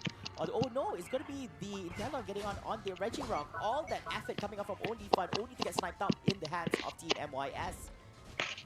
I think it's totally fine, especially with the presence of the hyperspace portal. Even if they didn't manage to secure the Regieleki, it's just so simple for them to realign themselves to that top lane here. To really try to defend that goalpost. Really can't do anything much about it. Team Fight, although they still need to wait for that Unite move coming for the Blastoise, it's just not really there yet. So much confrontation, they do really need to keep their spacing and keep an eye on the rest of the field here. Snorlax still defending at the bottom goalpost. Did go for the Mystical Fire instead of the Hyper Voice. Udah kalah kah? Oi. On fire. I don't think like there's a real right or wrong. Definitely it is situational. Oh, because the jump escapes out with the Horn Leech. It's going to be the Trevenant here. Has to make his escape. Over there, things are looking a little bit dicey here at the top lane. Meanwhile, it's going to be a 2-man rotation. It's going to be Mimikyu to get the Gyarados, clearing out the entire family here on the central area. And also the bottom is going to be cleared out in the side of Team MYS. Up against the Blastoise and the Sylveon. But when we look at in terms of points, there's not big of a gap in between them. It's only 74 against 63, slightly more towards Team MYS, a 9, my apologies, only an 11-point gap here between them. You know, the egg bomb is going to be pretty cool. I think we don't see it often, but there are times, magical times, we actually seen like magical times. Yeah, we've seen some people getting knocked out of the hyperspace falling mainly because of the egg bomb. Oh yeah, that's true. And of course, big shields coming out from the Snorlax here at the bottom lane. Quick escape by Nintendo down to the bottom side. Meanwhile, Mimikas here for some ties meeting up together with this Sylveon. What's going to be the play over here? It does seem that HD is going to be in trouble. Gets picked up the hands of Sylveon. The revenge very much being chased out by Onifon and Gyarados. Sini. Bilangin Iyal. 5M. 5S. Now Gyarados going to be getting yet another. It's going to be Sylveon. Big win over here. But of course, it's going to be a written takedown here on Nintendo. A 2-for-2 trade-off over here, Leonard. Oh, this is really great as well. And I believe, Yamo, definitely not in the prime, but they just tried to bounce, try to get out the same thing. I think that thing will still be fine. They still need to break the first combos as well. I think they can really start from the Snorlax as such a beefy Pokemon as well on top of that too. Then the really cool thing about the Traveler Knight, he didn't go for the, if you notice, he didn't go for the Wood Hammer. He actually went for the Curse and Horn Leash. And if you recall the combination you can do with it as well is that if you charge up that Curse meter, that gauge to his maximum, right? You pretty much can just reset any of your pain split or Horn Leash. So pretty much you could just keep displacing a person twice in a row. Oh, yeah. If you actually can get the combo right. But of course, Reggie still. Oh, Gyarados gets it. Although the snipe shot is massive, couldn't really secure it, but the Gyarados is there to secure it. Yamu, of course, tips his hat to his buddy. Italian, he said, "Don't worry, Nightmare Foxy, I got you covered here." Look at that insane attack speed by the Gyarados. Meanwhile, our attention is going to be here at the bottom lane. The Blissey to trap them together with Sylveon, trying to do a little bit scoring. Iya, kentut lah. Getting chased down here by the Snorlax. Does he have the damage to actually expect some rotations from his teammates from behind? Italian over here. Apakah sudah saatnya kita memanggil holding on this here, pops up with the Unite, tries to make an escape. Is it going to be enough? No, it is not. Gets killed on the hands of the Mimikyu from Team MYS. Enggak, udah jelas aku dong. Satu lagi ya, Bang? Ini kan terskat di Oh iya, udah masuk aja jadi. Kan terskat defender, Yox juga defender. Now, of course, at the top lane here, udah saatnya, MYS is udah saatnya gua taker, gua here on the dragon. I guess Team MYS is going to be back into safety over here. Loads and loads of points dropped on the ground, but none of them can pick them up because they're fully loaded with points here, except for a few of the team members from Team Onlyfun. But we're 20 seconds away, Leonard, from the Rayquaza appearing here at the central area. This could be a game-changing moment here. And of course, it is going to be the burden on Onlyfun to clear it out so that they get the advantage of trying to score upon their opponents over here. But Team MYS, they have to solidify their defense. They have to get in position to prevent that from happening. Or probably get Rayquaza for themselves, but they're not in a rush. They just have to make sure they screen out the team members of Onlyfun from attempting. Gimana kita voice di ini loh? Voice di in game. But positioning wise and literally, its requirement, the win requirement coming for Onlyfun is a lot more higher because they can't really outrange them. Rebound. In other words, they really need to get their heads laid down. They need to get. He does spot the Azure Sky race here, so he's going to be able to see everybody and able to right click away. There's a lot of crit damage on top of the Trevenant. He's doing a really great job to try to zone out the Intello as well. Solo can only solo for so long here. And now comes with the Hydro Typhoon, trying to get a beautiful 3-man knockout, but will it be enough? Can it be done? But no. Gila, Gyarados tuh broken loh. As he quickly one-shots every single player within his side alongside with HD. Not a single member of Team MYS fell. The Rayquaza was a simple gesture of securing, and now they slowly make their way to solidify this game 2 here in this lower bracket finals. Wow, a full-on team knockout just a while ago at the Rayquaza pit here by Team MYS with no trade-offs as what Leonard mentioned just earlier on. Of course, big opportunity for them to actually do loads and loads of scoring. Meanwhile, Snorlax is just being a menace over here, trying to buy a little bit of time for his team, just throwing him in time. Oh, but low in HP is over here. It's going to be Blastoise. Manages to make an escape over here, chasing down a Mimikyu at this point of the game. Maybe not a great idea, but of course, Hooper still has 50 under his belt. Going up for more scores over here. Reducing Gyarados, popping up with the Unite as well. Fills up the time and still not like Mew Foxy. While Intalion getting a 2 KO streak. Gyarados getting one on that blissey over here with just 3 seconds on the clock. It does seem that this game, Team number 2 MYS and the looking series, will be in the hands of Team MYS. Really well done.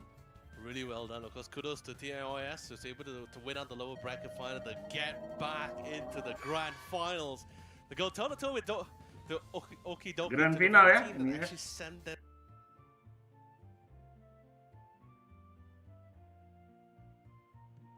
Gitu.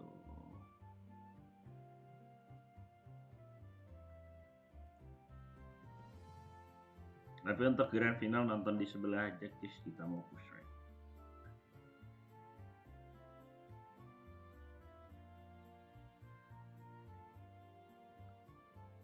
Enggak, sebelah juga udah end, Cok. Astaga. Ini ada enter kita ini. Bang, aku ikut mabar. Tadi aku solo.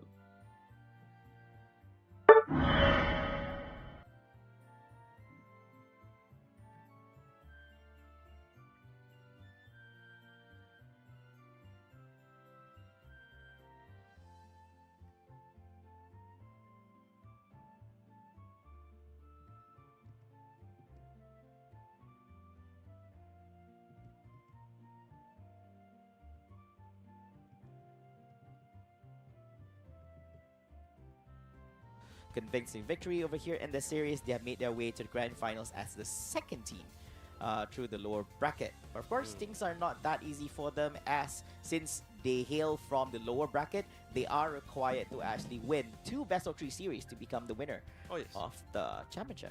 Yeah, it's really difficult as well. Like even for the early game for the second game, was not really the best of starting for them, because like they have multiple evolution Pokemon to start with as well. Not really the best to contest with any aggressive roamers. And with the laning, you notice as well like how we see all the laning phases for both the top and bottom, right? It just shows the fact that not any, like for MYS, they were very convinced that none of their teammates would actually fail in this early phase. There's absolutely no way unless they either overextend or make a really huge mistake. So that being said, it creates a lot of opportunity for both the Snorlax and Yang, who was playing the Hoopa, to do a central area invasion to the side here of Only Fun. And there was no answer they can do about it. There's really nothing they can do about it. It's a Squirtle and a Phantom. What can, and at the same time you have a Chansey. You can't really do much in the face of a Hoopa, a Mimikyu, and a Snorlax. Oh yeah, I think there's a lot of pressure over there. But I have to admit that they actually held on really well here in the game. When you look at in terms of difference of levels, it's not that big of a gap. Probably just a 1-2 level only. And this is a much better looking game for them compared to the first game itself. Yeah, so I think that the gap is not really that significant. So they try to keep up as much as they can up against Team MYS over here. But of course, Team MYS, with the amount of experience and the amount of games they have played for the longest time here in the Pokemon Unite scene, it does show and reflect here in the way they execute and perform in the game. No, I agree with you for sure, because like, despite their beginning and even towards the mid game as well, they're still able to keep up with the level race here. The only problem was still going to be towards the Rayquaza fight, which was how much options do they have? MYS has so many options. Oh yeah. They have range, they have initiation, they have the points as well, they have the time as well. But if you look on the side for Only Fun, they didn't really have a lot of options, except for the fact that we just need to get our hands on the Inteleon. That's what Solo was trying to do, the Trevenant here. And I think he was trying to do his best. He even forced out the Unite move of the Azura Skywalk very early as well, and I think that was really great. But like I said, it's a Trevenant. Oh yeah, that's true. Against an Inteleon. Actually, the Blastoise tried to do something. At one point, he actually tried to eject and actually surf the Inteleon into the middle, but he was not able to actually catch him. But the team fight has already begun, so he's like, okay, I can't catch Inteleon. Correct. It's so difficult. Positioning was just so crucial. But of course, ladies and gentlemen, with that being said, enough with that kind of analysis. Let's bring on to our favorite session, Drawing with Flavor. Oh yeah.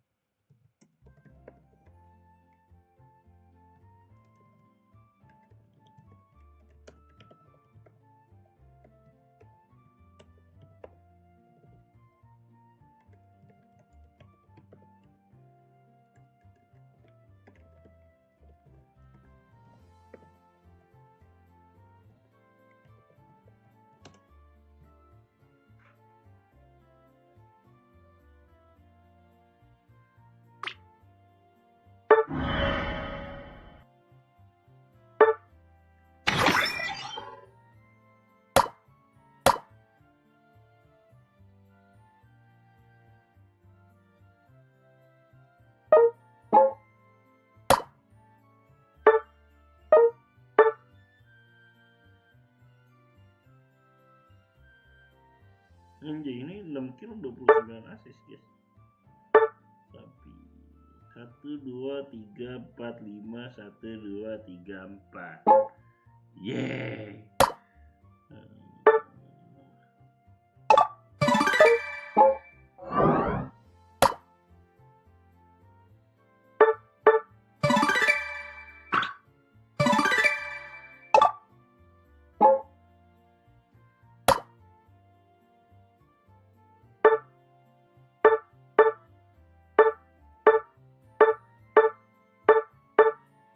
Isi best turun 1000 guys, 100 sama kayak aku.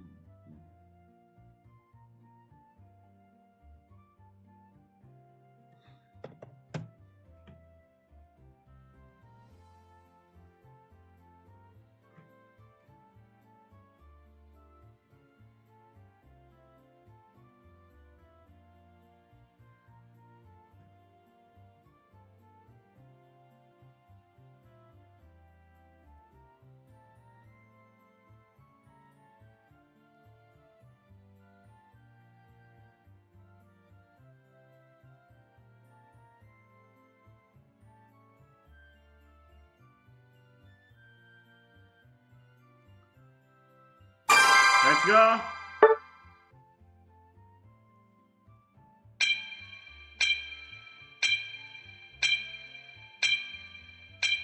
Ready sayangku.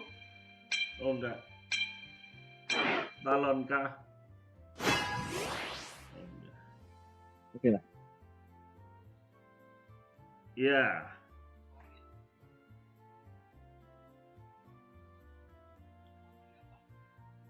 Milih apa aja jadi.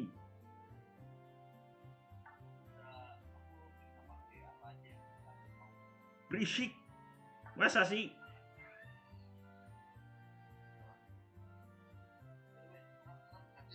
Terganti apa, cu?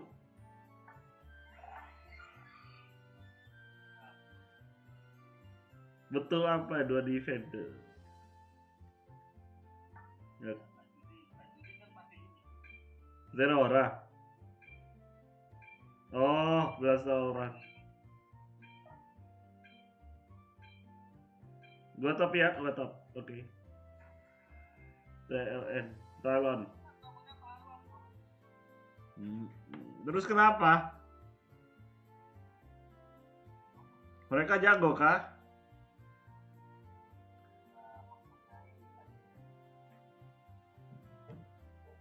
Oh, ya.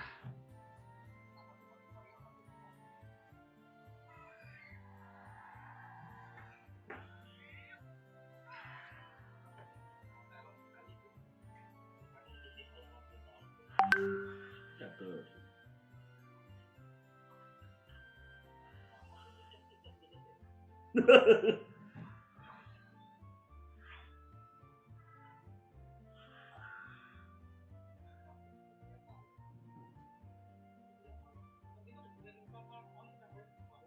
Yoi.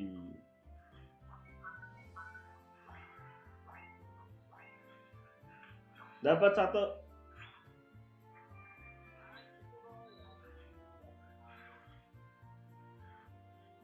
Dia dapat satu lagi.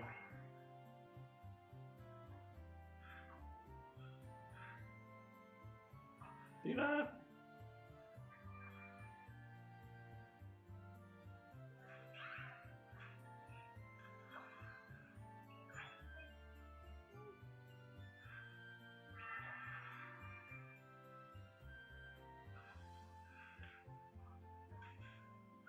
Tembak Juli. Nice Juli dan teman. Gue level 4.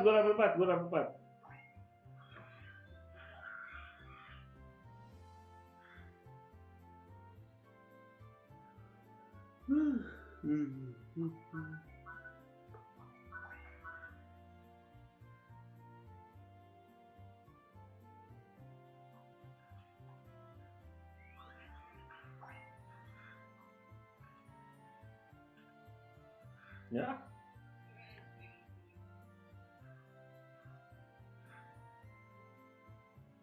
Mereka ada di tengah ya.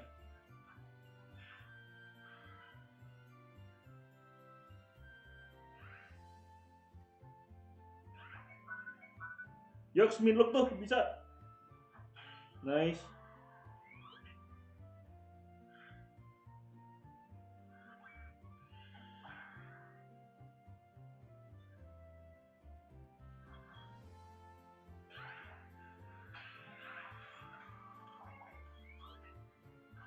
Oh shit, sisinya sedikit.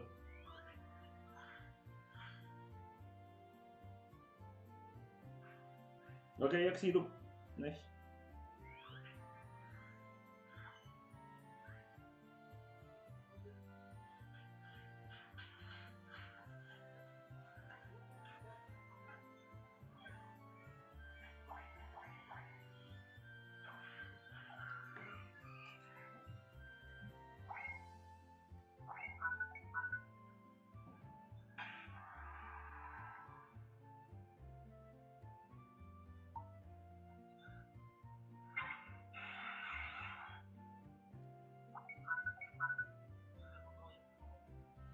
Nah, disoring. Tiga bawah.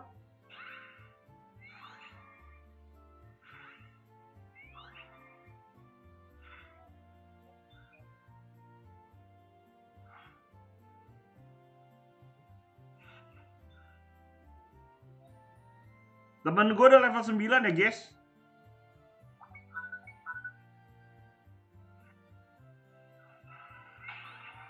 Oh, nice. Siap. Itu dia. Oh, dapat satu minimal kali ini.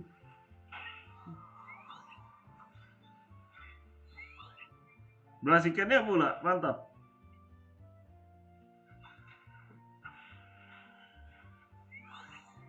Dia flanking dari belakang.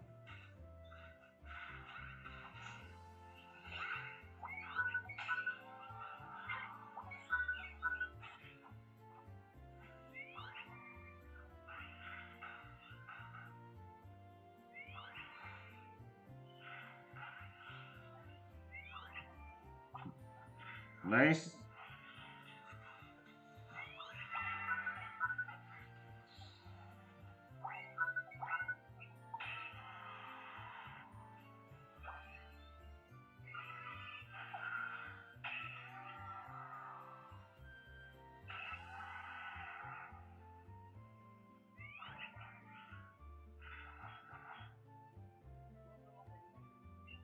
Ya, berapa persen?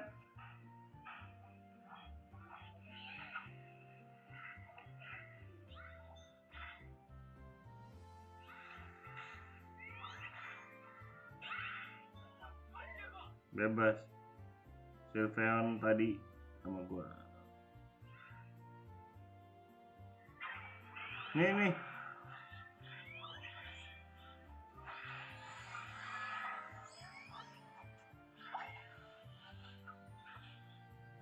Oh, dari belakang.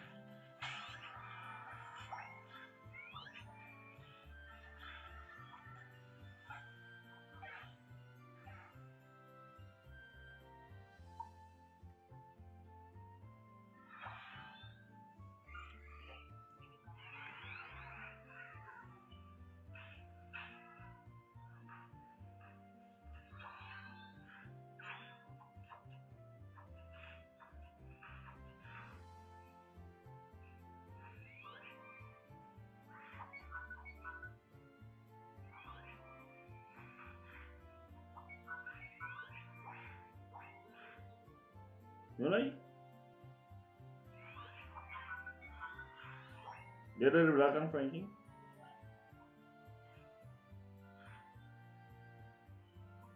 Nice. Wah.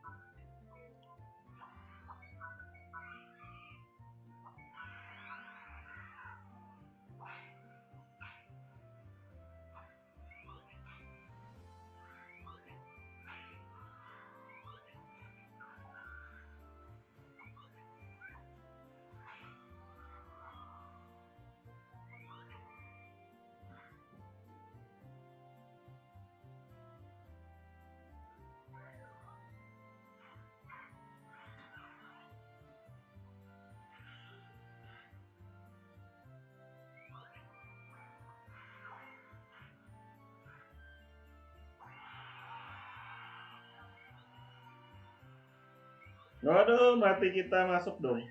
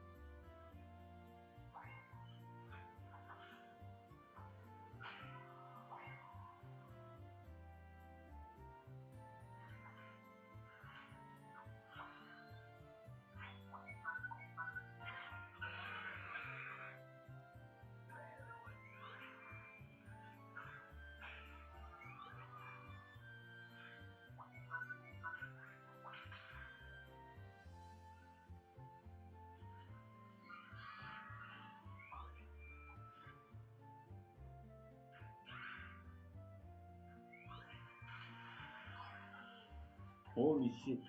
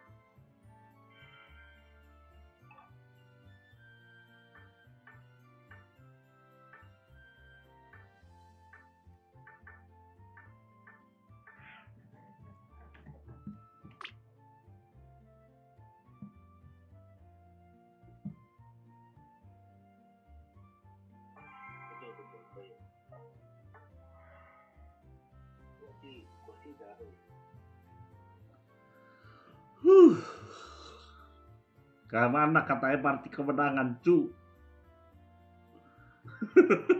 Party kemenangan dikasih tetap. Halo, namaku nih Valkyrie. Nama Pokemon Unite. Oh.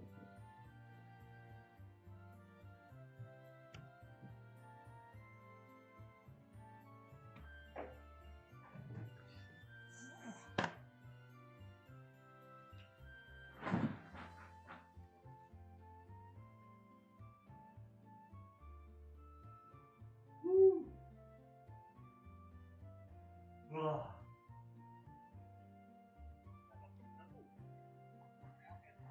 Ayah.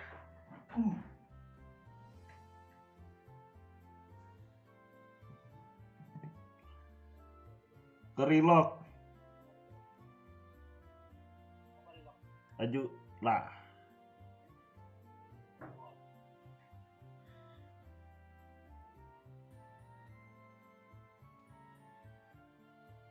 Ikut bang, namaku Valkyrie, nama Pokemon.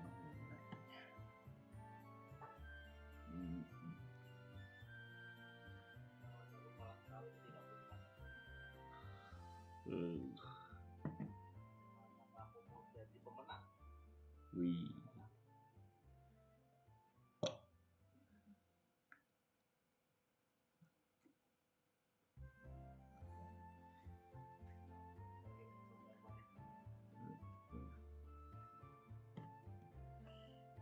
Udah belum? Belum.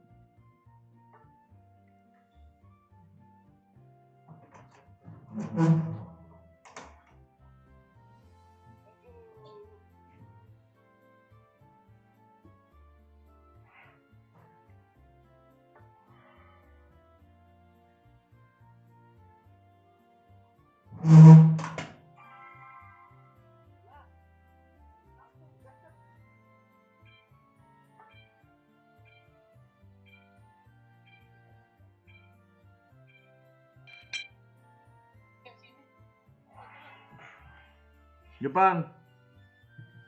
Tentu saja.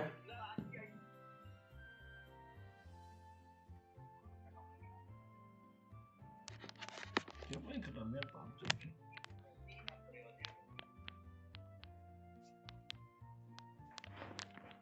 Ya,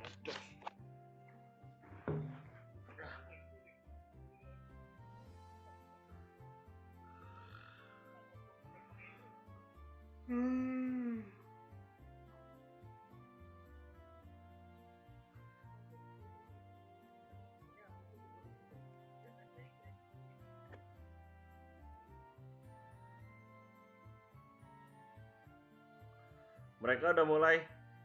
NIF.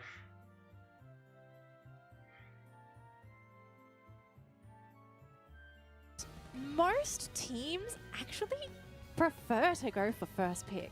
I actually thought teams would want to have that last pick because you would be able to throw in, like, you know, that X factor to really throw your opposing team off. But first pick really seems to be the way for a lot of these teams because they just want to take the strongest Pokemon on the field. Right. It's similar to the Western side as well, right? Because there are times where we just see them like.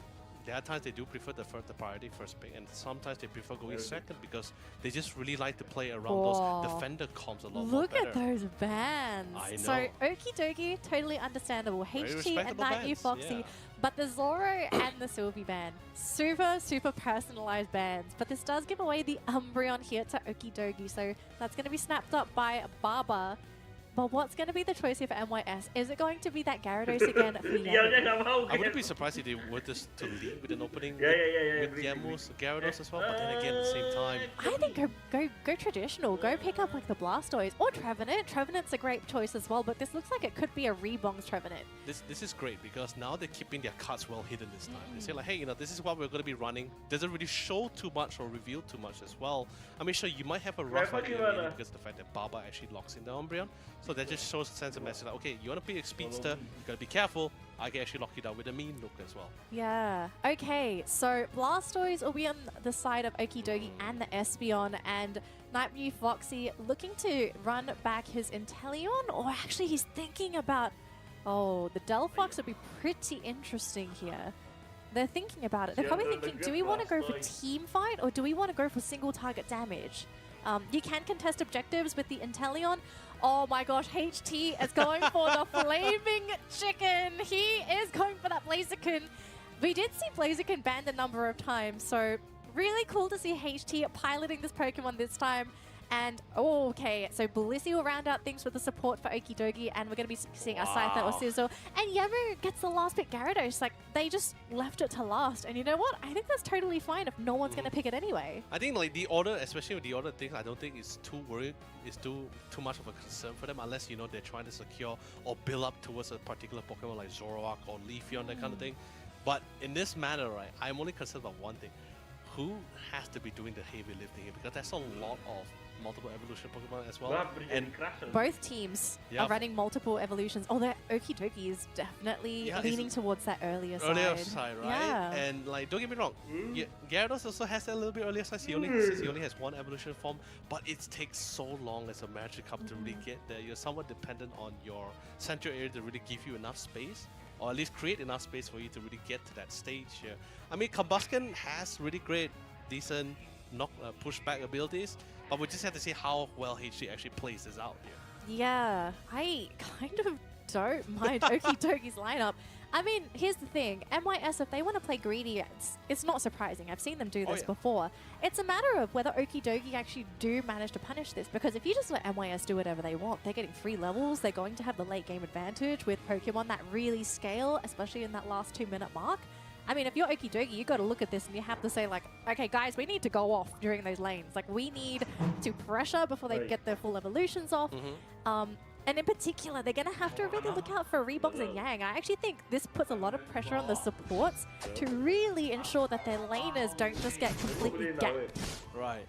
Alright, so doesn't seem to be the Scizor, or actually, I think we're only going to be able to find it later on. Yeah. But I think regardless, don't think they're going to be, and I love the fact that we see a little bit more, a small rotation ability coming in for the Chansey, right? Because there's not a lot of simple pickoffs coming for the side for MYS in the early phase. So if they choose to go for the jungle invasion or the central invasion in this case, they can opt to go for it if they're confident enough to do so. Oh! But Emma, I spoke a little bit too soon. How did he actually get the pickoff?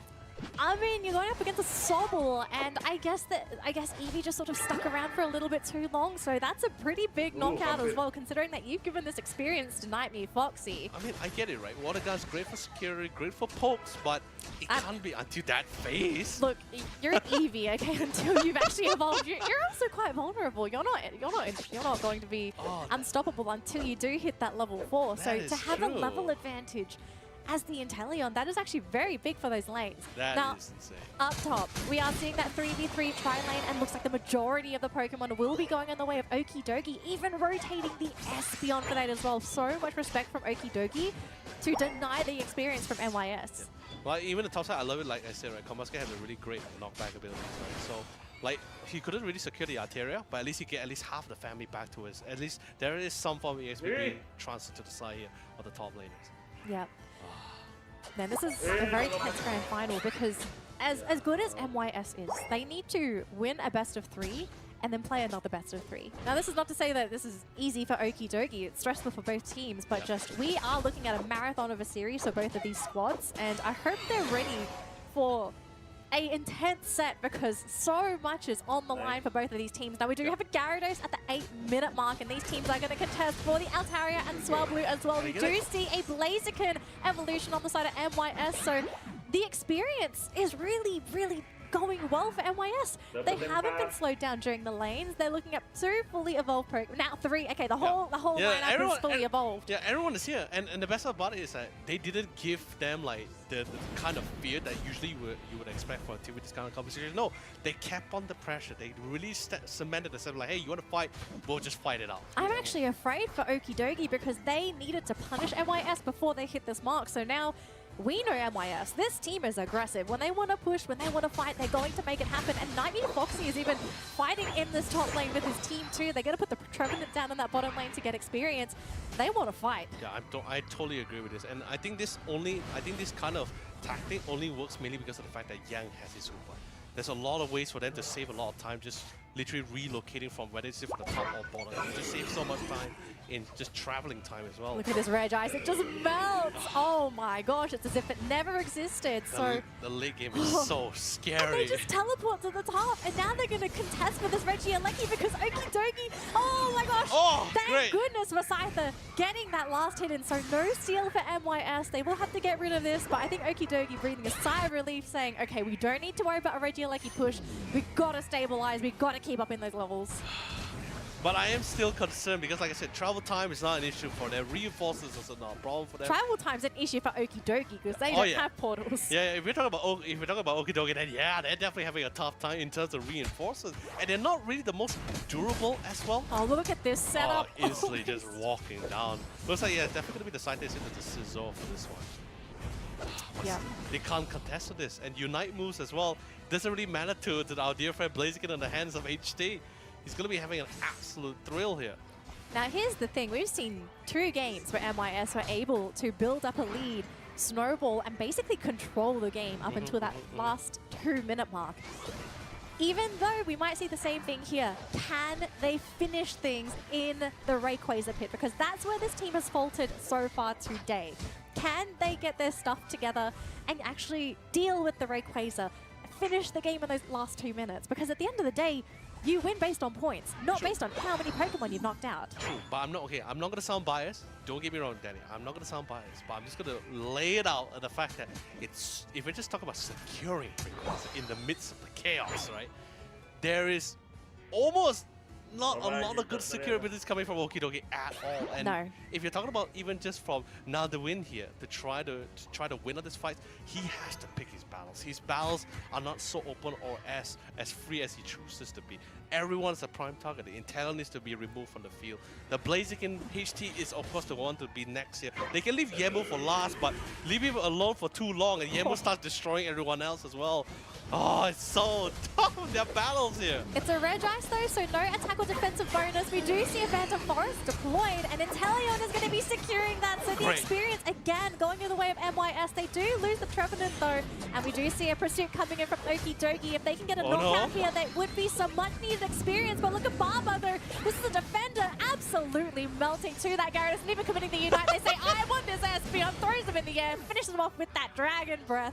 And MYS, they tear that fight apart, and they're looking to break this goal zone as well. Oh man, they just waited it out, and now they literally take the hyperspace portal all the way to the top side to get even more objectives here. So much control. I don't even know what you ban against MYS, because you ban that Hooper, but then they're going to give access to HT's Pokemon, to Nightbot Foxy's Pokemon. Do you ban the Gyarados? Because Yamu is also a major threat on his own. I haven't seen this man falter when he's trying to get his experience. He always hits that Gyarados at the 8-minute mark at most. The thing is this, right? Like, if you're going against a team who's very offensive with a particular part of Pokemon, right? Sure, yes, banning is one thing. I love that they actually add an additional ban for both sides.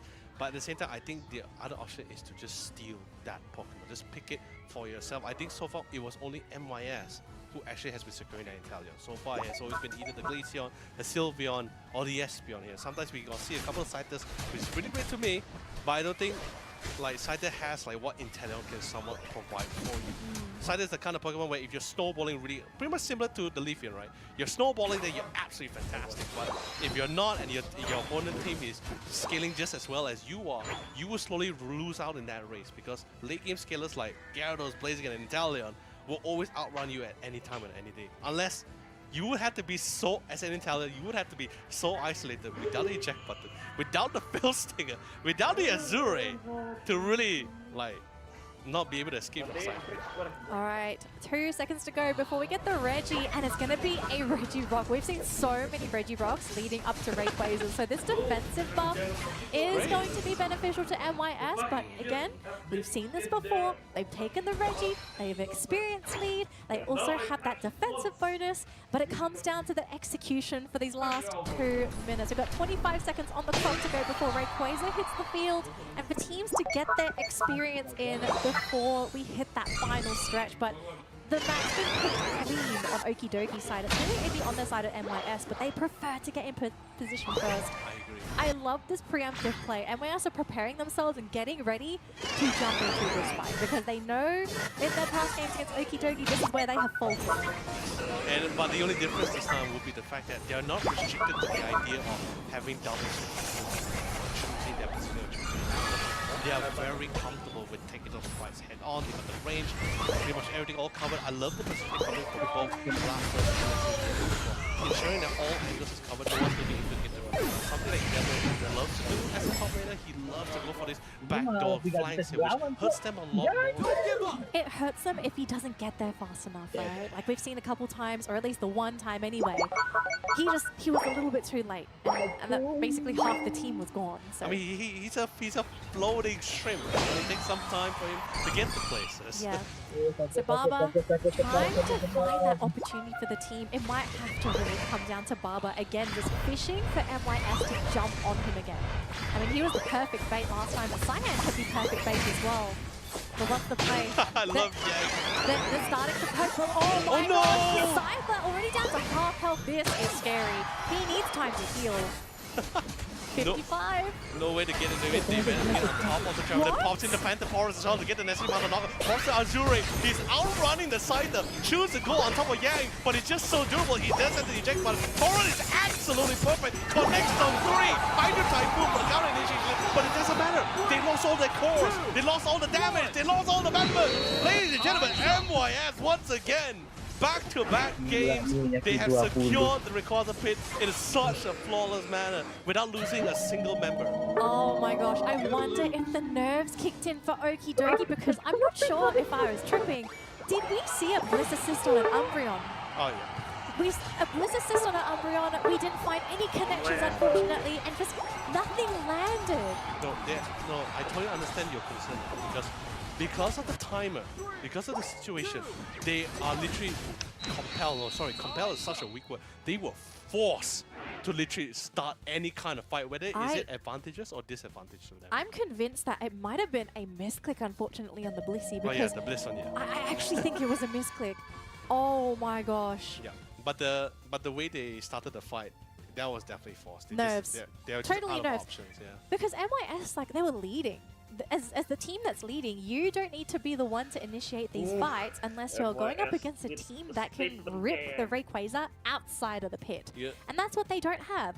If they had a Inteleon or a Dragonite that could hit the Rayquaza from the outskirts of the pit, that would force MYS to fight into them. And the crazy thing about it is the gall on this man like Mew Fox. Like, okay, I understand, like, you know, when you put your Azure, you still need to be within the vicinity to get those autos ins, right? But the fact that he's just showing himself so blatantly out of the open is just pretty much like teasing them. It's like, I know you want me, but you can't get me. Oh man, He but knows still. the limits. Oh yeah, he knows his limits. But this is what I'm saying. This is something that Okidoki needs to prepare for them. This is not the same MOS they were fighting in the upper bracket finals. No, this is the team that is looking to represent once again. They will give their all here. So the second game probably going to be a very crucial one, but at the same time they have to try to adjust accordingly. Game number 1, going in favor of MYS. So for MYS, they're one step closer to tying things up. They need to win this next game if they want to force that reset, but for Okidogi, the dream would be to get 2 reverse wins back-to-back right now to lock in their ticket to Honolulu. Yep. And game number 1, incredibly stressful. I think the team as well, like, they didn't expect such a greedy lineup from MYS because when it came to the laning stage, they almost didn't really know what they wanted to do too. Like, they tried to play aggressive in that bottom lane, then they gave away the first knockout to Nightmute Foxy. We didn't really see Scyther get any knockouts. They just stole some wild Pokemon, and that was really it. No, I don't think that's the one that. I don't think that was what really caught them off guard. What really caught them off guard was the fact that despite them going with such a greedy competition, despite their early game probably not better than Okidoki's early competition, they didn't expect such tenacity, such aggression coming from them. Would you ever see the day? Oh yes, Eevee, yes, not the really best basic form, but I never see anyone be picked off by a Sobble. And with the rest of the competition as well, everyone was showing some form of dominance in their respective lane. And this was before they got their first evolution form as well. Well, we're going to have a quick look at these replays before we do jump into game number 2 here. But things already looking really good for MYS. Just after the laning stage, really just ran away with the match. This was the one time that I thought maybe Okidogi could try and turn things around, but just the bait, forcing them onto their side, bringing the whole team, and then committing Unites to the point where they were just like, yeah, we're just going to shut you guys down now and start accumulating that lead. But this was the fight. The Bliss assist onto the Umbreon. Maybe they thought that Barbell was just going to be shot down, but they changed target immediately, and because of this, no Bliss assist on any of your offensive Pokemon, meaning that they just weren't doing the damage. And unfortunately, because if you look at the team altogether, who are you looking for damage? It's just the Espeon and the Scyther. Blastoise can only do so much when you are put into that role. So you really need the Bliss assist on an offensive Pokemon. Yeah. And Yemu was so patient that part to use his Unite. He waited so long for that to be really clustered up as much as possible. You couldn't ask for a more better 3-man knockout. It felt like another Hydro Typhoon there. It pretty much is. But technically it's worse because in the middle of a fight, sometimes you don't even realize he's coming. Yeah, and it's so much damage as well, like compared to the Hydro Typhoon. I mean, sure, there is damage, but the knockup is longer, but it's just so painful. It's so detrimental. But regardless, what a really great game 1. All right, so let's have a look at some team questionnaires before we jump into game number 2. So for Okidogi, which team or player are you keeping your eyes on and why? And of course for Okidogi, it's MYS. They've always admired them, especially Muscular Foxy. Okay, I know. Interesting comment. Okay, I know. I know Nightmute Foxy is fit. I didn't know he was that fit. I mean, I guess we should ask him if we ever speak to him again. I'm so afraid he just has to be a pick, and I'll be like, oh no. I didn't say anything.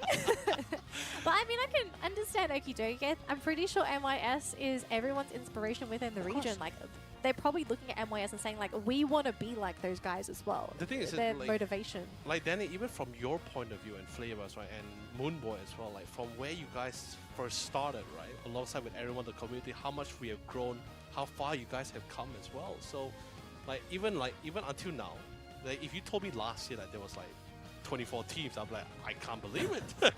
Oh my gosh. Okay, it's all MYS. We've got MYS on the screen, and apparently they're looking out for HT because this Mimikyu is disgustingly good. No, you gotta pronounce it correctly. It's disgusting. Oh no, and I agree. No, honestly, I think any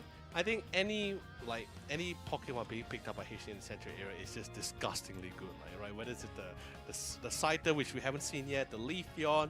I actually can't wait to see him play in the Chandelure. I think something that is not very common in the eastern scene. In the western side, it has been one of the go-to, especially if the Sylveon or the Espeon is not within their grasp, you know, that kind of thing.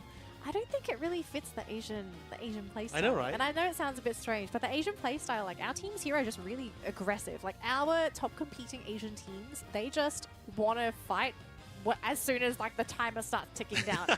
Whereas like I noticed from the Western teams, like there's definitely some more patience, some more like Coordinated movements as well in competition. coordinated. Yeah, I guess the best way to explain it is that they seem to look for timings rather than just like trying to brawl right out the gate.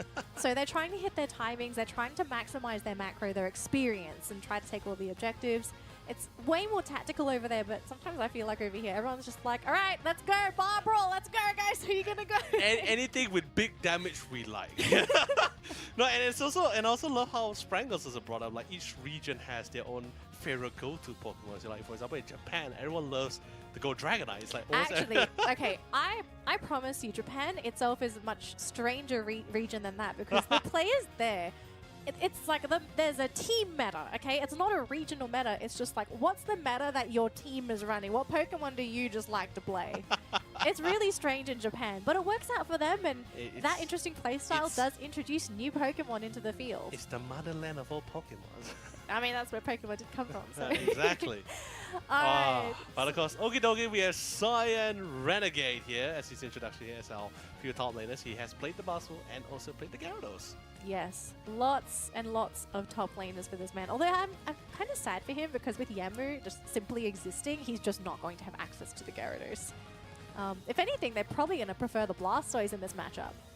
I felt like I don't think it's, I mean, yeah, sure, because Yamu has been quite a wall for him. But of course, let's quickly move on to the next player. But I also felt like whether his captains are going to align to get the Pokemon he wants in the first place here. I mean, it depends on the composition.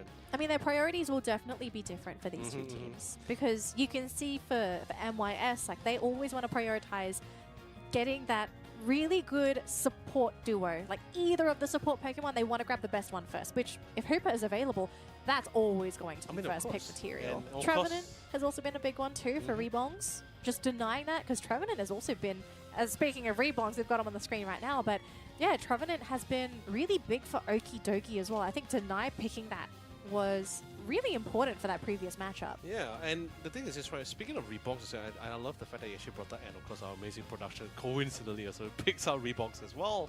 Like even in his past few games, the majority has always been just Trevenant. Not sure, of course, I'm not sure how the game was like, how was the order of things, was it because the enemy team has already locked in like the Umbreon and the Blastoise as well, but it has always been majority Trevenant. Yes, I've seen a game where he played Snorlax, Blastoise, Slowbro, Crustle, but that's like 1 out of the 80 Trevenant games I've seen in a row. And it's back to Trevenant again. So I'm just like wondering, like, is it because of the game itself or the composition demands that Trevenant was the best pick to play alongside with his team members?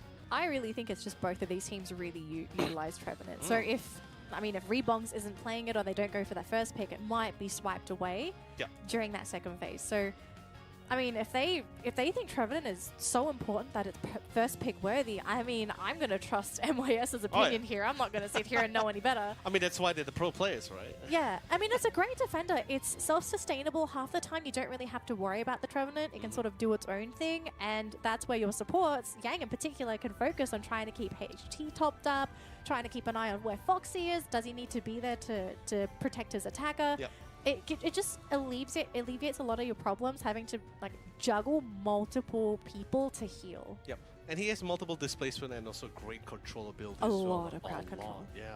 And especially with the recent buffs as well, like especially because we are getting a lot new combos coming into the scene as well. I mean, for now, we're still seeing the staple, which is of course the Wood Hammer with the Horn Leash. I think that's the staple that has been the staple for many, like for at least 2 years now. We had Curse pop up today because Gyarados. Yep. We also, I think even the Western scene in NAU, I also noticed there was the paint split as well. That was also pretty great. That was also really cool to see. So that's why I was very excited for today in this particular tournament. And the next LCQ that's going to be happening in 2 weeks, because the patch, although yes, in terms of Pokemon, I think the meta is still roughly the same thing. Everyone's still going to be using like what works. Maybe Bustle will see less for sure. I'm still waiting for Marchamp to finally get the attention he deserves. He is getting a slight rise in the Western scene as well. But that's the problem though. That's the Western scene. We kind of need it over here in Asia. Yeah, like we're a little bit slow on the update, you know? We're a little bit slow on the update, but we'll get there, right? But that's what I'm saying, right? It's it's always like we're still seeing the same Pokemon, but how they're utilized in terms of ability always changes as the time goes, and that's always really great to see. It's no longer like, okay, it's gonna be the same combo, but suddenly when you see Curse and you see 2 Horn Leech back to back, and you be like, that's insane. Like, that's insane. Like, you can push a guy back twice. That's absolutely insane. I saw a game where this guy controlled, like, him and the Crossel. He rocked, like, he displaces one time, he rock toes it, he resets it, and then he pushes it all the way back to the goalpost. Pretty much half the lane he's gone.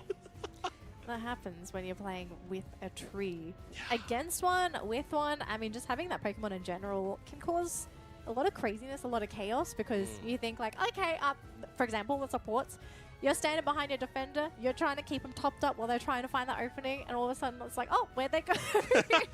Oh, you're over there. Okay, bye. And I love how they actually improve on the comp view as well. I think in the beginning I was very confused because I'm always wondering like, where's my comp? And the guy's typing in chat, I'm on you, and I'm like, oh.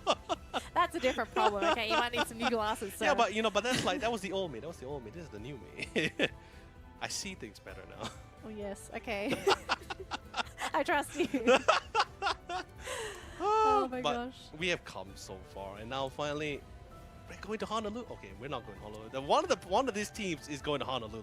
Well, it could be 2 because remember, like whoever doesn't make it to Honolulu during this qualifier can still again qualify through the last chance qualifier. So we could be looking at both of our representatives that just haven't qualified yet. When was the last time we actually have 2 NYSG teams going to such an event before?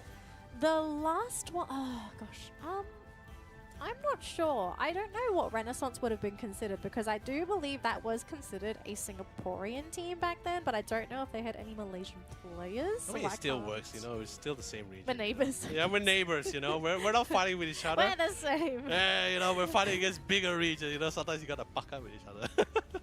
Lock horns, I don't know, like we can fight when we're all together, but like hold hands when you're there. I mean, it's good to support each other.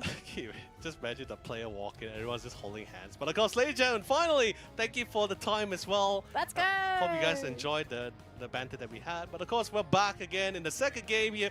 Potentially could be the last or the comeback round here. That Hooper ban. That Hooper ban. Respectful ban. I think Night Mew Foxy, I think we'll never see Mew coming out in this entire series. So are we going to get a Umbreon lock-in again for Okidogi? Or, oh wow, I like this play. You have to deny HT's Mimikyu. No, this is exactly what I was telling you about. Like, if you can't deny that, you just have to pick it. You can't ban it, you just pick it. But this has given away both Umbreon and Trevenant to NYS. Which I don't think is a problem to them. I think like to them, frontliners, defenders is not a huge problem. It can be a nuisance, but not a problem. I think it's like all this damage output that's outputted by NYS on top of the aggression is something which Okidogi just cannot withstand. So I presume this is going to be a Wish Umbreon unless we might be looking at an all-green draft. Please don't tell me. Because they picked, okay, it's a possibility. I know it's a possibility. Okay, and I think Okidogi are also thinking, is it? But Night Mew Foxy is looking to play standard, which look, you don't mess around with the ticket to Worlds, okay? You don't mess around, you gotta take it seriously. So I'm a fan of this. I'm keen, okay? We've got Blaziken, we've got Inteleon, and probably gonna be Yamu's Gyarados unless Okidogi decide to steal it away, but I just don't think it fits in their lineup. Like, you've already got the Mimikyu, and it's JH. Like, JH cannot play anything else on this comp. Like, I've never seen a Attacker Blastoise. Oh, Pikachu? No, oh my gosh. That would be JH Pikachu as well. I was about to bring it up, but I was hesitant. Actually, no. Actually, technically, it could be Nat's Pikachu as well. No, there's no way. I mean, this is guaranteed JH's Pikachu. I hope so. I'm always down to see Pikachu because if this Pokemon is well protected, you've got a lot of frontliners that can protect this Pokemon. Pikachu can go off. I really like seeing this Pokemon in play. The only thing I'm a little bit worried about here now is that the damage for Okidogi is primarily going to be from that Pikachu and the Mimikyu. You've got your backline defense to keep them both protected and act as your front line, and you do have some semi-damage coming in from Cyan. But look at the tank coming in for NYS. Like, their lineup is fat. Like, actually chonky fat here. And the worst part about it as well is like, if you think like, okay, they have no supporters, there's no like anyone to heal, you're dead wrong. They have they got Umbreon. Yang. Yeah, Yang's gonna come in with the wish. yeah, and the wish got, if you guys noticed in the patch, also got buffed recently as well. So that's a lot of additional healing, more than usual actually. From the previous time. I remember last time back in ACL we were talking about it. So it's gonna be the wish Umbreon. Will it be enough? We're always questioning about it, but now we're just like, it's totally fine. Yeah, I mean, it was always situational, and I'm always a fan to see like double support defenders with Umbreon being one of them, because I really do think Wish is a really fantastic ability. But Umbreon in general, just a really great Pokemon too. But let's see what's going to happen here, folks. Game number 2 of the grand final for the Malaysia-Singapore qualifiers for the World Championships. It's Okie Dokie versus MYS. And for Okie Dokie, they need to win these next 2 games. But if MYS wins this next one, we are going to be jumping into a bracket reset and our final best of 3 for today to determine our representative for Malaysia-Singapore at the World Championships. You know, the thing is, it feels off when we don't have a Pikachu in one of our series here. Especially, I feel like it's somewhat of a staple in the Malaysia-Singapore to have a Pikachu come into the competition. At least once, yeah. I mean, you got real Pikachu and fake Pikachu on the same team, so I think it's a pretty cool one here. Well, this is going to be one of those few moments, and hopefully the damage is going to be enough. Actually, the thing is, there is the buff in terms of in Pikachu's abilities recently as well. So, like, the thing is, will it be the Volt Tackle Thunder Electro Ball or the other one? I actually think it will be the long-range Pikachu, so probably going to be looking at Thunder and Thunderbolt. Thunderbolt. Yeah, I don't think you'd want to be going for the single target build here, because if you go for Volt Tackle, you are going to be locking yourself into one area during the stun duration, which I think is far too dangerous. You want the mobility, just quickly cast the Thunderbolt and just sort of run around. And you can also cast Thunder, does a lot of damage, and is also really great, as we see there, at locking down like choke points, being able to dish out the damage whilst your defenders are setting up as well. I do think Pikachu is a fantastic Pokemon. It's just ensuring that you don't get caught, because Pikachu does not have an escape mechanism. Correct. No, that's why I actually backed the question, because like I'm not too sure whether you want to have this person that could be like launching like massive damage on the back line, or just completely removing core players from the battle would be the fastest way. Because it's like, it feels pretty difficult as well, because like you're running into Umbreon, Trevenant, there's a lot of ways to really control you. You don't really want them to really group up and start hunting each of your teammates as well. Yeah. To be fair though, there's a lot of threats against the Pikachu in this matchup. Yang though being jumped on by 3 Pokemon, and it's a really great knockout there, just removing him from the field, preventing him from getting stacks. And Yamu is alone, although he could be getting some reinforcements very soon there. The player ref doing quite a bit of damage, locking him down to less than half, but unfortunately no knockout there.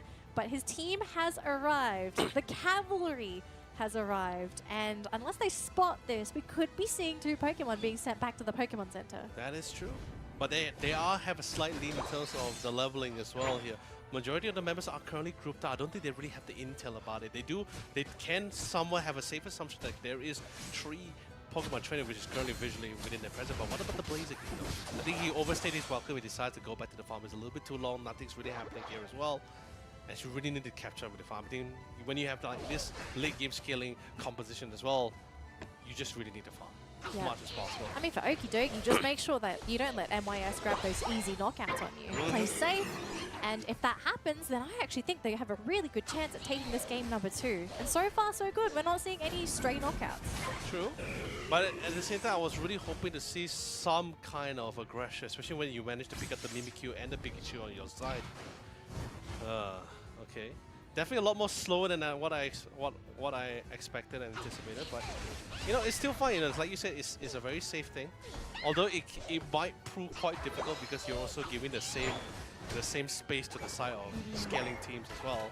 Yeah, ideally, if you have a Pikachu as your attacker, you kind of want to grab those KOs from the get-go in lane, right? Like pick a very strong lane duo, and then have the Pikachu really do the damage, but it's just not really Okie Dokie style. Like, I think you're picking up on it, right? The team is a little passive in the early game, but they do much better when it comes to coordinated team fights. Now, if they lose the Regieleki here, this is going to be a pretty interesting one. MYS could just go back and grab some wild Pokemon, or are they going to go for a fight? They do want to push with this Regieleki. Now, as long as Okie Dokie don't group up, they should be able to take this out no problem. It's really nice. It's really getting nice and comfortable, but you can definitely tell that there is definitely a little bit more better control inside the team MOS. Kick back and relax, folks. It's going to be a bit of a relaxing one until the final 2 minutes, it looks like. True, but this is an opportunity. They spot 2 players at the bottom side and no Hooper to come for the reinforcement. Let's see if they can able to try to catch anyone. But Team MOS anticipate a possible aggression. They play a little bit nice and safe, but instantly return back the favor and gets the KO instead. And now the full team is here. He did pop the thunderstorm, but is it out? No, unfortunately not. None in the face of such beefy Pokemons as they send them all back to the Pokemon Center. Oh my goodness. MIS, I mean, they're just showing off the fact that their whole lineup is just really big, bad, can absorb so much damage. Even the Mimikyu goes down as well. Oh boy, it looks like it might be a rerun for game number 1. And the crazy part about it as well, like when you felt so comfortable, especially when you're slowly pushing towards their goalpost, you already start seeing the machinations as well. The Blaziken it is Volt Tackle. rotating all the way to the top side. Yeah. No, that's what I was asking, right? Like, because it felt 2 is viable, but it's just so risky. I always feel a little worried when I see Pikachus with Volt Tackle. I mean, typically it's it's Thunder and Thunderbolt because when you pick Volt Tackle, you are also telling the opponents like, hey, I'm gonna land here. So that you can actually preemptively catch a Pikachu just as they finish the Volt Tackle animation, and it can be a little bit scary sometimes considering how squishy a Pikachu is. But then again, it just does so much damage, that combination. But like I said, all these teams, they're building this, they drafted this composition with the idea of a certain goal. Nope, comes to the way, does commit the Unite move, trying to sustain as much as possible. He's holding it out, but the rest of the team comes in, and a beautiful 5-man Phantom Force into the Torrential Terror. My god! They're gonna try to see if they get a couple of ball. Blaziken is absolutely on the roll, devastating the back line. And we have Nightmew Foxy in the front line. Where else can you go? Where else can you be, Danny? The team fight for MYS is just... it is scary. They have so much AoE control. They have massive unites as well that really thrive in full 5-on-5 engagements. And then you look at Okie Dokie, a lot of their stuff, aside from the Hydro Typhoon, it's really single target. The Thunderstorm from Pikachu, sure it does damage, but you kind of want to force that out in like a 1 or 2 player situation. You don't want to wait until you're in the middle of 5 people and then pop your Thunderstorm. It's a bit too hairy at that point of time. So, I mean, for MIS, they're not in any rush. They should have the late game advantage. They're just going to push themselves further and further ahead, take all of these wild Pokemon away from Okie Dokie, just starve them out. It's not just starving, they're really choking them out of options as well. Not really anywhere safe. Team fights also doesn't seem viable. It doesn't feel like it's in their control or in their hands. And they're literally just poking at each of these goalposts as well. And the best part about it, MIS knows that there's nothing they can really do about it as well. You know the best part as well for MYS? Oh, okay, I thought you were about to say the best part for Okie Dokie. I would love to be very positive for Okie Dokie. I also would love to. The game is just so lopsided. And I also want to say the Umbreon Wish choice here for MYS is also going to make it almost impossible for Okie Dokie to just come in and blow somebody up, because when you have the Wish targeted on you, there's also damage reduction besides the delayed healing. So if you try to blow somebody up, their comp, just looking at their Pokemon, they just don't do enough damage to blow anybody up. And here I'm trying to explain to people that the nerf on the Umbreon is just not enough.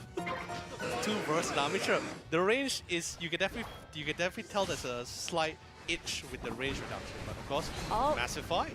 They're going in right now. They managed to catch a number of Pokemon so far. Umbreon's going to be the first one to go down for MYS though, so no more Wish healing. Hang on a minute, is this going to be the turnaround for MYS? They were the ones that wanted to pick this fight, and the Mimikyu trying to go for the pick-up. Oh no, Yemo! Hasn't come back down to the story of the last 2 minutes being the bane of this team's existence. I don't think that's going to be the case though, because they are looking much healthier here. HT coming in with that Blaziken, wanting to try and finish off that Slowbro. With the Gyarados as well, they will tag team him down, and they also take down the Blastoise too, leaving the Pikachu and the Blissey around.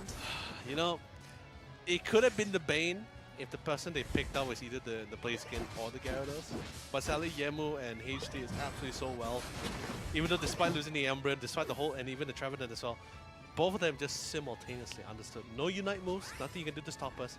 just outran the competition. Absolutely well done. There's still the Unite move for Yang, so he can use that whenever he wants to. If any of his teams are in danger, of course, you will still have access to that wish as well. So 45 seconds left on the clock here for Okidogi. If they really want to bring this to that game number 3, they're going to have to pull some kind of miracle out of this magical hat, because they're about to go for a bracket reset if they drop this game.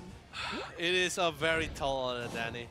Especially since now Team MYS is so focused on just buying out the time here and just holding out the recourse. I mean, look at the positioning as well. Really surrounding out. Beautiful thunderstorm as well. Not going to be enough here. Not really on top of the hands of Night Mew Foxy. Gets the whole lead into the big six. Couldn't really get the abilities out in time. Heidi Typhoon did manage to catch on top of Night Mew Foxy, but not really enough to really get the damage in. It doesn't matter. They're going to double a couple of more points because they know for a fact not enough time to secure the Rayquaza. And ladies and gentlemen, we are going into our very first reset. Our first and only reset for the grand final. So MYS, they've hit the halfway mark and they're going to have to do it again. Win the next 2 games to lock in their ticket to Honolulu. But for Okidogi, okay, this team, Chani, okay, we've already heard from the team themselves in their own little questionnaire. The team gets a lot of lectures from Chani. Now might be the time to have that motivational talk and to really nail down what has been the issue for the last 2 games. Now, obviously, they'll have a deeper understanding of what they feel is going to be the pros and cons of playing up against MYS, but just from where we're sitting at, I really think they're letting MYS just they're getting away with such a greedy draft. Usually, in most cases, especially coming from MYS as well, like I said, their composition usually thrive around like covering multiple angles. Right, you have this early game, you also have this beautiful scaling to the late game. That's where the Intelligence comes in, right? The other attacker is usually either the BBQ or the Glacier Blissey, but those 2 Pokemon are not so dependent on just farming too much. They love to go for the fights once they hit a certain timing and a certain peak. However, for this composition, like you said, you literally said the exact right words. It's so greedy. Something that shouldn't even be happening in the first place. And not just that though, I also feel, maybe you feel a little bit differently, but Okidogi is a really, really passive team for these last 2 games. Like they were kind of waiting for MYS to make those moves from start to finish. They weren't really the ones to really dictate the flow of the game. And I think, is it because they're maybe really afraid of MYS, especially with their draft? Are they scared that they're just going to completely throw the game away if they're the ones that are going to try and take that driver's seat? Because sure, they won their previous games against MYS because, you know, the team absolutely threw away the match in the last 2 minutes, but you can't rely on that to win you the set. My god, it's a flat line, Danny. But yeah, to answer your question, it's something like what I told you just now, right? There are certain compositions like MYS who always try to design their composition around covering certain angles, and there are also some teams who focus primarily around the Rayquaza bit. I feel like this is one of those few kind of unique teams that just like to build a composition around just the Rayquaza. They're like, you know, we may not be an aggressive team, we may not be those team fight teams, but as long as we secure the Rayquaza, that's all that matters. But the thing is, like, I'm not really big of a fan for Okidogi's draft, even if it did come to Rayquaza. Like, I also agree. Like, if you look at their drafts for the past 2 games, they didn't really have the best Pokemon to secure objectives. They didn't have the potential to shred those objectives as well. They just didn't really have the best comps. And I think you also have to give props to MYS from stealing elements away and banning elements away that made Okidogi so successful, which was the Sylveon. I do think the Sylveon bans are really coming into play here because there's not really much that JH can really do, unfortunately, unless he does have access to that Sylveon. Correct. The Trevenant being stolen away, I also think is a really big factor. The fact that they don't have access to 2 massive counter-initiating unites that can also turn the fight on its head. Yep. No, I feel like I totally agree with you, but also I feel like they just need to give a lot more options to Cyan and JH and Nat, because we're seeing a lot of Pokemon that, I mean, sure, they can play those Pokemon for sure, but from my list here, I can definitely tell that there's a lot more better options here for themselves. For JH, it's not just the Sylveon, it's not just the Espeons, he also can play the Intelligent. I mean, Mew is of course forever banned, they're always going to ban him because of Night Mew Foxy. But there's Delphox, I mean, yes, he brought in Pikachu, that was great. There's the Decidueye, there's a lot of ways you can really play around this. More options to Cyan and JH and Nat, because we're seeing a lot of Pokemon that, I mean, sure, they can play those Pokemon. like seeing this Pokemon in play. The only thing I'm a little bit worried about here now is that the damage for Okidogi is primarily going to be from that Pikachu and the Mimikyu. You've got your backline defense to keep them both protected and act as your front line, and you do have some semi-damage variety, but if you can't play a certain Pokemon to a certain level, you're probably better off playing something that you have mastered. Yep. But before we do jump into our bracket reset though, let's have a quick look at the match that just previously happened and just sort of walk through everything slowly and just sort of, I guess, pick apart what really happened here for Okidogi, because again, this team has a lot that they need to, I don't know, there's a lot to think about here. Okay, hold on. So, ladies and gentlemen, welcome back. We're drawing with Danny. I don't know how to use this again, so you might need to help me sort of do this again. Right, Where's the slow down button? The one next to the play button. Okay, here we go. Okay, so we do have a number of clips. We're going to start things off here with the Mimikyu that actually tried to go for the initiation. Like, this was supposed to be the push coming in from Okidogi. Now, unfortunately for them, we just didn't see the damage, right? The damage wasn't there. They're just not able to finish anything off. And even though you're throwing all of your unites, the Thunderstorm was supposed to be one of their biggest assets going into this battle. So many counter-initiating unites. Hydro Typhoon was being used.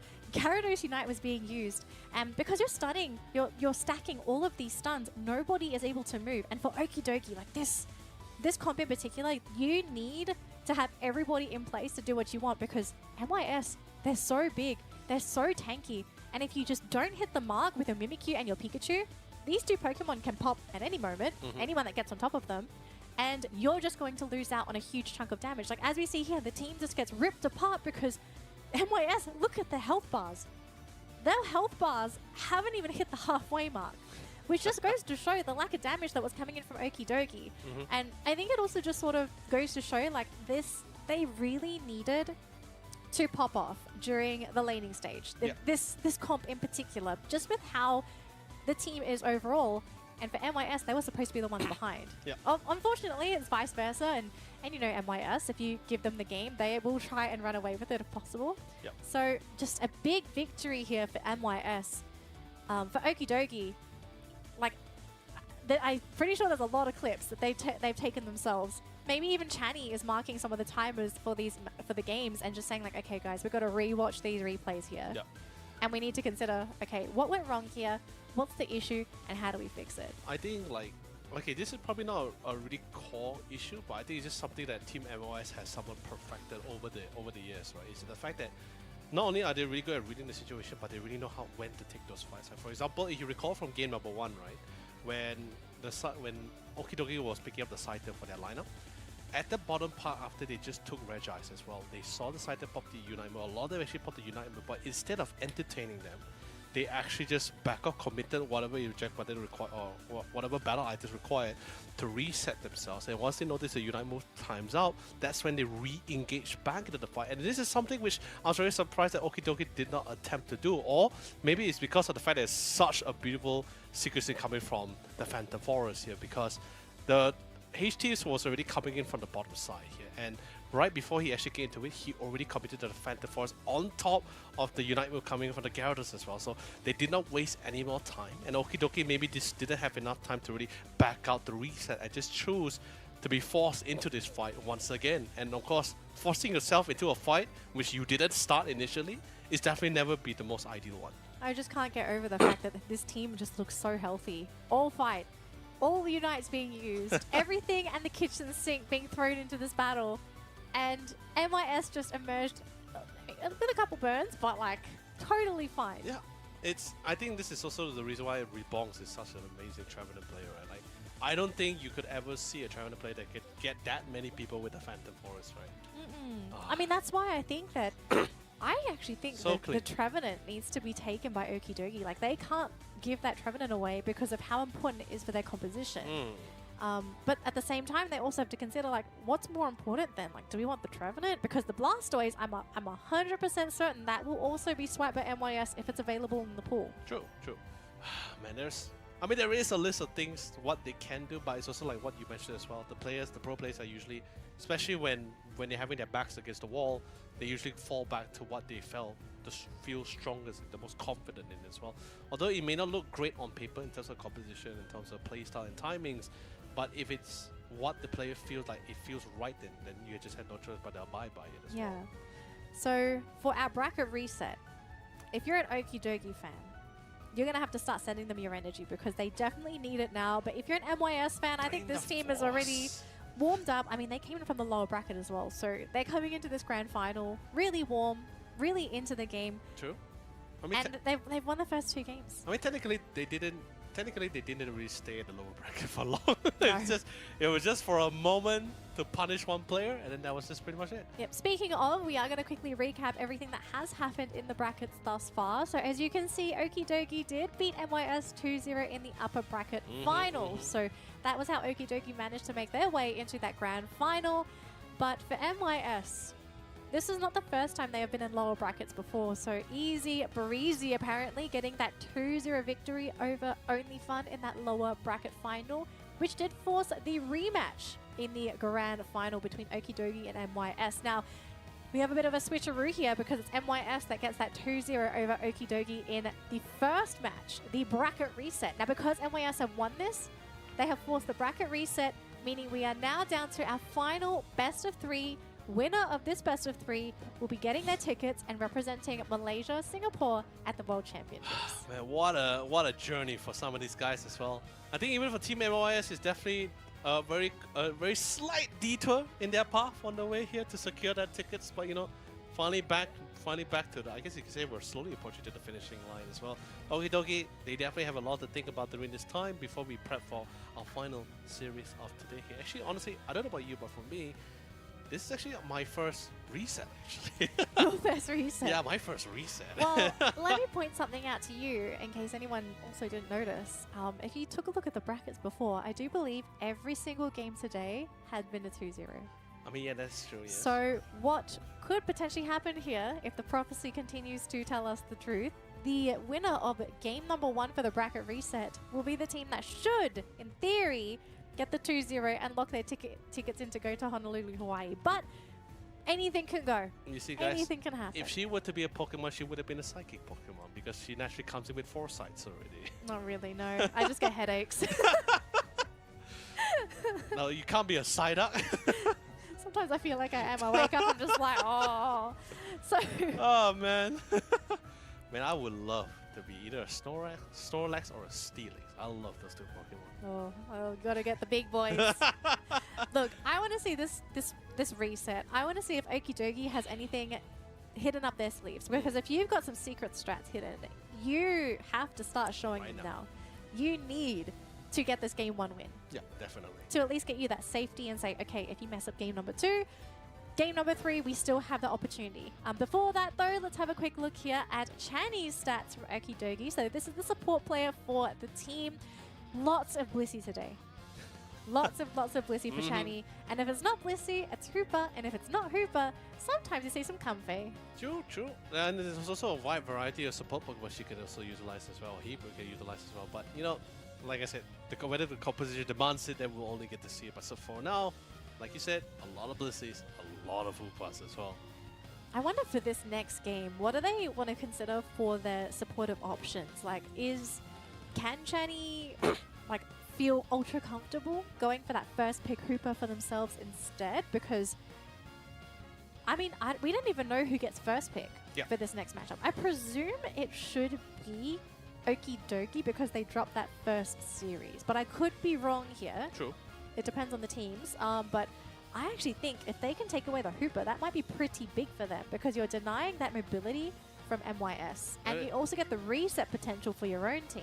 That's true. That definitely could be a game changer as well. It makes things a lot more comfortable, right? That kind of thing, especially since you can reinforce those lanes that get pressured. Yeah, it's that kind of thing where if you can't beat quality, you beat it with quantity, right? That kind of thing. Just bring more people. It's like this guy's too strong. Let's bring it to Calvary. Yeah, it works sometimes. I guarantee it doesn't always work, but most of the time. Yeah, it works 2 ways, right? You can't beat quantity, you beat it with quality. You can't beat quality, you beat it with quantity. It works 2 ways.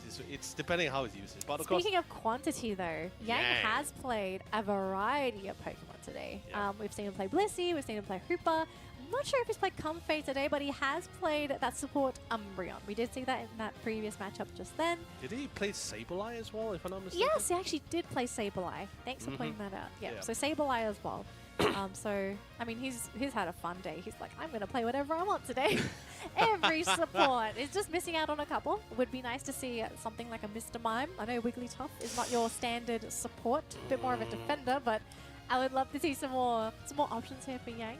Although I wouldn't mind seeing a Sableye again. I do like watching MYS and their interactions as a team when Yang does play that Sableye, because the fact that they're coordinating between Yang's vision and them trying to figure out, like, okay, what's the call here? Who do we see? Is this an opportunity for us to sort of go in for that quick KO and leave? No, I agree with you, right? Because it's like it's not just a Sableye, especially since usually when they pick Sableye, they always try to at least try to find someone else to play the support role. When you suddenly see the Umbreon Wish comes into the mix as well, so you got a really nice mix of things as well. Although while they're still trying to do something crazy into the mix, something most average team usually wouldn't do.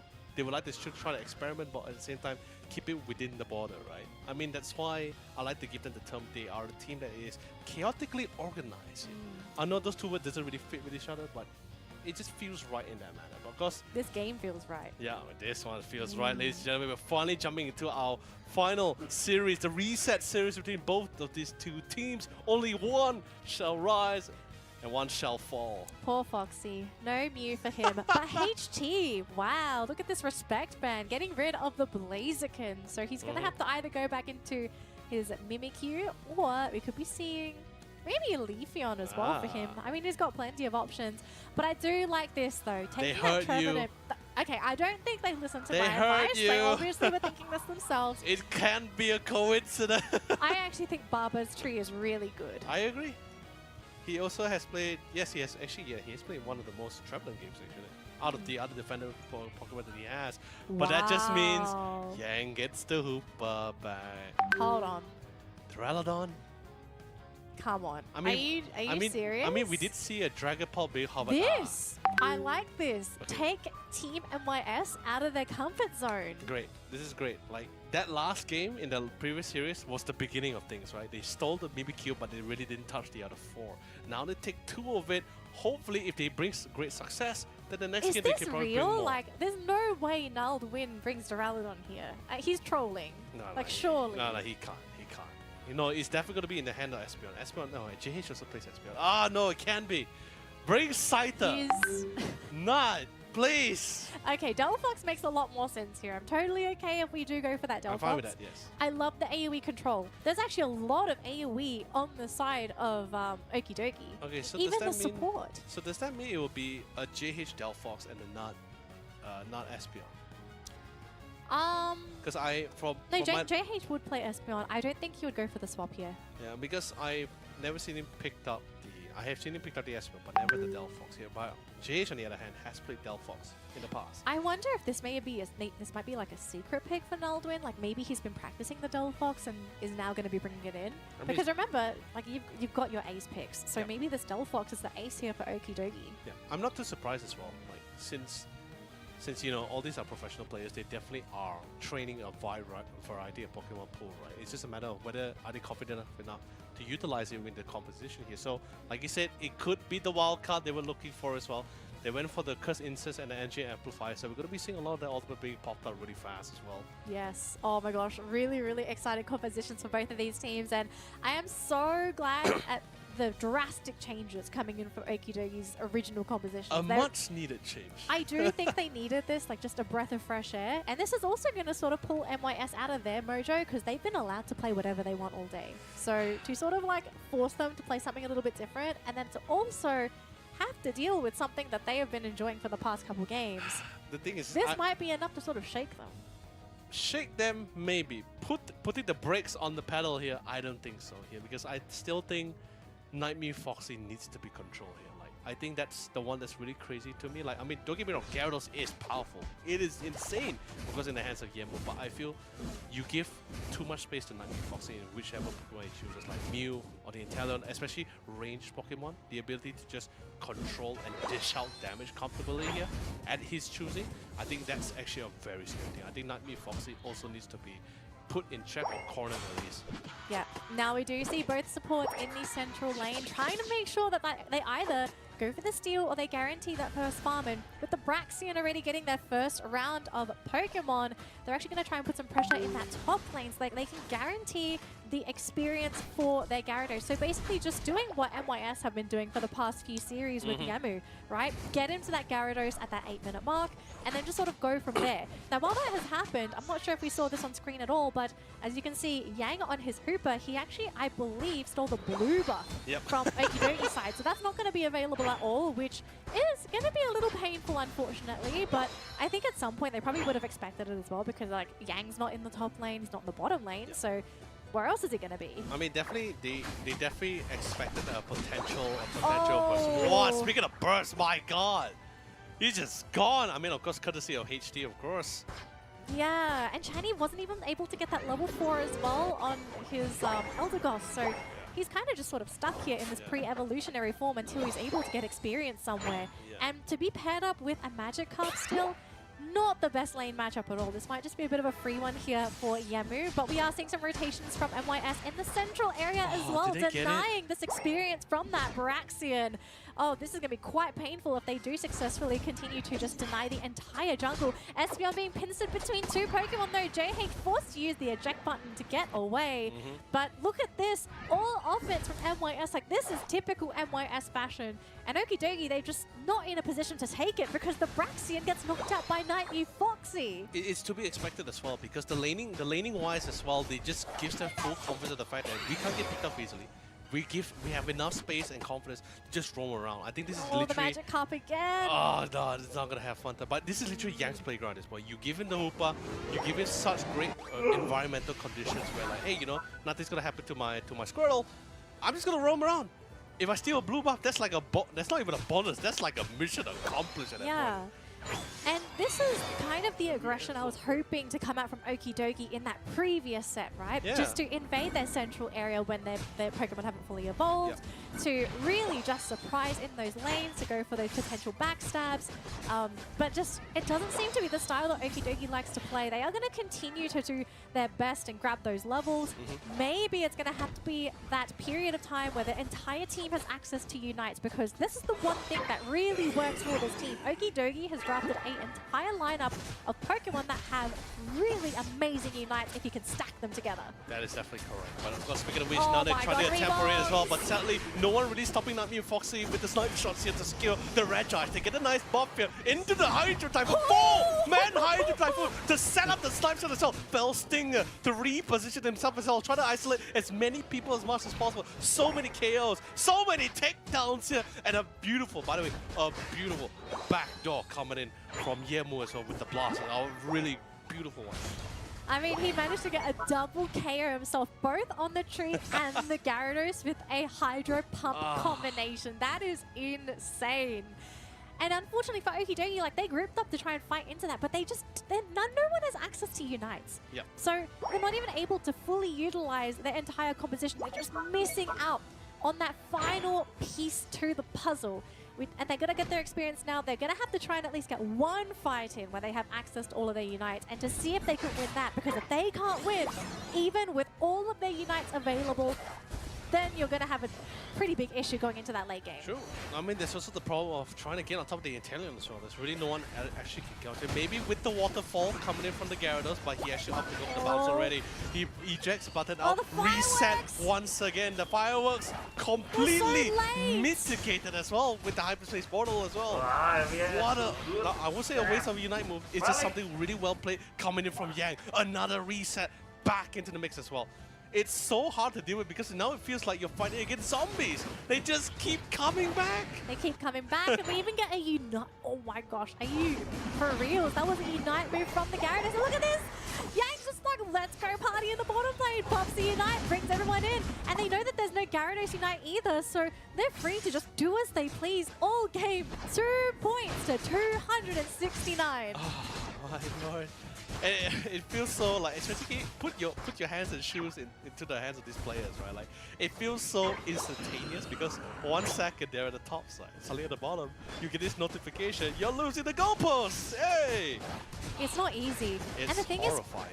is as well for Okidoki, like one of the ways to really work against that Hooper is to eliminate the tier 1 goal zones. If the tier 1s are up, that is just so much mobility for the enemy team, but they're just struggling to do anything. They can't take objectives, they can't fight 5v5, they can't break those goal zones, then they don't have a composition that can even try and go for back caps. Yes. So what is your alternative here? Are you investing completely in the late game? Because that really only feels like the last option for this squad. No, that's where the Umbreon pick comes in, right? It's such a strong, it's like a really strong statement to say you want to pick a speedster. You really need to think about it, especially in the hands of Team MYS. It's a very strong statement at this point here. Feels more like a threat in this case here, and usually the best person to really get to the backline are usually the speedsters, but you're already denied with the existence of the Umbreon. You can risk it for sure, yes, but a lot of condition needs to be met as well. It's so difficult. Well, I can't, like, the only thing I can see that Okidoki really can get their hands on Nightmare Foxy is to really get good positioning, or Nightmare Foxy really overextending himself. I mean, I think if you're Okidoki, you're just investing everything into that late game. Yeah, the last 2-minute fight, you win that Rayquaza fight, that's how you come back into the game. Because thankfully for them, MYS, they're not running a complete score-based competition, so composition. So they're not going to reach a point where they'll have like 500 points by the time Rayquaza is up, because that's where that puts the whole Rayquaza win con in danger, because you can score 500 points, but if they just score a couple hundred more, it doesn't really matter unless you can get points somewhere.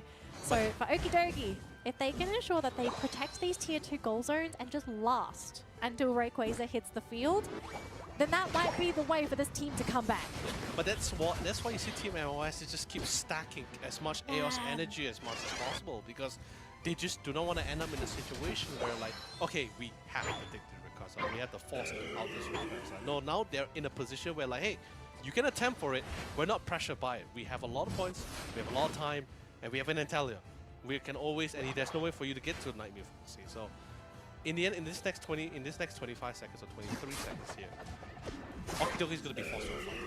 And if they can't get their hands on Nightmare Foxy, then they have to ensure they're committing everything to secure the Rayquaza. But you can be dang sure Team MOS is going to make it very costly.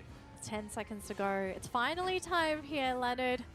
Finally time for Okidoki to somehow bait out Unites from MYS, bait them into an unfavorable fight, anything to bring them to that first game of victory, as we are playing our reset right now. And it looks like both of the teams, they're going to try and go for a bit of damage there onto the Rayquaza, but look at this though, Rebong's already going for the cutoff there. Oh, things are not looking too good. They are going to have to try and go for those heals, but actually they're not going to heal Cyan. They want to try and slowly rip down this Rayquaza, but the chip damage is looking a little bit too much here on the side of Okidoki, and you have an Eldegoss as your healer. The only way to really out-heal this is to commit your Unite. Oh, they're just denying this constant pulse is not really ideal. Look, Sunbound damage is also piling on top of it. Beautiful Phantom Forest, but was it going to be enough? No! Counter initiation coming in from the Hydro Typhoon seems a little bit more superior. The Surge comes in from Yemo, constantly locking him down. It's such a compact area. Beautifully lined up for Nightmare Foxy to go for the snipes. And what's even better, Yang is also joining in the fray. It's a 5-man wipe, and MYS have secured themselves the Rayquaza in our bracket reset grand final match. If they're going to take this 100%, they have such a massive point lead. There are no Unites available on Okidoki. They're looking at a massive level difference between these two teams as well. This team is one win away from securing their tickets to represent Malaysia Singapore at Honolulu in the World Championships. MYS fans going to be rejoicing, but it's not over yet for Okidoki. We've got two more games, 2 potential games, but of course the most important one is going to be this next game. They have to win this next game. If you have an ace up your sleeve, it's time to whip it out. You have to. This is the do or die game for this team. Otherwise, their next opportunity is the last chance qualifier, which is 2 weeks from now. Yeah. Whatever matches you guys gotta have in your hand, you gotta pull it out. And by the way, I think you missed it out as well. But I think Foxy was able to get a 5K Crazy MYS. Are you surprised? With No, I'm not surprised, but I'm happy for him because it's, you know, it's not very easy to get most of the time as well. final. But still, what a game! Like you said, the next game, 1,000 1,000. points. They gotta end it in style, you know. You gotta live it. You gotta live it. Ooh, But so close. But like you said, the next game, of course, is the most crucial one because it's make it or break it. If they don't succeed in the second game, then there's not going to be a third one. Our representative is definitely going to be Team MYS. At the moment, we are continuing with the 2-0 curse, Yep. Leonard. We've had a 2-0 curse all day. No 3-game series. I mean, Well, I don't three call it games a series. curse. So I'm far. calling it a curse because us viewers, like, we kind of want 3 games. So I'm just saying, we all want 3 games. True. Obviously, for MYS, they do prefer the 2-0, so they would True. rather have a nice clean sweep here. True, but for some reason I can hear Nightmare Foxy screaming, "Bring me more! Bring me a challenge!" You know, because so far I don't think Nightmare Foxy actually sweated in this games back to back at all. I'm pretty sure the only thing on this man's mind is, can I play Mew yet? Yeah, that's never That's gonna the only happen. thing. That's never gonna happen. No. If only. Oh, that's not gonna happen. But I mean, it's okie dokie so far. Although a little bit. Okay, I won't say very slow, but it's slightly late. But they are taking the steps to adjust, right? They're slowly taking the Trevenant, they're slowly taking the Mimikyu, slowly taking the Gyarados now. Now it's the matter of, can someone really take away the Inteleon? Well, here's my question for you though. Sure. Was taking the Gyarados worth it for Okie Dokie? Because sure, they took it away from Yamu, but arguably he had a better game on the Blastoise than he did on the Gyarados. The thing is this, right? Sure. Having another all-rounder in your team, whether you have it or not, is always great because it's the amount of damage you're outputting and how much you're able to deliver is definitely different between a Blastoise and a Gyarados. However, every single round, the one who will always win the trade battle in terms of poking or skirmishes will always be the one who has the most damage and most range, and so far has always been the Inteleon. I know it feels like I'm emphasizing it a lot, but it's just that way. You saw a lot of the clashes even towards the Rayquaza pit. Everyone likes the side, like our very first series, okay, during the grand finals, the side gets hit by the Inteleon. He loses half HP and there's no choice but to reset. And even the same goes when he picks up the Mimikyu. Gets hit, reset. Gyarados being poked around. Okay, maybe he did get poked around by the Inteleon that much, but he's being poked around by Yamu with the Blastoise. I actually don't think Foxy's the issue. Really? I actually think the Foxy is Yamu and HT. Because they're the ones that give Foxy the opening. Do you remember the games? Yes, of course, of course. You remember the games where MYS, like, the ones that they struggled, like, Foxy was one of the few players left, but there was only so much he can really do by himself as that Inteleon if there are too many Pokemon up. So if you can somehow dismantle that front line, then I actually think that's where Okie Dokie would be able to shine. And it starts from the lane, which is why I'm questioning here. Is the Gyarados worth picking? Or should you just give the Gyarados to Yamu and somehow find a way to stabilize or actually win that top lane? Because in the game so far that Yamu has played the Gyarados, we haven't seen him slowed at all. He always hits Gyarados at the 8-minute mark. Whereas in this game in particular, Cyan, I mean, he did the best that he could. Yes. Top lane was woeful. It was really tough for the Magikarp. I believe he evolved at about 7.5 minutes, almost at that 7-minute mark, which is not ideal if you're running a Gyarados. So how do you stabilize that top lane? What are you changing to improve the efficiency of your top lane, but at the same time slow down the progress of the enemy top lane? Because like the players have access to VODs, okay? Correct. They have all this information too. They understand that MYS will share their central lane with the top laner if they really need to. Yes. Then I guess we will have to fall back to what Unite Holic actually utilize against them, right? You fight, sometimes you want to fight fire, you gotta fight it with fire. Fire with fire in this case here. So bring in the damage. Bring in a lot more damage here. Like we're not talking about, don't get me wrong, Blast is still a very fantastic top laner, great defender as well, but you gotta bring in the damage. I'm talking about like Boswell. Usually I would have suggested, but Boswell is no longer in the picture. But there are other options. You can bring in the Blaziken for yourself. You can bring in the Marsh. I actually think it's the option for central laner that might change things for this team. Same thing. Top lane, central lane. Bring in more damage. Bring Not damage. They need aggression. They Yep. need a lineup that can come online early and doesn't Yes. need the resources to be able to pull off those fights, because like you also have to consider like what's HT picking. True. Can your central laner actually beat HT? Do you have the setup for your central laner to beat HT? To me, damage equals aggression, basically, for me. So, Mimikyu, great central laner. Early game, you have also the Leafeon, but that just means you also have to ensure the Umbreon is away for you to select, so at least it doesn't really count as you instead. Top laner, you can also bring in, maybe you can bring in the Blastoise, or you can bring in Blaziken for yourself. There's a lot of few options for them to really play around with here.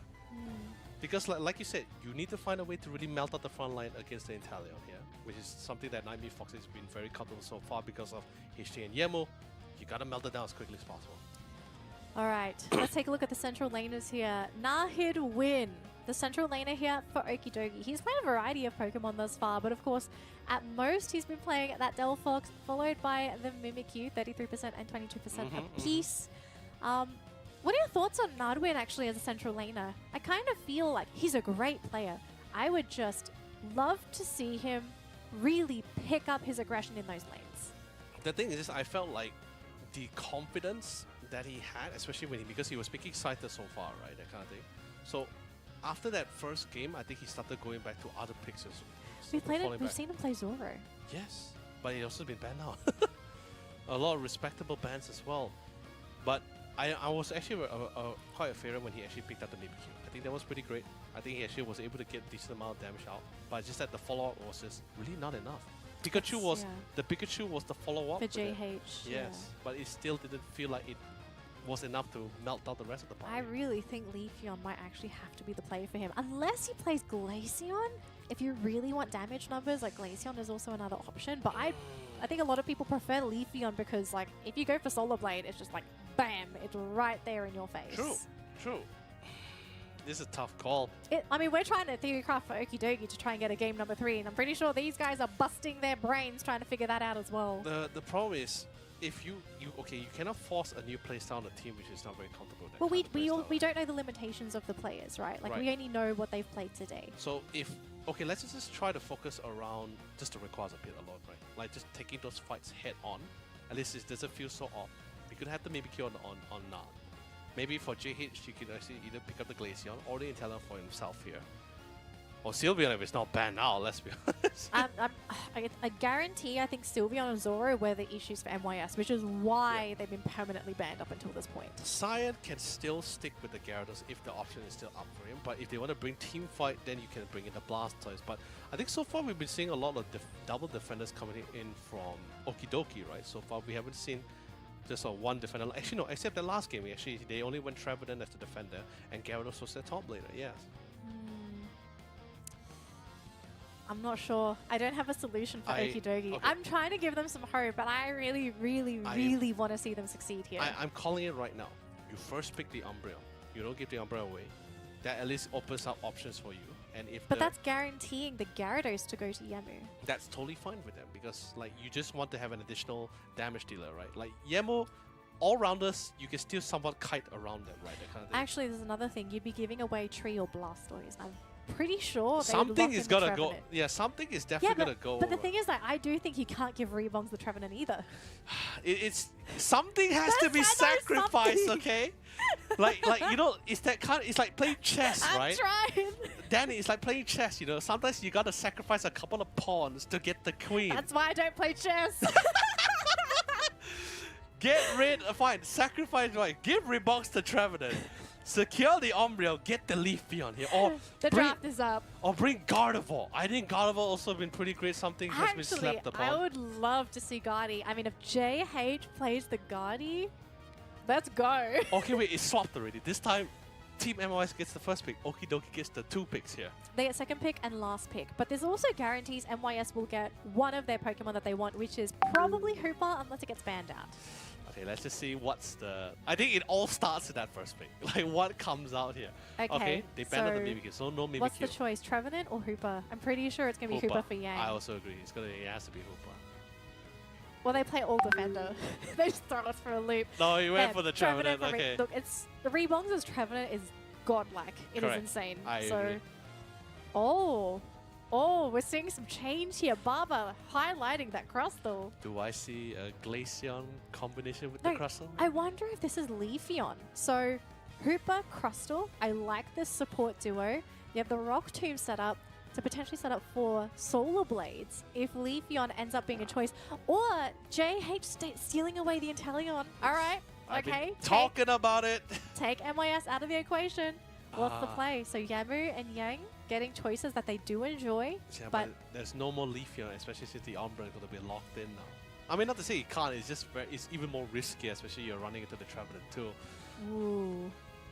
And Meowscarada being highlighted by Cyan. But in the hands of Cyan. who though? That's the real question. No.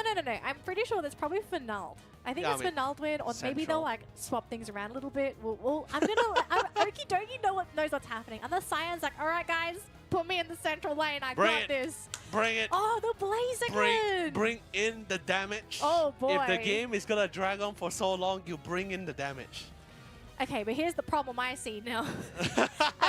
Listen, okay, I'm a fan for what Okidogi is doing. Okay, I am just worried that all of their like 3 evolutionary stage Pokemon are going to be stuck in their first or second evolutionary forms. Depending on how aggressive they're coming in for Team MOS, that's of course the real question.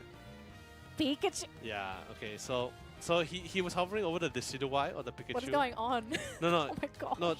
No, they just decided like, okay, we do not want to go late game against the Inteleon and the Blaziken and the Meowscarada. So they decided to be bringing the Pikachu to enhance their aggression even more here, to play alongside with both Eevee Evolution and the Trevenant here.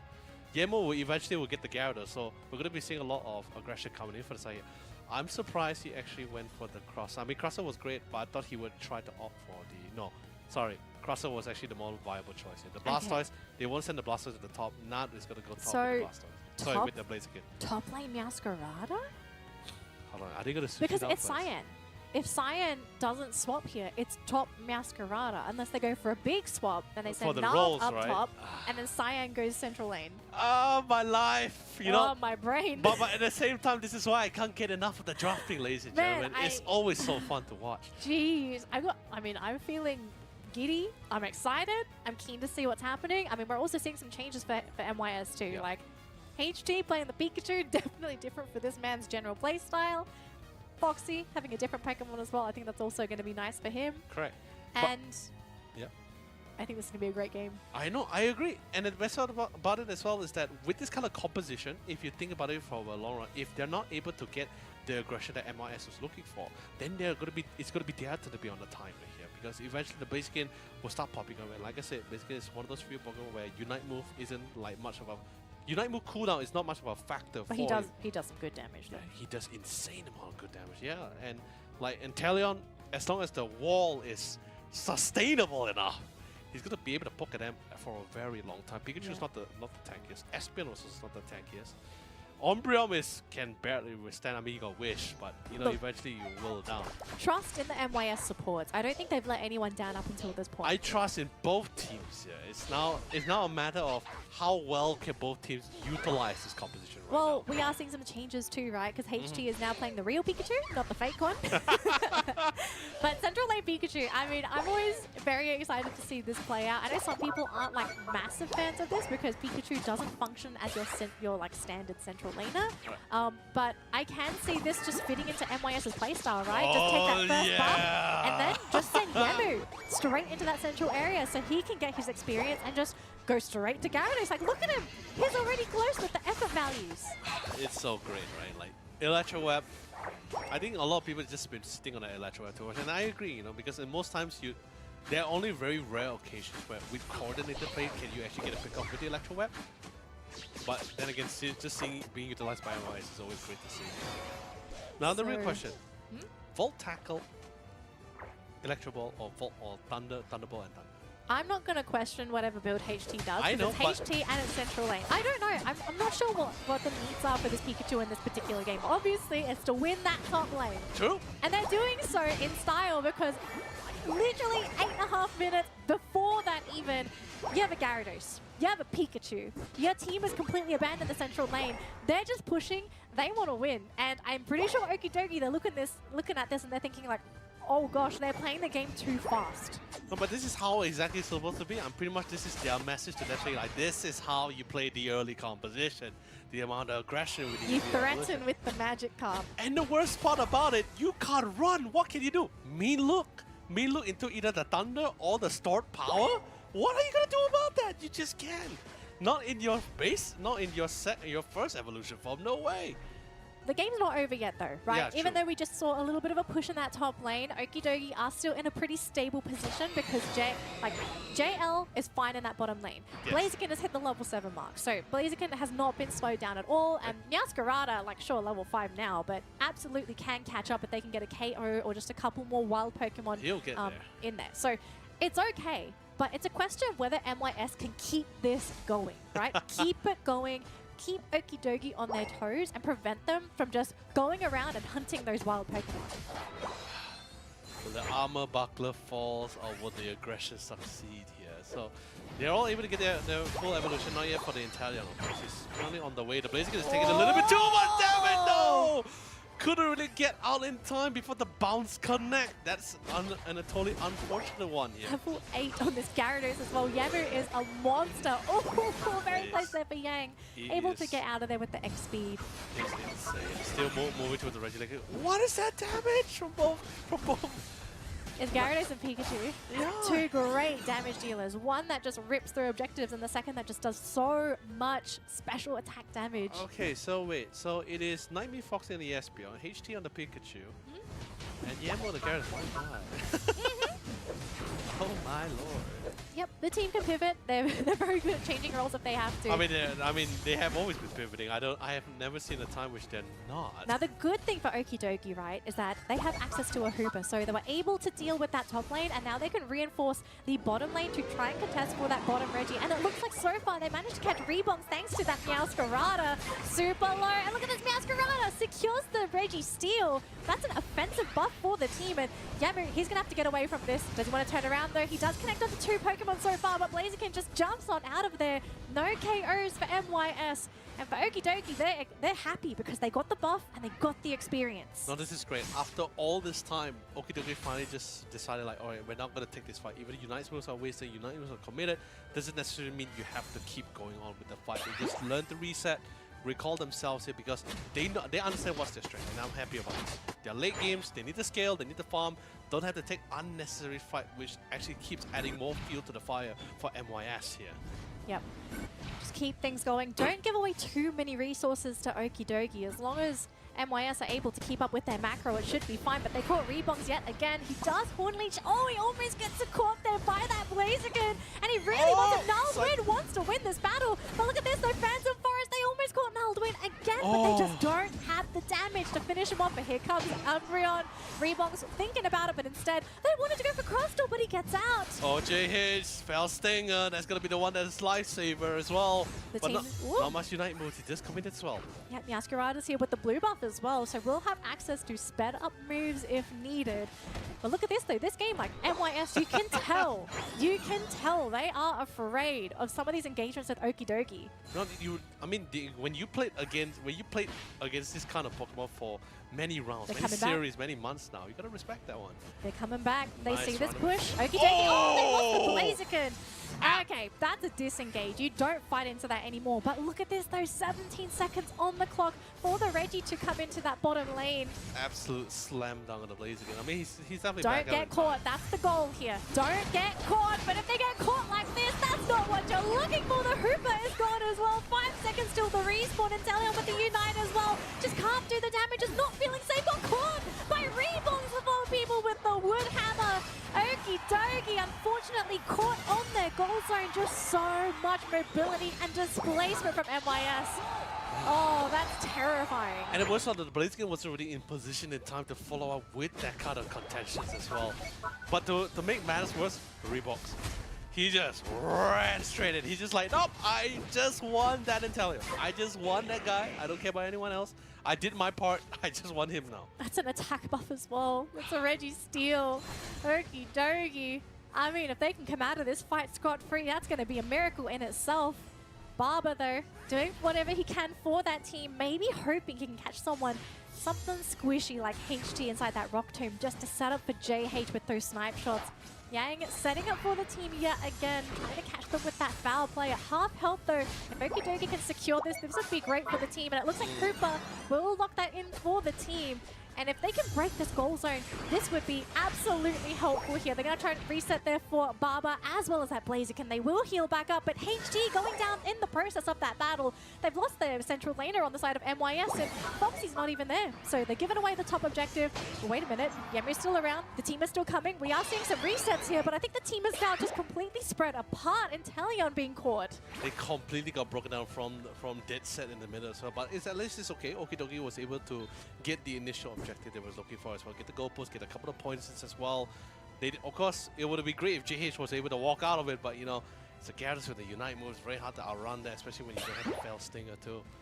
It's really going to come down to this final fight for both of these teams, and in particular for MYS, you can see they're trying to funnel all of their resources into Yemu. Yep. Yemu is their late game insurance plan. As long as he's on that field to act as their main source of damage for the Rayquaza, and even just the main source of damage to really fight into Okidogi, he's going to be the main source of protection for both HT and Foxy, because if these two get caught, they're squishy. They will go down, especially with all this burst damage coming out from Okidogi. Yep. 1 second to go though.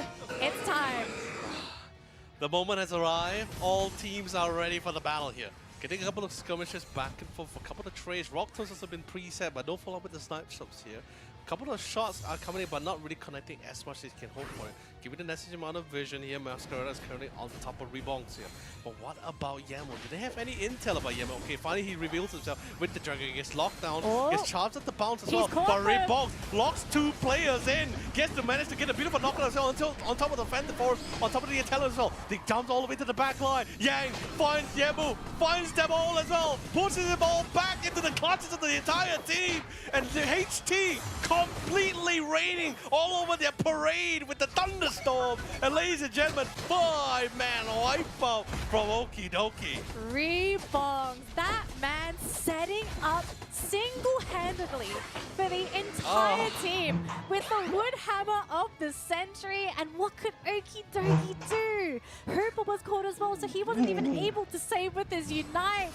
Oh man, that Trevenant pick. I'm pretty sure for Okidogi, you are regretting giving that Pokemon away now. The crazy thing about it is, like, usually we see Rebongs, like, besides positioning and utilization, it's pretty much standard, right? But that last fight was so clear cut, right? Because he had the wood hammer, he had the Hondish on some of the members of the Okidogi, but he committed a one-man Phantom Force alone on the Italian without the notion of trying to really get on top of it. It's just to buy the time for Yemo and the rest of the squad to get into position. Yang got on top of it. Everyone got on top of him, and I'm just like, that is absolutely insane.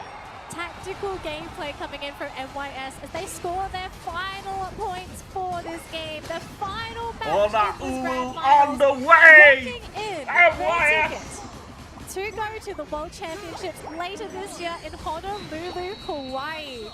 Our champions, our team MYS. Well done. Really well done. GG. Really showcasing in 3 series back to back to showcase why they are going there to represent Malaysia and Singapore. But of course, kudos to Okidogi. It was definitely not a very easy game for a fact. Definitely not for sure. But at the same time, not just Okidogi, but even for the rest of the team that was not able to secure the spot in this series. 904 poin. The LCQ here and still another Ya, MWS kembali menunjukkan kenapa mereka nomor 1 di Okidogi, I'm pretty sure that they did earn admiration for the people that did tune into the broadcast today. I loved that they did really start to pick up on MYS's playstyle. It was just sometimes mereka comeback from lower bracket dan sometimes you're lucky, you're in the right spot, you're not in the right spot, and in the case of Rebongs, I mean, he ensures that you are in the right spot with those wood hammers.